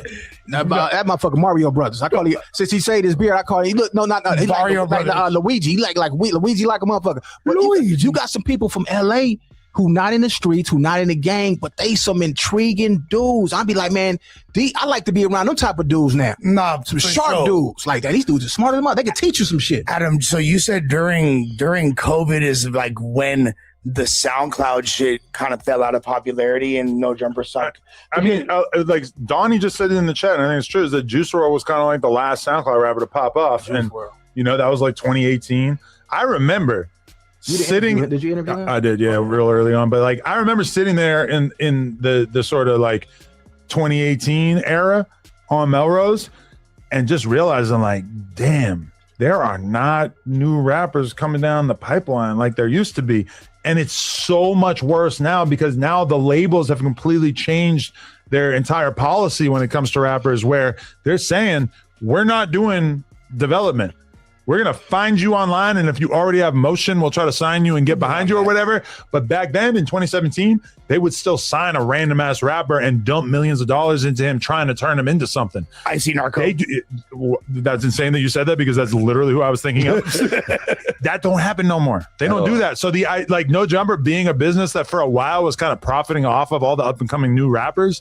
Like I just don't think people realize that if we didn't pivot into the gangster shit in 2020, it would have been bad for us. Like we would have basically had like very little going on. Like, so I do think that like we should be mindful of keeping our content to be like only a certain percentage gangster shit, because when it's all gangster dudes every single day, it causes people to look at the platform a different way. That's why I'm saying we got to get rid of this shit back here. You just said this something shit that's adds to the narrative that like this is just some straight gangster that's cool. shit. But you said, hey, at least Adam was honest. He needs the gang members that go at each other and talk the way they talk, because it brings the attention, but it also brings indictments. So it's like a win for Adam, but the dudes that get up there and play themselves, they lose. some shit that's very interesting. I don't know if y'all paid attention to what he just said. He said, if it wasn't for the gangster shit, it would have been bad over here. So if you smart enough to understand that the gangsters is keeping the lights on or making a big factor over here, then why the gangsters don't understand that? I think they do, right? Excuse me? You don't think the gangsters understand that the podcast is no, because some gangsters feel like they got to come here. Like you still got dudes that want to come here and do their thing and feel like, but that's their new badge of honor. Just but he recognized it. He said the gangsters, and so that gangster shit is gonna make you that paper. So if you didn't do the gangster stuff, what do you think will happen right now in 2026? Well, I don't think it would matter that much anymore because street rap fell off like tremendously over the last couple of years. Shit, though. That's rap. We talking about gangster shit. No, but like gangster rap, street shit. I'm combining it all into one. There's very few gang members that are like will do an interview and actually really do numbers. That unless they're a rapper or like a content creator. Who? I mean, rappers who like no, gangsters that aren't rappers that have had huge interviews. I'm thinking like the first time that Vlad interviewed Big U. I'm thinking about when we discovered Crip Mac. But for the most part, and we do interview dudes sometimes where their whole story is like, I'm a gang member, I did 30 years in prison, whatever. Like, I'll still do those kind of interviews, but realistically, you can't just go pluck a dude off of a random block and just be like, oh, I'm going to do an interview with him. There has to be something more interesting about him. Otherwise, you're going to be doing some shrimpy ass numbers, you know? I agree with that. You know, I did a huge Cowboy interview. Cowboy never rapped. That was interesting, but it was on the heels of him being involved in like one of the most, you know, traumatic, fucked up, insane, newsworthy things in the history of LA rap. He know how to talk though. He's a good, definitely interesting. He's interesting. And he did numbers on Vlad too, but I'm saying that like, you know, there's only so many Cowboys. Like, you know, the average gang you pull up, or if you were to pull up like every dude from blank hood in LA, you might have a couple of them who are a little older and they're like good conversationalists and shit, but for the most part it's going to be young dudes that realistically are not really going to do much if they come on a podcast.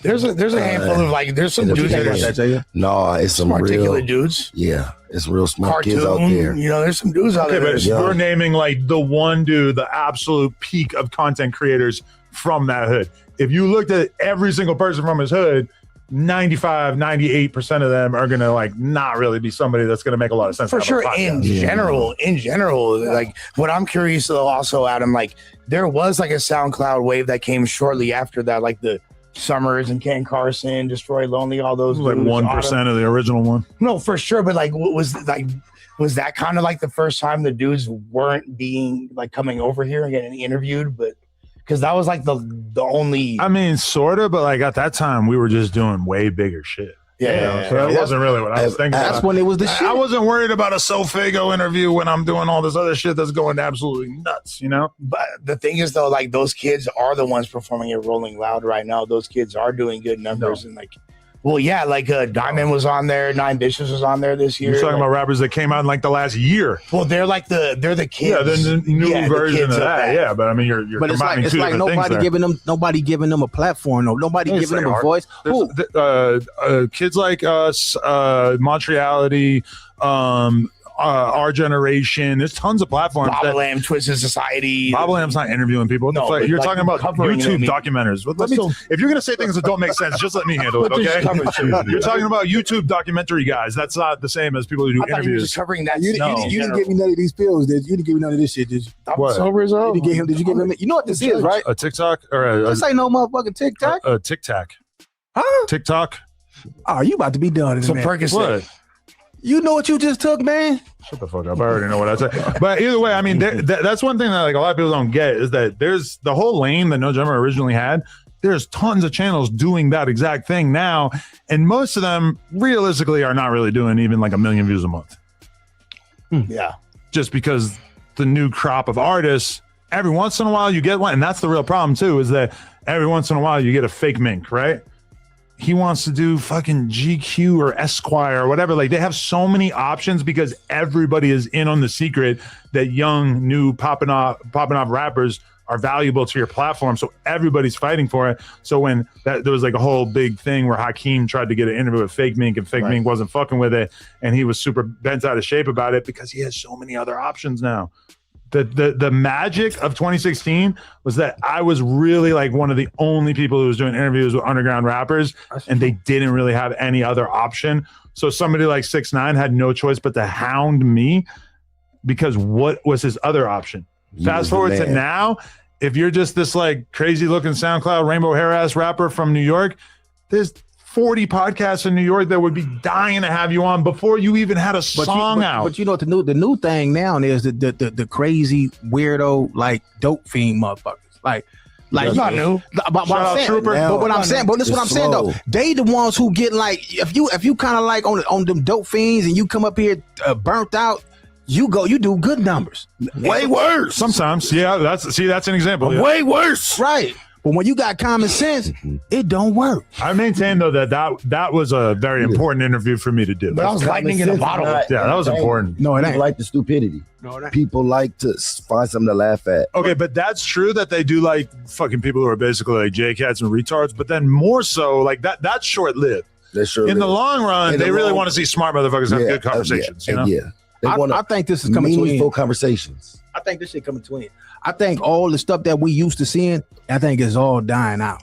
Yeah, we got to come up with some new shit. Mm-hmm. And we don't come up with some new shit. The gangster shit gonna always sell. That's gonna always be it. But if motherfucker don't come with something, you got to get some smart, intelligent gangsters too.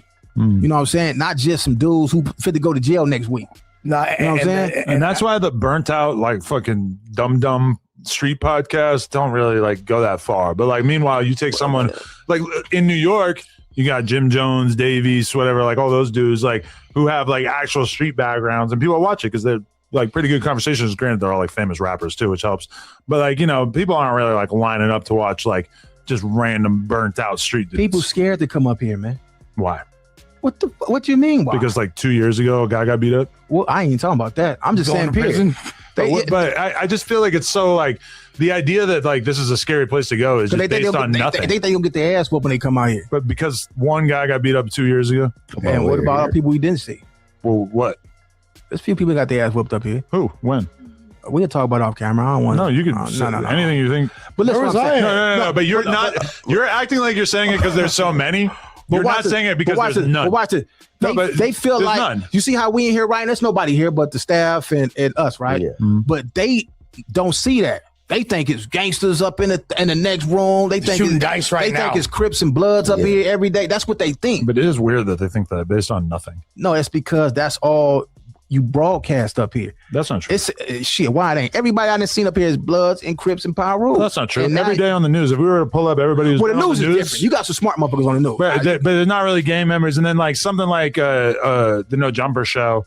Yeah, you'll have like 2 or 3 gang dudes, but like they're not. I like that. I like the dude before he came around. What's his name? Ricky and what's that dude? Ricky and what's the dude? No. Moose. I like them Moose. too. Yeah, Moose. They good. I like them. They good. They like them. Yeah, we're fighting against that narrative. That's why I feel like we gotta change the set. We gotta change the vibe. We gotta do a few different things to like change the vibe a little bit as long as we're in this transitionary period right now. And you got to stop asking niggas police questions, homie. That's not happening. Yeah, that's not happening. Talk about shit and we're asking about it. That's why I really want my shit. So when you ask them motherfucking police questions, I'm going to throw this motherfucking badge at your ass. Look, homie, you be asking some crazy ass police questions. That's what the fans want.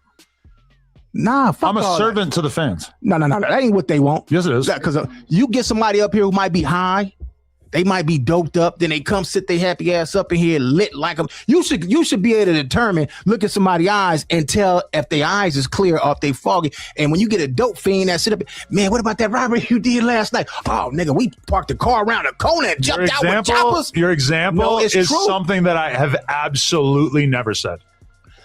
You ain't never What said about that robbery you did last night? Obviously, I would never say that. Man, you want me to pull some shit up? Yes. I would love to see your. I would love to see your best example. Give me your Wi-Fi. Ain't no Wi-Fi up here. I don't have the Wi-Fi, but like I'm just saying, your example is something that absolutely has never happened. But let me ask you this: Note the immediate pivot. Are you aware of that? Immediate pivot. Are you? I like this shit. I like this. This is my first time. I'm trying to push you to make a little more sense. But are you aware of that, nigga? I make sense. You trying to play me? No, again. your example of me asking police questions was something that was completely made up. Are you aware that you do it though? You can't give me one example. One example, you ask the police questions? Yeah. Go ahead. You be up here more than because I could give you the examples, but I feel like you came unprepared because you don't even have one. Yes, I do. Well, let's hear. You remember when you had Loose Cannon up here? Sure. And you was actually, even when he was saying, you was just sitting back like this. And but you can't name something I asked. It was just something I'm gonna tell you what else I noticed too. Because that directly contradicts what you were saying. I'm gonna tell you what I noticed too.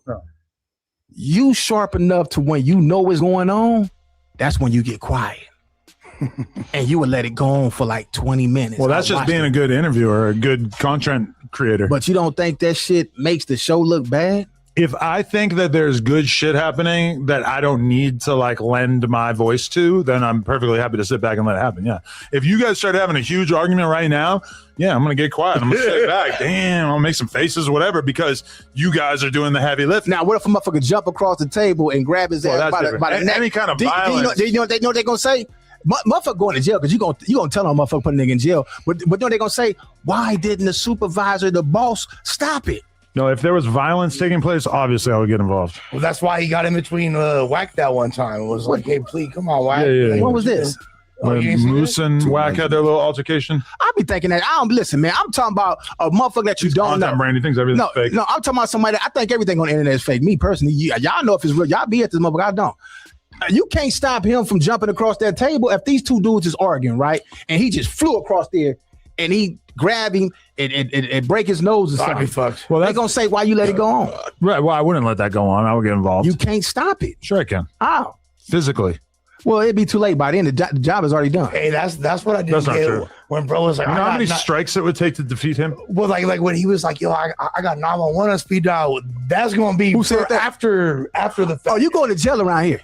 Nah, but you gonna get stopped. Like if he jumped over and packed me, it wouldn't matter who called the police. The moment you get that's on, gonna be. I can't say the streets around here. Please don't. I ain't gonna say the streets. But the moment you get on, let me see. You know I'm talking about a couple of blocks on the main street that take you all the way going down. Man, you better call 911 for the damn ambulance. You good once you pass that. Anything over here, yeah, it's going to jail.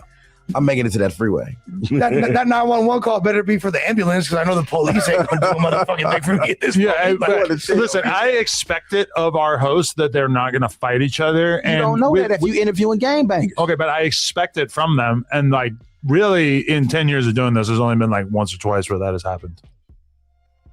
Like the Jay Reed situation, Jay Reed wasn't even supposed to be here. Jay Reed just showed up randomly. He was on a live show. I don't even want to talk about that shit, man. I don't want to talk about that shit, man. Y'all. Yeah, you interviewed him. You know I interviewed him, motherfucker. I think I made some motherfucking chili over that one right there. That's how I blew up off that interview. Let me tell you how That's exactly how Ricc channel went up. Yeah. That interview with Jay Reed. And then, Wicked100 seen that interview went up, and then Ricc turned on Jay Reed ASAP because Wicked100 let Ricc know, hold up, you doing too much. So of course, Ricc don't want to talk about that Jay Reed situation too much because he knows Wack100 orchestrated that. Yeah, but that's definitely when his channel went to a different level, and that's what it take though. it spreads you out. It get more people to know who you are. I thought who he was, right? I'm watching No Jumper. A No Jumper ass whooping. And then I'm watching I'm watching ODM Slim do a reaction to No Jumper, right? Yeah. So he said, I think that's the homie, Wooty Woo Woo, right? And I said, I know that ain't Wooty Woo Woo. Man, I interview him. I did not know that interview was gonna do that many numbers. That's where he cried. He cried. Oh, that was part of the script. Hey, action! More crying, motherfucker. Cry. I need some tears out your ass. Action. You know what I'm saying? But straight up crying, bro. that was crazy, man. Because he got jumped. The trauma. Talking about it afterwards, yeah. The trauma, like they really whooped his, like they fucked him up bad. Like 10 dudes. Well, no, 10, maybe 4 or 5 He dudes. looked like it was the like Elephant Man. Loose Cannon and like 4 of his homies, and they beat him up, stripped him naked, took all his shit, and you let him. I wasn't even here. You let him, man. Like you have to understand that you're what kind happened after that. You're doing like you're doing the thing of like blaming everything on me to the point where it's like it's kind of fucking hilarious. But watch this. And you let him do that. But he knows you let him do that. Look, let me ask you this. I don't even want to talk about that shit, man. Y'all know y'all probably. I don't know if that's the case going on. I don't know. I don't know what's going on. Yeah, that was a good $1 million tears. That was the best interview that year. That interview lasted the whole year. That was a good show right there. I mean, you think that, but for most people, I would say probably didn't. Well, really listen, make I don't think I didn't that, watch it personally. I don't think that. I think it's pretty. I think it's pretty messed still up there. Yeah, the interview you watched it. Come on, man, knock it off. No, definitely not. Why you didn't watch it? You clipped. What made you not watch? Why you didn't want to support my shit like I support your shit? Because I didn't want to. Because I didn't care. Did you watch any of my shit? No. So you's a piece of shit. Well, huh? I'm just being honest. Why you don't? Oh, you never seen he got good content. So you don't watch none of my shit? Well, you admittedly like react to our content. Other people too, but I like this. I like to do reaction. I'm not just looking at your content right now. I like doing this shit. I like doing reaction to No Jumper content. Bro be trying to avoid His perspective is. I don't want people talking about my. Ain't nobody talking about you, nigga. I don't even say nothing about you. Break down the scenario situation that be happening. I'm looking at your Do you know? Let me tell you something. Every single video has like Spody Face, and Hefe, J Hood, that's good. DC Baby Drake. It's like you think I want to watch more content about this shit? Let me ask you this. Do you know when you be going live and you be having people up here be saying shit about me? No. And they be thinking I'm way over there and I'm like 10 minutes away from here. Like I'm like literally 10 minutes. I could ride a bike up. I could walk up here. Who talked crazy about it? No, it'd have been a few people. I don't remember. I'm old. I keep on telling my older guy, look. I for sure thought you were from Compton. No, that's the good part. For the record, Two Gangster for YouTube already has a video called Adam 22 almost gets knocked out for dissing Crips today at No Jumper, and the thumbnail is a fake photo of me burning a blue rag. Oh my God! Come on, that's a lot. But look, dig for the this, record, I did not do that. Look, smash that like button and hit that subscribe button, man. Rick Rock said he can walk up here. Okay. Dig this. So watch this. When they be talking, I'm 10 minutes up the street. Yeah. I know this whole city. Like I just told the homie. I just told the homie for what? But also, who talks shit about you? It's been a few because I'm not that sensitive to pull. I let y'all get y'all money. But look, no, you might could have got mentioned in the future. I know this whole city. Like I know Compton, Watts, Long Beach, and LA. A while then. I've been for about 4 years. Oh yeah. I know this whole town. I pass by here. I pass by here because I don't like going that way. You know what I'm talking about. So I cut through the little whoop. I come down here, bam, and I'm at the go get my, Right. I know this whole area. I like it. For the record, though, it's not just you because as I was just quickly scrolling through my YouTube feed, I see a Spody Face video called Adam 22 snitches on Spody Face and Munchie B. Guess what?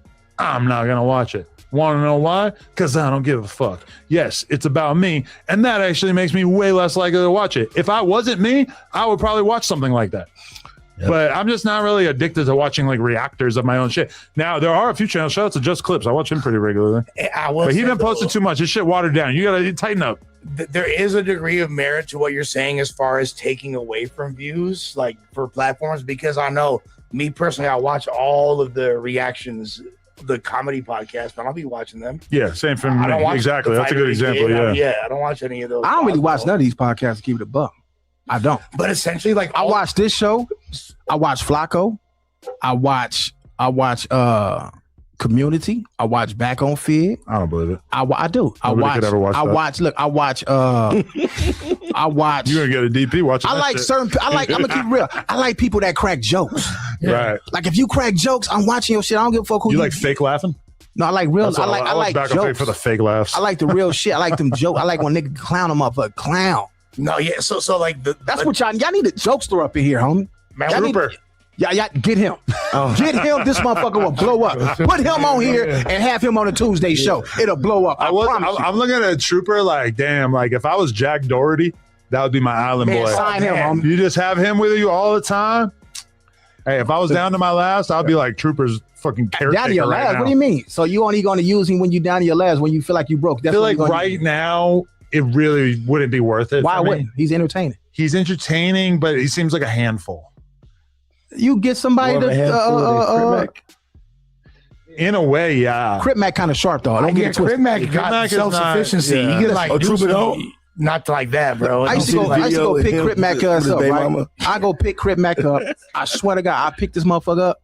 He'd be in the car rolling with me. He's regular. No, Rock, you want some rock? I'm like, I'm cool, right? But he's not that regular. And, no, even when he was like, around. No, when he was around me, and then as soon as the camera come on, he turned right into that. Right, but good, I feel like I've become very familiar with the off-camera Crip Mac, and it's like the part of the reason why we think it's regular is because we're so used to him that we don't acknowledge how insane it is that like he still will not say any number besides 5 ever. Yeah, it's a more subdued version of it, but it's not exactly regular. I think when people are asking me like, is Crip Mac normal off camera? And I say, yeah, he's normal. They probably are not expecting that to include him replacing every single number with 5. Yeah, you got to and not slowing down at all when he's doing it. I told him, I say, you know what you need? You need to make not the dictionary, the Criptionary. Oh, yeah. I said you should make a book, the Criptionary. He said some words I ain't never in my life. I'm an old cat. I ain't never heard nobody say Custer in my life. Never. The words that this motherfucker, to remember that, man, that dude's sharp, man. That's why I feel like Crip Mac is like the most influential Crip of the last 10 years. Yeah. Breakfast. I've never heard that. I mean, ever. Blueface is up there. Blueface, you got to put him up there. He's very influential. I like Crip Mac. But okay, as far as like real Crippin', like things you say, things you do, style, etc. Crip Mac moved Crippin' forward. Like he even said Custer. You ain't heard Custer until Crip Mac. I'm saying his wordplay. He's like an E40 of Crippin'. Yeah, that's what I'm saying. And not being a rapper, that's kind of amazing, right? He is a rapper now. Yeah, he's the E40. And I like his music. Yeah, you rap well. You like it? I like his content. He was willing to come do a podcast with you today. I support his content. So you would do a podcast with him? Yeah, You're not gonna go fight him in the parking lot? No, if you don't want, you're not gonna break his glasses? No, we're not on that time. You know, that time. I seen that. This how I know he ain't. This how I know he was smart. He got in the car with me and made about $3,000. Oh yeah, that's gonna be $500. Nobody, no manager, just him. Just him. And then he told me, he said, "Hey, you need to be charging people $500 for shout outs, Rick Rock." I said, damn, this motherfucker was sharper than everybody around us. He was making money off this shit before a lot of Crip Mac's cameo is his. Hey, let me know how smart Rick Rock is. If you telling me Crip Mac was smarter than everybody around, oh man. Oh man. I'm just keeping it a buck. If you tell me that Crip Mac was smarter than everybody around, it got to be some slow individuals around. It can't be no smart individuals, because I ain't going for that. There's no way that Crip Mac was smarter than everybody around. Yo, that's some other shit. Yeah, I'm not giving Crip Mac that. Talking about he's smarter than everybody else around. Wow. Yeah, all right. Shit's crazy. Yo, this is crazy. Crip Mac smarter than everybody around?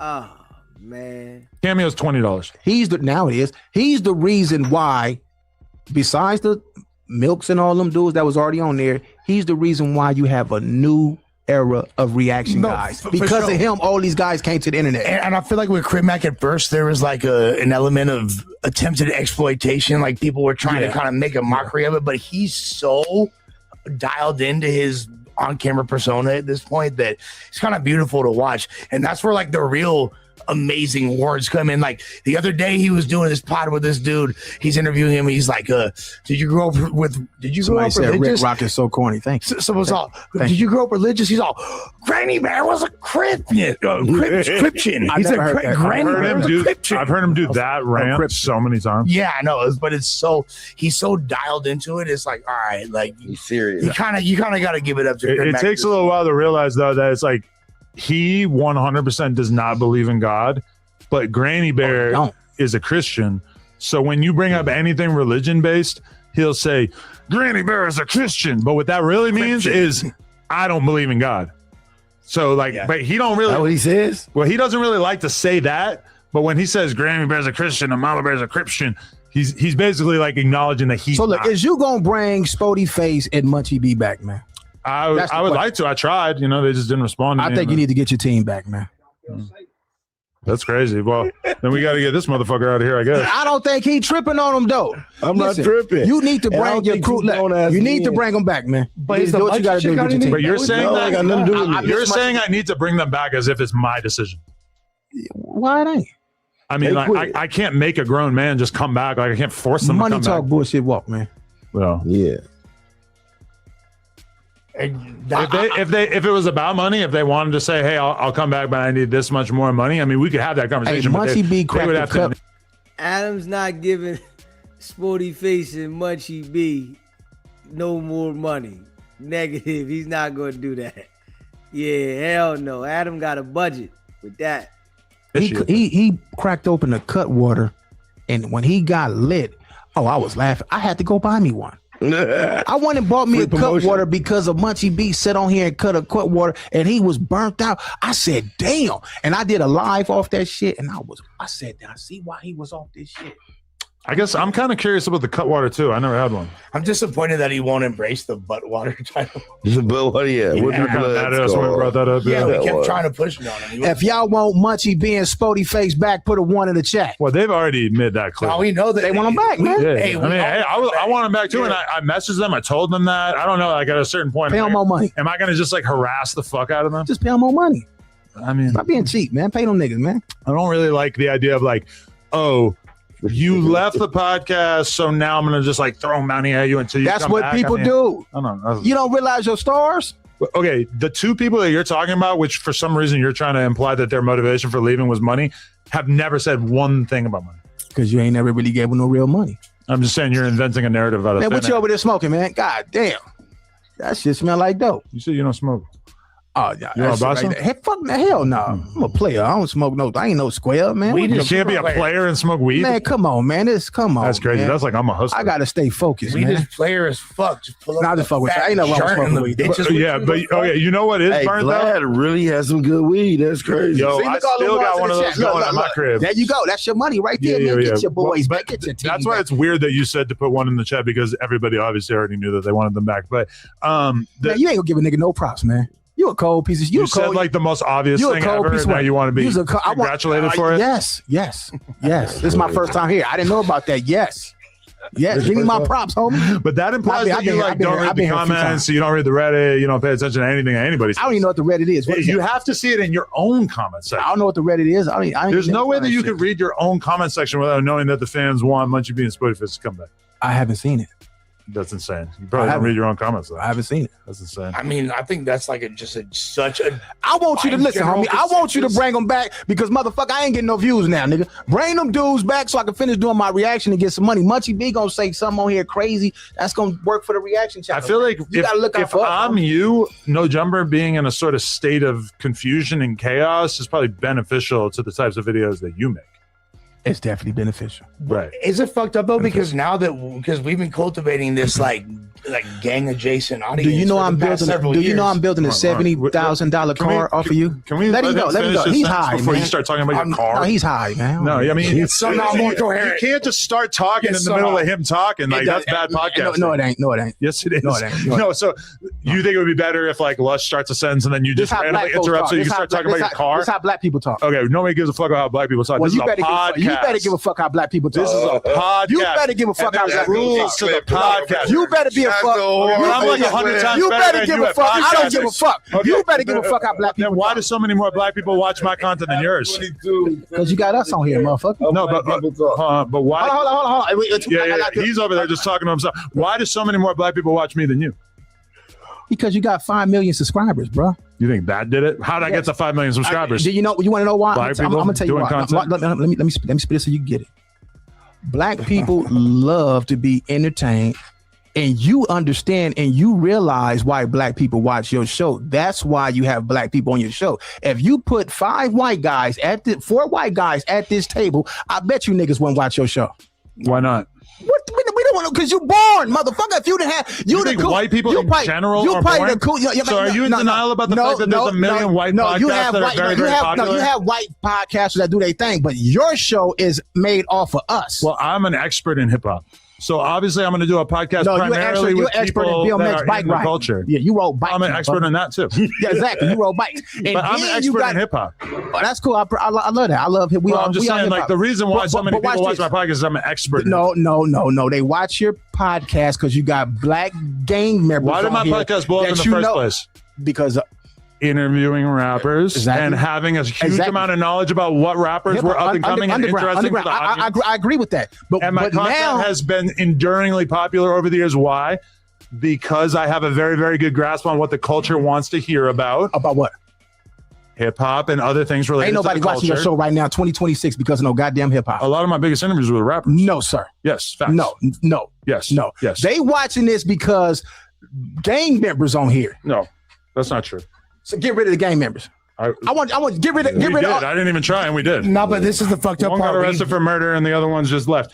Okay, so let's take a look at who the biggest interviews on No Jumper in the last. Man, we know who that was, man. No. Okay, so you tell me who of this list are gang members. XX No, this is in the last 28 days. Charleston White, not a gang member. That's good. Adrian Broner, not a gang member. Yeah. Sauce Walker's baby mama, not a gang member. Right. And then there's me talking to Wack, who admittedly is from a gang. So okay, you can throw and that. That's the last 10 days, right? That's the last 28 days. So no gang members in our top besides Wack. So Wack's not a gang member. He's them people. You comparing 28 days for the last couple of years you've been having niggas on this show. Okay, so let's go to the top for the last 365 days. Crip Mac, gang member, sure. Mm-hmm. Top 5, gang member out of Toronto. 6ix9ine and Adam 22. 6ix9ine, not a gang member. Yes, he is. No, he was part of it. Was never a gang member. Yes, he was. Hung out with gang members. Not a gang member. Don't count. Not a gang member. He was at one point. Nope. Never got put on. Never was a blood. Nobody would tell you that he was. He would tell you he's a blood. Facts matter. Nope. Nobody. He never said he was a blood, and nobody around. Why you taking up for him, but you ain't taking up? That's the homie. But also, so that's facts matter. Wait, hold up. Facts matter. That's your homie, right? So the same thing with me with Snoop. So now because you cool with this nigga, he ain't a gangbang. But I'm not. When he was around here, I can pull up songs with him saying blood. He actually was never a gang member. How is that possible? How you? Man, are you hearing what you saying? He hung out with gang members. He was not. That makes you a gang member. So prove that he was a gang member. He on there wearing red flags. He talking about blood and all that shit. Okay, but not a gang member. Because it's your homie. No, just actually wasn't a gang member, and you can't prove it in any way. And if we ask the AI right now, they're going to agree with me. Fuck the AI. If it come out of his mouth, that's what he is. When? He was when did he say he was a blood? He stopped saying he was a blood when he got caught up on the stand. No, but he said he was a blood on the stand. If they asked him on the stand if he was a blood, he would have said no. Because he wasn't. He said yes. He was never a gang member. 9 Trays extorted him and was bullying him and all that. And I'm not even dissing. I'm not dissing 6ix9ine. I'm not dissing 6ix9ine. But if you hanging with bloods, you throwing up bees, you got a red rag, you're a gang member. You're a blood. Hey, how come though? And he was going on how come in that first song where he had the red rag, that Gummo song, he said, I'm with the Billies and the Hoovers. He wasn't even that firmly. Yeah, he was shouting out all different gangs. Yeah, he wasn't even firmly. It was okay. Was Tyga a gang member? Was Tyga a gang member? I don't know where he's from. But he used to be hanging out with the Hoovers, right? Exact same situation as 6ix9ine. I don't know. Tyga, because I've never heard Tyga say Hoover. They were exactly, but he wasn't a Hoover. But I heard. But he was hanging out with them because they were protecting him. Those were his boys. He's hanging out with them, whatever, keeping him safe. exact same thing as No, it's 6ix9ine. not. No, Yes. I never heard If Tiger you don't say get Tiger put never got on and kidnapped. you never claim to be a gang member, then Yes, you he are did. not a He gang member. represented it. Tiger is a hard in mover. the paint video. How you gonna tell? Hold on. He's How you gonna tell us about gangbanging? Because you seem to be misinformed. No, how the fuck I'm misinformed? Because you think that 6ix9ine was a blood. You trying to tell me about a culture that I've been in my whole But you're majority of my life. misinformed about 6ix9ine. I'm not No, I'm not. You are. Tiger never said he was from Hoover. No, Never. exactly. And that, but 6ix9ine never said he was a blood. He did say blood. No, he did not. You ain't heard his song. He represents red flags. He claiming blood. He might have grabbed a rag at one point, but I he heard never him said say he was a blood. I heard him said he was a blood. Man, you better And go back on. what is Wack's excuse for why he is comfortable managing him? Because he was never a gang member. And you guys are. Hey, Adam, 6ix9ine claimed to be a blood. Yes, he did. Even though people should know that he wasn't really a blood, but he claimed to be one. He ran around with the bloods and lined them up. And Wack is managing him, because Wack embraces those type of individuals. So of course Wack would manage you. Wack manages those type of individuals. Both Wack disciples, and you're supposed to fall in line with what Wack says. Man, you get your ass with that punk ass shit. Look, check this out. You lost this argument. Wack is. You hear Rick Rock's supposed to fall in line. Whatever Wack say, he's supposed to do it. You do what Wack say, nigga. Yeah, don't do nothing but what Wack say. School is working. You're gonna stretch it out, but it's hold on, cap. let me tell you something. Wack probably playing his ass off some motherfucking money, man. That's what he probably working and pimping his ass. That's what's going on. I know. No, they made money together. You can't tell me. Ain't no making no money, man. He made playing his ass off some That's paper, what the man. entire team did to him, though. Tiger we know how to find a sucker and work. 6ix9ine was guilty by association of being a gang member. It's a cold motherfucking piece of shit. No, he was guilty of doing things that were illegal with the gang members. That makes him a gang member. He himself was not a gang member. But if to his ops, it would have been like, nigga, you one of them. If we all get in the car after this and we go shoot some shit up and rob a bank and steal a candy bar from 7-Eleven, am I a Crip? No. But if you're hanging out with the Crips every day for the last 3 years, still not a Crip. And you know it, just like I know it. I can hang out with you and you every day for the next 365 days. We could commit crimes together. I am not a Crip unless I get put on and I publicly claim to be a Crip. How you know he didn't get put on? He didn't. How you know? Because I'm extremely familiar with 6ix9ine's lore. I've had deep conversations with him. I watched 3-4 documentaries about him. You watching documentary? You don't know. So I was in all of them. Was you in his hood, Woody? No, I never. I believe that he was we weren't really getting along during his massive. All right, well, that's what I'm saying. You don't know if he got his ass with the one in the backyards or not. Hey, you ain't got to get if put on. If they some all gangs. kept that secret, it's basically not true. Some gangs you don't got to get put on. Why are you taking What up are for those this? gangs? Why are you taking up for him? But like that's that? the homie. But also, I'm No, just. no. I care more about the Bonnie truth. Hunters. You care more about the thing that you initially said because now you're going hard defending a lie. No, I think you taking up for him because you want his ass to do some future interviews. That's what I think. No, I mean we'll do future interviews just because that's the homie. And you know, he was never a blood. And if you went against his ass, he ain't gonna do no interviews with you. You think that me saying that he was a blood would stop me from being able to do interviews with him? I spent like 7 years calling him a snitch on YouTube every day. And he didn't care. We patched it up. It was good. He probably said, I'm a snitch. He's comfortable in his skin. He brought me out to the ring the other day with him at the fucking brand risk event. Yeah, he's comfortable in his skin. He's not ashamed of it. So you're not gonna go against your homies, right? No, I will. So you gonna defend and take up for y'all, but I can't take up and defend my homie. No, I care about the truth. You care about winning an argument. Okay, so your truth. Yeah, a little bit too. 6ix9ine never was a blood. He wasn't. You believe that? Prove it. So you don't believe that at one day before this whole situation, before him testifying, he never woke up and was like blood. No, he was. And he felt like he was a claiming blood. it. For a second, he was claiming it, but he never really was official type. But if you claim it and they accept you, that make you a gang member. I don't consider him a blood because he never got put on. But there's a lot of gang and he never members said he was a blood. Hey, but what did Rick say a few minutes ago? We know how to spot a sucker. Like, so like it is what it is. Man, Adam gets some money up out of him. I don't give a fuck nobody say. He probably got a future interview coming up with him. But why would me saying that he's not a blood in any way impact me? Because you don't know if he was out there. You went in that hood when he was in with them dudes, man. Right, but I had conversations with all the dudes from his hood too, and they all said, "Man, hey, was 6ix9ine ever a blood?" Hell yeah, he was a blood. All right, now you square ass motherfucker. Wrong. You want to take up for your homeboy? Wrong. Man, this motherfucker's a square. Wrong. Why are you saying that? Served him.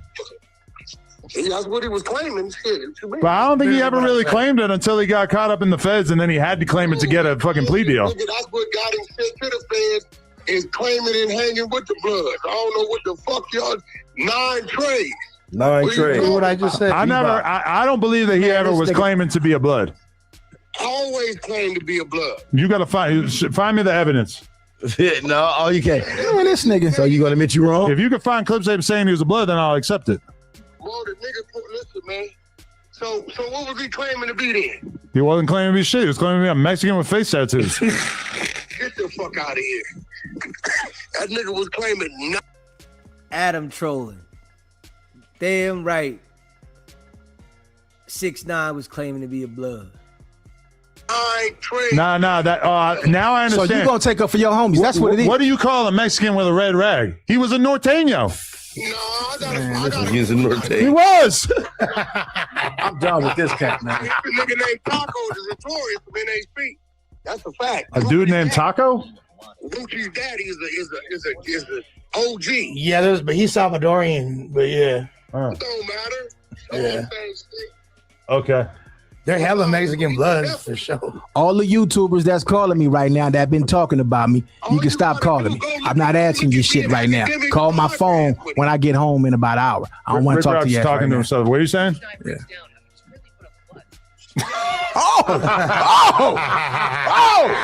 Yeah. Get your square. All right, I might not be 100% correct. See, I just admitted I was not 100% correct. That's what I'm saying. You're going to take up for your homies, though. You see what I'm saying? Why is it? He's not the my same homie like shit that. I did, though. He's not my homie like that. Come on, man. 6ix9ine breaks down how he was really put on the bloods. That's an AI voice. He wasn't just rapping about it, but actually living it on the front lines. Wait, hold on, can you the red stop it? bandanas. At any point throughout this, are you officially initiated? Wait. That is good. People like know these facts, right? Because I'm a Mexican. Again, was Charlie Kurtz don't make you tough, being don't make you tough. I think he's actually saying he wasn't blood, You know that, right? right? Look at my charges on the Ricc case. Look at them. I got 9 counts. I pled guilty. I pled 9 guilty to 9 guilty. I'm on every drill with them. The Rap-A-Lot robbery. I'm there. I'm on that drill. The Trippie Red. I'm on that drill. I'm on every drill with these. On the drill with my front line. These is facts. But like I said, I'm initiated in. I'm not initiated in just rapping. I'm doing drills on my own with these. Well, yeah, because after that, the whole. I mean, all right. Well, it's pretty compelling evidence. I'm not gonna lie, but I don't think just doing drills with him gets you to be an official blood. If me and you go shoot somebody, I'm not a crip after. If you say you is, you is. Nah. Yeah. He said. Damn, I thought you were gonna exonerate me in this argument, Wack. Wait, he hung up.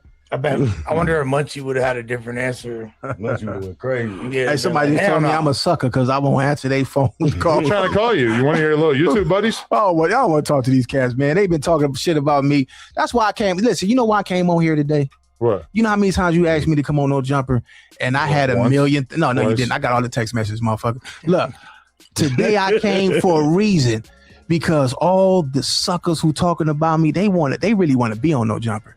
Yeah, they want to come over here for real. They'll sweep this whole office.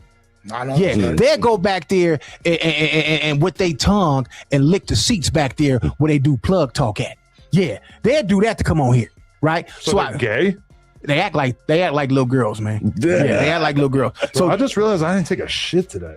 Yeah, shit on them. Then go shit on them. But look, they want to come over here. But you were just talking about me. Yeah, so make some more videos, and that's my free marketing. That's what I do. I use these cats for free marketing. All the ones that want to talk about me, that's free marketing for Rick Rock. Next, what we was talking about? Let's get back to that shit. Fuck these niggas. Being bloods, I guess. Yeah. I don't know. What the fuck were we talking about? You just You were admitting. I'm gonna put my feet up on You this. were There's a gang of admitting that we were wax disciples and we were right, though, right? Okay, well, you guys, you kind of got exonerated there. Yeah. Personally, I didn't think he ever claimed to be a blood because I just didn't think, like, him saying in that, like, yeah, I was on all the drills, so therefore I'm a blood. That was my initiation. When you ever hear of that? That's like my put on was going and spraying at people for a year. I mean, like they seen you with, that he had potentially was a revenue stream, and they seen how far it was going to get. Actually, no, but okay. Here's the thing: when I was just telling you that 6ix9ine was never a blood, that was a play. I was just doing that for content. Oh, all right. Yeah, that was a play for sure. That was a play. Yeah, that was a skit. That was a play. That was a little skit. Yeah. I was just trying to get some content, you know. All right, we did our time here, I think, today. We got to do some donos. Let's read some donos. How y'all do this shit every day for this many hours? Why do you think we do this every day? God dang, y'all talking about this long, man. Y'all, man. We do it like once a week. Trying to do more, but we're kind of working on our squad this is at this a lot time. right here, bro. We do got a couple donos here. I guarantee some of this is gonna be talking shit. So if you want to get, unless you got some real money on the table, yeah, if you want to get your hate in, go for it. Shout out Berto the Frog for gifting us membership. Keith Ross said, "Hey Adam, you know any other good pods? Because I'm done with this bullshit." Yeah, you should go watch Back on Fig. I think you're gonna love it. Don't do things like that. Tonyville said, "Drug test Lush after that outfit." Yikes. Yeah, I'm with you on that one. Hey, but I bet your bitch will suck my dick. Woo! You feel me? Luke? Can I get next? Probably a lot of their whole squad. We're gonna bring them to the Grandies. I'm gonna guess his girl probably don't want to suck your dick either. I'm gonna be real with you. Adam78B said, "This is my last membership milestone message. You ruined a great show, Adam. I really enjoyed Tuesdays after work." It is a conspiracy theory to say that I ruined this podcast because so number one, I didn't get NFA locked up, and I didn't cause Much of B to leave, and I didn't cause Bodyfish to leave. So that is a batshit conspiracy theory. I don't think it's my fault either, though. But it's more. I'll take the blame. It is not your fault. I'm trying. It's a little bit more logical to say that it was your fault, even though I don't think it was your fault either. Yeah. But I think it's really your fault, though, bro. But how? Because Defend that. I'm gonna tell you why. This is your building. Yeah. You responsible for the people that's in here. Okay. All you had to say, hey, y'all cut this shit out, or y'all out of here. Hey, cut the cameras. I'm not that desperate for no money. And so get your ass out of here. If they said everybody leave. If they said, Adam, this has nothing to do with you, we got to go handle this outside. What am I supposed to say? You're the boss. You had listen. Y'all could take you're dramatically misunderstanding how the world works. I'm the supervisor. Hey, cut that shit. I ain't no going outside. Yeah, man. What would you have said if I said no? Y'all are not allowed to go outside. You have to stay in this room. You would have said. You would have did it anyway. What would you have said? Honestly, in that moment, I'd have been like, all right, wait till we get off work. Which you did say. You tried to say that. See, it wasn't happening. No. Did you say that? He did. He did say that, and then they immediately went and fought anyway. No, because you were supposed to stop it. You were supposed to stop it right. You were supposed to say, hey, chill out. Once we had an understanding, I told him, we gonna squad. That's it. But I think that's a fair thing to say. You can't. Hey, if we got beef after school, it is what it is. Let me tell you one thing about black people, man. Let me tell you one thing about us, bro. Y'all might look at us like we burnt out sometimes, but we got home training. Most of us. Never said anything like that. I'm just telling you how we are. Most of us. So if you would have said the right shit, I'm pretty sure they would have respected you. Like, hey, homie, if he would have said, wait till we get off work, and you would have said, hey, chill out, bro. You work here. Like, if two grown men / gangsters want to go have a conversation off the podcast, who the fuck when I worked at the oil refinery and I was about to lose that $3,000 a week, and my supervisor told me, "Hey, quit it out." I quit. Not an oil refinery. So look, there a frame of reference in between black people and gang members? And again, your job was to prove that I was the reason why those people left. No, you didn't. Adam, no. I don't know why they left. You just like prevented that. I tried to challenge. One mic.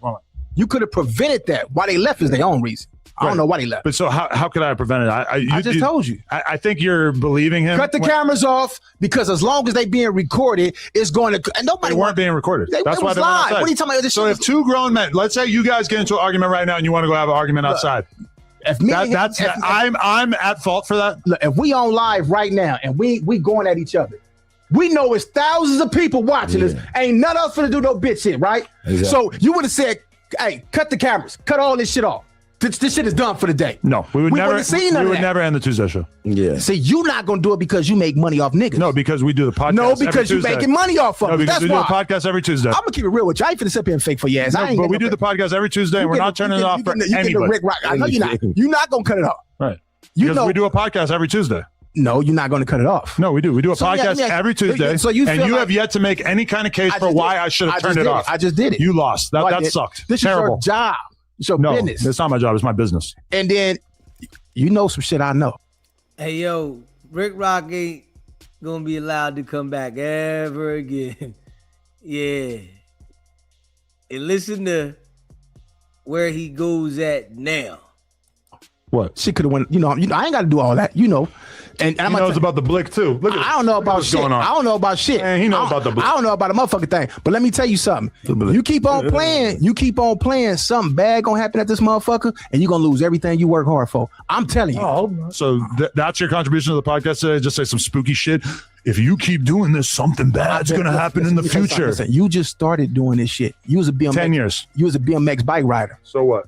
I know. So what? 10 years. I seen some shit that you probably haven't seen. You listen to these old fairy tale ass stories these motherfuckers up here telling you.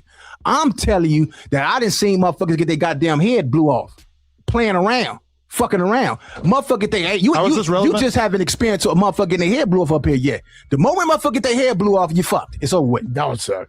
So you think you're bringing something to the table right now by telling me that if somebody got killed? I'm just saying what people scared to tell you. That's all. So you think that if somebody gets killed here that I don't know that would be bad? Yes. That's insane. So why do you hire gang? Why would you come on a podcast and then try to make the brilliant point of if someone dies here, that would be bad? Because I'm just telling you what the streets want to hear. I know, but you should probably say things that are like not so unbelievably obvious. I'm giving you the real, whether you like it or not. Right, but it's not that it's real; it's that it's unbelievably obvious. It's facts. Right, but it's also boring and obvious. No, I don't care about it being boring. It's the truth. So God told me to say that. You think that I didn't know? God told me to tell you that. You think I didn't know that if somebody got killed here, that would be bad? Yeah. So why do you hire killers and murderers up here? Because everybody deserves a chance. Why does homeboy industry hire killers and murderers? No, you hiring dudes that the murders and the motherfuckers. So you're saying it's bad? They rehabilitated. You killed someone. Yeah. You killed someone. You aren't deserving of jobs. But are we? You paid your debt to society. You hiring dudes that's still in the streets. No, who doing it? Who? I ain't got to do all that. Who? I ain't got to do all that. You got motherfuckers who still getting locked up over here. Who? Ann Hefe. Brick Baby. Ann Hefe was a dream to work with the whole time that he was here, and then he got arrested for something that apparently But you know why you don't care? I do care. No, you don't. No, that's a false premise. Because it's bread. That's why you won't cut the cameras. No, I won't cut the cameras because this is for the audience. No, the audience don't want to see. I know my mom and them don't want to see him and Spody Face fighting. You just said that the whole purpose of this fucking podcast is for people to fight on camera. No, I didn't. No, yes, you did. You've been trying to make that point the entire episode. No, I didn't. You just contradicted yourself so bad. I don't want to see these two niggas fight. I don't want to see it. That's different than what you just said. Because you making money off of it. The audience doesn't want to see that. No, after spending an entire podcast saying that that's exactly what the audience does want to see. That loud talking shit don't mean nothing. No, you're contradicting yourself and then you're talking over me because you don't want to face the fact that you're not making any sense. No, I'm not. I'm saying some real shit and you know your ass getting put on the spot for that bullshit. The stuff that you're saying is boring and useless. It ain't useless. Adam, if someone gets killed here, that's going to be bad. Yeah, see. Wow. Look how angry I had you on the podcast to tell me this unbelievable, illuminating information. You're getting angry because of some real shit. No, I'm getting angry because you keep saying shit that is meaningless. No, because that ain't what you don't want to hear. No, because it's so fucking obvious that nobody should have to come on a podcast. You don't want to hear the real shit. Again, you think that you had to come on here and be the first person to tell me that if somebody gets killed here, that's a bad thing. Then why you hire motherfuckers who kill on here? Why are you here? Because I feel like people deserve a chance. You could be an interesting podcaster even if you killed someone before. I'm not a podcaster. I'm a hustler. Oh, my God. This motherfucker, he don't want to hear the truth. I don't think you're willing to deal with the fact that so many people are watching this right now and are. I don't even know. I don't care how many people watching this. Right, but the people watching at home are dumbfounded by the fact that you're saying things that are so boring. No, they not. No, they not. I bet you the niggas ain't. The real niggas not. The No Jumper group chat is lit up with people saying that this is like unwatchable because your arguments are so bad. That's cool. That's cool. That's fine. I'm just telling you. That's cool. Anyway, you failed to explain why I ruined the Tuesday show. But for the record, I gave you a chance and you failed. I don't want no chance. I don't need no chance. What are you talking about? To make the point that I'm the reason why Spody Fez and Munchie left the podcast. Yeah, I don't know why they left. They left for their own reasons. If you don't know why they left, then that's really insane. You could have prevented that. They left because they boss is not stopping bullshit. How I wouldn't be able to prevent that. They left because they feel like they boss is allowing bullshit to go on at this motherfucking shop. So two grown men going outside and having a conversation. Listen, I don't bullshit. Yeah, you ain't got to say it on camera, but you know exactly why. You think that these people are just so inherently violent that they shouldn't even be allowed to go have a conversation off camera because they're going to kill each other? You know why? You know why? It's insane. You know why? You have failed at making this point. No, I didn't. We're going to move on. Justice said, don't ban me. I watch No Jumper every night on third shift for years now, but Lush, you realize you, Sporty, and Munchie could start a pod right now, and that shit would take off. I'm not saying leave No Jumper, though. Shouts to Spody and Munchie. They're my dogs. They're my folks. Spody and Munchie, I got 10,000 for both of y'all to come back to No Jumper. No, you don't. But also... who don't? What? Who don't? Let's see it. Put it on the table. I'll show you. I'll show you, motherfucker. Also... There's a cautionary tale out there for you. When Fig Munity left, the podcast went to shit. They get no views now. So. And them my peoples, and I fucks with them. Like, yeah, we fuck with them too. But realistically, we saw what happened last time somebody left and tried to start their own podcast. I'm sorry to disappoint whoever, but like I'm devoted the long way to No Jumper until the wheels fall motherfucking off. This line I'm still gonna watch the show. That's it. And we gonna rebuild it. And just like we did with Brick before, it's gonna be like what it is gonna be better than ever. We gonna get this new squad we putting together, and it's gonna be stupid. Okay, you hear him, right? Listen, dudes is replaceable. Straight up, Lush in there high as a kite, saying, hey, yo, just how when Brick left, we gonna replace Ant, Bunchy, and Sporty Face. Hey, on to the next. See, when jokers go, to certain places, they gotta understand that, this is business. This is business. All that friendship, it's business. Adam Moses said you ran off 2 of your best hosts, which again, this is a conspiracy theory. The idea that I ran them off for a dude who don't even bother to show up on time, which again, J Hood, we can't keep doing that. That's going to be a big issue going forward. Yeah. Munchie Spody and Wifey collab on Plug Talk. Lush 2, he deserves it after being with a cheating Heina. Stupid. Insane. Mr. John Doe said Munchie's ass is a crybaby. We know your lame ass coming back. Okay, I don't know that. I hope that's true. Mr. Bakerman said, J Hood don't respect the platform. Have Wack talk to him. That's his plan. And I'm done with the Adam and Wack show. Getting someone's page taken down is some sucker shit equivalent to ratting. If you believe that Wack actually did that, I have a bridge I want to sell you in Brooklyn. But definitely, yeah, J Hood, I've talked to him. He knows he's got to be on time. Last time being late. Yeah. They get paid to talk shit over here. Richie Vid said, Adam, this is why you should have ignored Moose, Weirdo, and Hey, Adam. Wack definitely has something to do with that. Yeah, Wack loves the report channels. So he definitely has something to do with that. Hired Yogi 5. Shout out to Yogi 5. Reality Check said, try out Mr. Viral from Viral Way for the Tuesday show. That's actually not a bad idea. Viral, my dog, too. I'm open-minded about that. Them fools are hard. Mr. John Doe said, my N-word Dragonite Crip is a mod again. Ricky is a bitch. Look at Lush sitting there, though. Lush sitting there, you already know he lit.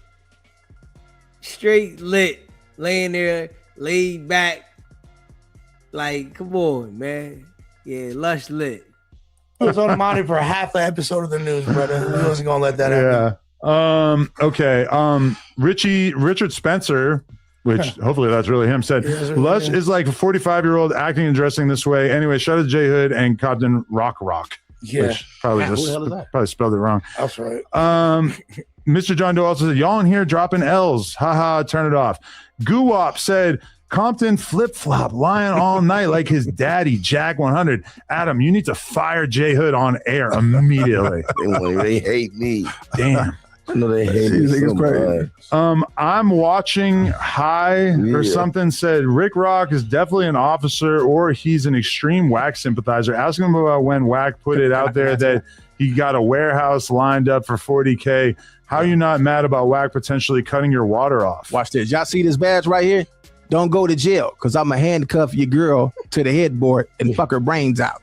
If you ever come on here again, you got to stop doing the whole I'm going to fuck your girl thing. That's what I'm doing. That shit gay. I don't give a fuck what you talking about. That shit weird. No, what's gay is you talking about a penis all day and looking at man's penis. This ain't gay. So I said something that you actually do, and then you said something that I don't do. Let me say something. Listen to me. So I said something you actually do, and then you made something up. I fuck with That's you. bad podcast. I fuck with you. I do fuck with you. Right. But telling me what I fuck with you too, but I'm just trying to help you be a better podcaster. But you got a few ticks to work through. But you telling me what I am and what I'm not gonna do. It's cool. I don't got to come. I'm not telling you what you are going to do. I'm telling you what you should do. Okay, but I don't got to come here. So being I don't know, you probably won't ever come back, but I'm just saying. I don't got to, though. I know, but I'm just saying that, like, the thing of, like, always talking about how you're going to fuck everybody's girl, it comes off super weird on the podcast. You talking about fucking men. What are you talking about? Not today. Is anyone else scared to introduce Compton Rick Rock to their girl after? Yeah. I'm just saying that like you might think it comes off cool, but it comes off weird. No, it comes out weird is when you be talking about man's penis, man. So again, I said something you actually have been doing the whole episode, and then you made up something. No, I didn't. So when someone hits you with a reality check, you can't hit them with some fantasy. You can't take it. You talk about penis all day, man. No, sometimes I make gay jokes, sure. No, but that's different than what you do. No. You talk about you just like penis for real. acting like you're a Casanova saying you're gonna fuck everybody's girl. That's strange. God forbid you go to jail. You don't want your bitch bouncing like a low rider on top of Ricc. As soon as you go to jail, the best podcasters, the best podcasters are the ones who are actually willing to like take advice about. I'm not a podcaster. I keep telling you that. But if you've expressed interest in doing podcasts going forward. No, not podcast. The whole like I'm gonna fuck your girl. I'm gonna fuck your girl. Man, that's part of my character. Weird, If you girl podcast. Look, yeah, you gotta say it's unbecoming. You gotta respect my character like I respect your character. If you sit on here talk about penis all day, I'm not changing for nobody. If you don't like it, then fuck it. Right, and you could say like if I was going on your podcast, you could tell me like, hey, the gay jokes are a little too much. I wouldn't care. I'll let you do your thing. So you're saying that if you had a podcast and I came on, then you would not in any way tell me what you liked or come on my show. I thought you didn't have one. I got a little setup. Come on my show. Well, as long as you're not going to talk about it, you're going to fuck everybody. Nah, but I'll let you do your thing. Come on my show. I came on yours. You come on mine. Smackpack said, Adam, a live podcast on a Wednesday. What the fuck do you think is going to happen? Why not do a weekend, nerd? J Hood, you a lame as fuck. Lush, you a 304. Adam, get your OGs back. I didn't know that a Wednesday would be prohibitive because we always did weekdays for every show we did, right? I don't think we ever did like a Friday night. Normally, like a Thursday. Venues are going to have like musicians on Friday nights. Nah, but we did the last one we did at the Novo was on the weekend because me and you interviewed Jim Jones on Saturday morning the next day in Jewel's. Oh, okay. Yeah, whatever though. Okay. Dragonite Crib, I just found Rick Rock's number in my girl's phone. Oh, see, I told you, man. Come on, man. I told you. K Blow said, Lush, bring Spody and Munchie to a meet and greet. Give the supporters what they want. Yeah, we for sure finna run a meet and greet this coming Wednesday, Brody, next week. Yeah, let's do a meet and greet instead of a podcast. That sounds awesome. No, not that. C Hustle said, Adam, you got to step your content game up and stop relying on a shit show for views that don't translate to real life. Yeah, I mean, nobody is trying to rely on a shit show for views. Just sometimes happens sometimes. QN Hannah said, should have did it like a showcase and pay to perform. You would have made the money back ASAP. That sounds like the worst thing ever. And I hate showcase hip hop culture more than almost anything so ever. This is going to be like Kill Tony. We just like, you suck, dude. Get off stage. It's like probably the worst idea I've ever heard. Joe Max said the live show won't sub because the viewers aren't in LA. That's completely false. Our number one demographic is LA. Also, J Hood got to go. He too new to be that late every week. Tell him it starts at 3, so he shows up at 4. We should tell him it starts. Given how late he was today, it wouldn't have mattered if we told him it started at 3. So, yeah, we definitely got to try to start right at time, especially at a time like this when we're in a little bit of a state of chaos. Man. I do feel bad for J Hood having to be in the group chat with us. Speaking of dick talk, though. Oh, what? Man, like, what did you say, homie? Now he's gonna act like I denied having talks. Hey, I talk about dicks. Okay. Dicks. 909BK Baby said your membership hurt momentum for ticket sales. 100% not true. That's a completely unsubstantiated conspiracy theory. Also, Lush got to quit the fake confidence. We don't believe you, and Rick Ross is an embarrassment to his hood. Yeah, I'll try. I don't give a fuck. Damn, fake I don't care about that. Yeah, I mean, I'm a podcaster now. You being fake confident about girls is weird. I'm a podcaster. Sure, I'm fake confident about girls. Gregory said, Adam, $64 tickets were too high in this economy. I considered, but that's too steep. I actually didn't even look at the ticket price. I thought it was lower than 64. Yeah, that is kind of stupid. I ain't gonna lie. There was cheaper ones. They're lying. YouTuber without a name said, you are not the problem, Adam. I think $80 is too much for some people. Maybe $50 next time. Again, the tickets were below $50. Love you guys. Not gonna lie, I miss Munchie B so much. Yeah. Dragonite Crip said, having a live show on a Wednesday at 80 a ticket, which again, fake, sounds like a shot issue. It makes you feel better, Adam. I heard 80% of the audience at the FMW live shows were family members. Yes, we all remember that, although for sure T-Roll is gonna forget about that when he talks about our live show. And he also said Lush is the go for the record. Lush needs all the positive reinforcement he can get. Shit, motherfucker. That's why y'all can pop it all. I can't believe they paying to say this shit. This is crazy. Yeah, this is every week. Okay, KTA Rocco said, I used to come with the homies. Okay, this guy's got to go because this is fake news. So KTA said, I used to come with the homies. You done let Rat/Jack100 ruin your show. Again, fake conspiracy theory. Everyone doesn't glaze and believe everything that Rat and Jack100 say. Sounds like you and the co-host. Fire the fake Pyru to the moon. Can't call him a fake Pyru. Official Brian became a member. Shout out to him. K Blow and said, dude, Deadass got an officer outfit on. That's how you know he fucks with whack. And Adam, why do you give Luz shit about being late? Asking for apologies, but when J Hood shows up, it's crickets. I have talked to both of them. Just because I'm not doing it on camera doesn't mean that we're not doing it. Also, I should know better, bro. Like, I got like you. Yeah, he's been here a lot longer. I told Luz today, I'm like, you got to be a fucking role model to other people on the podcast, man. I'm him. I got to be him. Jimbo said Tubi saw that trash ass shit and sold their entire company so they didn't have to buy that bullshit. That shit was bad. Where's the mayor at, man? This guy ain't it. So J Hood or Compton Rick Rock, they're saying you're I don't care. Whatever. Derek said, J Hood, what's your workout program for the gym? I'm trying to buff up heavy and get in better shape. Do you work out right now? Yeah, all I do is be on the treadmill, but I'm going to get all the way in the gym. You should ignore the treadmill and just get swole. So you're just naturally kind of. I mean, you got a little pot belly, but I feel like if I was you, I'd be more focused on like just building muscle. Yeah, no, as long as I do my 500 push-ups every night, I need to just really run. 500 is insane. 500 push-ups? I feel like you would be better off just benching. Yeah, no, 500 push-ups, that's like fast. Do that fast. But that's like quick 10 sets of 50. But that's like a ton of reps of like really low weight. Yeah. Push-ups work everything, though. Push-ups work everything. Not really. I don't know. It's just something I do. Push-ups work your legs? No, it take me like 5-10 minutes. Bench don't work your legs either, though. I'm saying like I know. Upper body take me push-ups like work. 5-10 minutes. Go down there. Push-ups work like a pretty limited set of muscles, though. Yancey said, Adam, if you love dark humor and the darker the funniest, then why is jokes about your family off limits? Just say everybody has a line. You can be funny without being disrespectful. I mean, yeah, I don't think jokes about like people's kids are funny. And that's why anybody who makes jokes about anybody on this platform's kids is off limits. And I would say that people's girls, especially if the girls are not public figures, then that's like off limits as well. For sure. Like, I think dark humor still necessitates rules for sure. That's not like an endorsement of like blanket full throttle free speech. I've never been claiming to be a free speech absolutist ever. Q and Hannah said, I did a web series in Sac in New York about the streets called Pack Qs. That's cool. D-React said, this Tuesday show has to be the worst in history for No Jumper. Like, is this a Rick Rock interview or the Tuesday show? Shout out to Rick Rock and cast. That was an interesting shout out after completely slandering us. Although I would probably agree. This is definitely probably one of the worst ones ever. This fool be in like the comments all the time. So I know. He's a fan. But I think he's one of the worst ones ever. Yeah. Rick Rock don't know how to podcast. J Hood, he just sat there the whole time, spaced out. Lush back there leaning and rocking.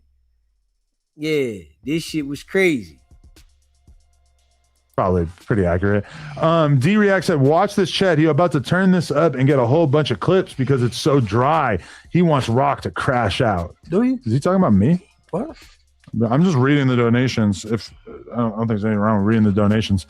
Arm 1977 said, Rick Rock really the type of guy to be pushing 40 and still starting his sentences with, when I grow up, I'm gonna do this.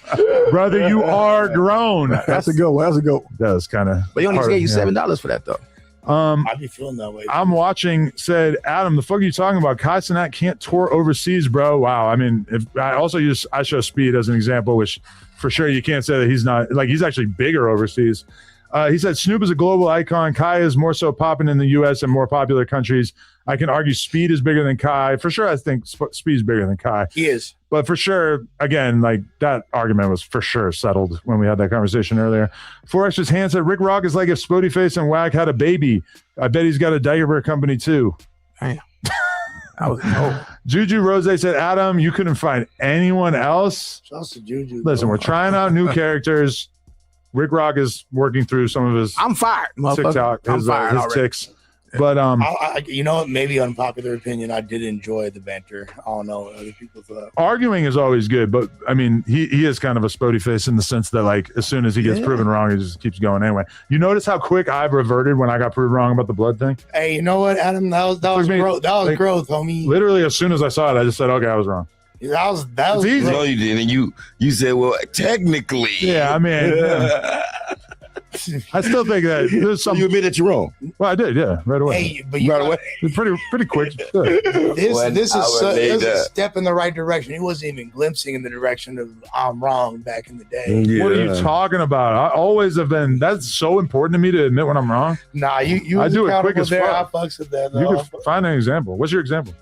Nah, you always say you're wrong. Zone Out Zone said, my dad and I would argue all the time about how I would one day become a well-known comedian, but he would not think people would like my kind of comedy because it's too soft and corny. What is this, your fucking diary? Like, what does this have to do with us? It's just, my dad told me I wasn't going to make it. Yeah. You're going to make it. Yeah, that was funny. Shout out to him, though. I'm sure you were probably forgot a sentence in that.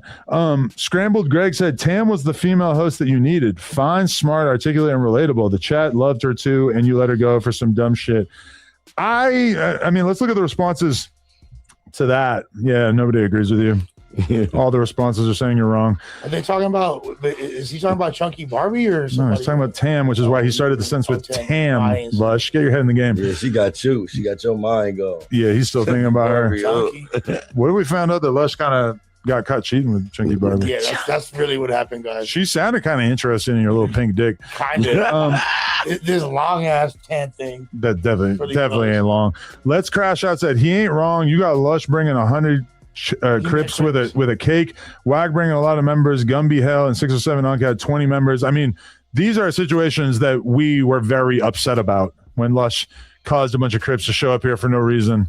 That was upsetting. Oh, with Tiny Hen, with Travis Ford. Yeah, Whack obviously got an earful when he brought well, actually, you can't blame Whack for the fucking loose cannon beating because he didn't actually bring those dudes. Whatever. Adam, come on, man. Adam is saying, yo, you can't blame Whack. When Whack clearly was on the phone with Travis Ford and Loose Cannon and Jay Reed before this situation happened, telling Loose Cannon that he needs to do something to Travis Ford. FPS Wolf said, this is the only smart thing Compton flip-flop said all night. We needed Spody and Munchie to be back. Pay them more to bring them back. It needs to happen. Again, I've been trying to get them back from the very beginning. I'm not going to get on my hands and knees and beg or anything, but you know we've been trying. Reality Check said, bring the Tuesday Squad back and give J Hood a Wednesday show. Again, I actually I laid that idea out to the former hosts and didn't really get any feedback on them. So yeah. Gregory said, this turned into a good podcast. It took a while, but Rick Rock turned up. Appreciate that. DTE Clip said, we all know you're afraid to let the real talent outshine you. You working with the enemy trying to take pages. Tell Wag you let you off the bot farm. I hope you ain't talking about me because you're going to get blocked accusing me of taking people's pages down. Yeah, that is not true. DTE Clip said, Rick Rock showing his true colors, naturally a hater. One episode and gone. LOL. What was that? That was DTE Clips. I never heard of that guy before. Downtown England. Derek said, Adam, you def cut the cameras before when Wag rushed Flacco on live stream. Y'all turned the cameras away from it. We didn't forget you pick and choose what to show. This guy apparently thinks that I'm actually the one operating the cameras, and even though I wasn't even there that day. So that's interesting. These are the people that I'm expected to take advice from, is people who think that I'm the guy running the cameras when I'm not on the podcast. Ain't from the G said, this crack rock guy seems incompetent, keeps interrupting, and isn't funny. If he wipes the side of his head, his haircut will disappear. Spody gone now, 4Extra coming back. You got to love Adam. That was a good one. I like that one. JRV said, Adam, I'd rather watch the No Jumper News instead of the new Tuesday show. Shout out to Uno. Hey, we are in a time of transition working on figuring out who are going to be the Tuesday show hosts. So thank you to all the people out here. How many we got? 4,000 people watching. Pretty solid. Think I'm in a Gang said, Adam definitely ruined the Tuesday show. You allowed Jack 100 to put two of your popular hosts in a weird situation, which, again, completely not true. And even Munchie B would not say that. So it's interesting how popular this conspiracy theory is. And before you say that it's not true, Wack has been talking about this on Clubhouse. Okay, just because Wack talks about something after the fact doesn't mean that it actually was conceived of by him. So again, you are having a hard time dealing with the fact that your conspiracy theories are not true. And then Paper Chaser said, all LA gang members only work out their upper bodies. They skip leg day, walking around like Johnny Bravo. Nah, though, there is some truth to that. I ain't That's gonna so lie. true, yeah. Those got chicken legs running around looking monstrous. Skipping leg day is like a universal policy within the LA gang community, I'm pretty sure. Leg day's frowned upon in the hood. Yeah, Ronnie Ronan said, this platform's potential can take a new, more digestible format for the best. Same fun stuff with a new niche areas across several demographics. Shout out to No Jumper. We appreciate the positivity, brother. Houston, Texas hard body said, shout out to J Hood. Keep pushing. Don't lose focus, big dog. I've been following you since before your dirty politics when you was incarcerated. Your messages reached me at a dark time. Streets and gangs ain't it at all. Real shit. That's right. Much love, much love. TT Battle King said, Adam is not an expert. That's what you hired Lush for. I will say Lush is more of a hip hop expert, has more of an encyclopedic knowledge than me. That's one reason I will always admit that kind of thing. Lush look like a bouncer for Toys R Us. That is funny. That's a pretty good one. Pretty funny. Shout out to everybody who watched this. It was a good old time. Appreciate it. Everybody hit the comment section and say that you're glad that Lena the Plug survived her colonoscopy, which was the first time she got her butthole explored in quite some time. Damn. So shout out to everybody. The news will be back tomorrow. See y'all. Appreciate everybody. Make sure you Yo, smash that like button, man. Hit that subscribe button. Shout out to all y'all, man, that be rocking with the channel, man. Yeah. Wicked100 put his 2 millions next to each other. J Hood and Ricc. And boy, yeah, it just didn't look right. Not at all, man. Yeah. Subscribe to the channel, man. Hit the like button. Go check out the merch, sbgbtv.com. Put a 1 in the chat if you're a member. You know, we appreciate all of y'all that be rocking with the channel. If you would like to become a member, it's pinned in the chat. And y'all know we go live every day. We roll this late night show. We did a long one today. Yeah, and make sure you go subscribe to the other channel. You know, because we got clips coming out on the other channel, SBGB TV Worldwide. We're going to have clips coming out on the other channel every day. I'm not missing a day. Every single day, there's going to be clips coming out on the other channel, SBGB TV Worldwide. You know, and I appreciate all of y'all that rock with the channel.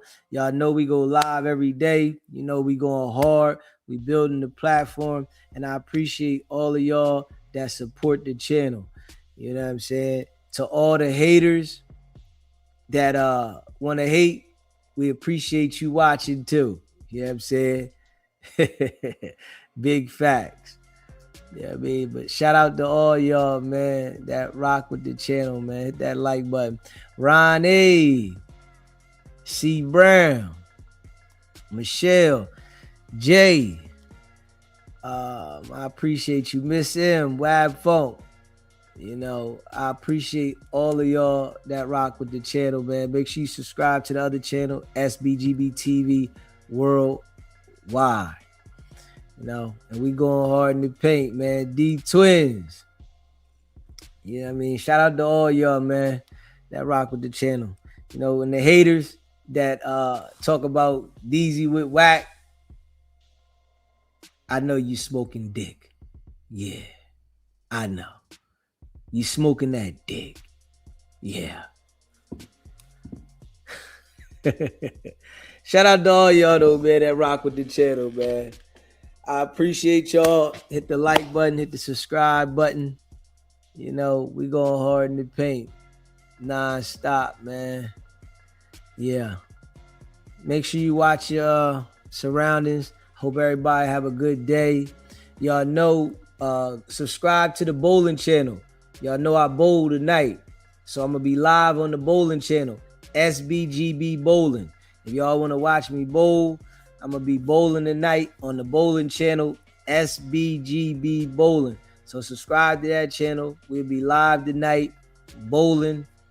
And y'all know what it is, man. I appreciate y'all. Esco. You know what I'm saying? Jan Meeks. I appreciate y'all, man. Hit the like button. Hit the subscribe button. We going hard in the paint. Miss M. We ain't playing no games. Y'all already know what it is, man. Stay sucker free. You know, watch out for the haters. They everywhere. It's your boy DZ. Y'all already know what it is. It's not about the setback. It's about the get back. Nah.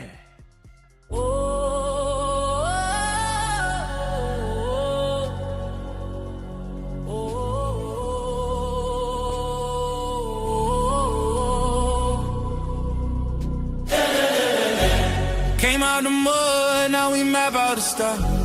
Hands on the wheel, got my life in the car. Up and down roads, they said ain't for me. Now I run routes like a wide body Jeep.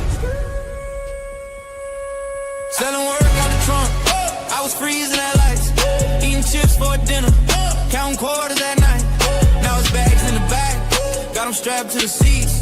Every mile one prayer, one now police. State line after state line, I was chasing a shot at mile marker, felt like a ticking clock. Hit a rest stop shower just to rinse off the pain. Then I double that flip, did it all again. Highway to the million, I'm leveled it. Turn that stress into stone, then I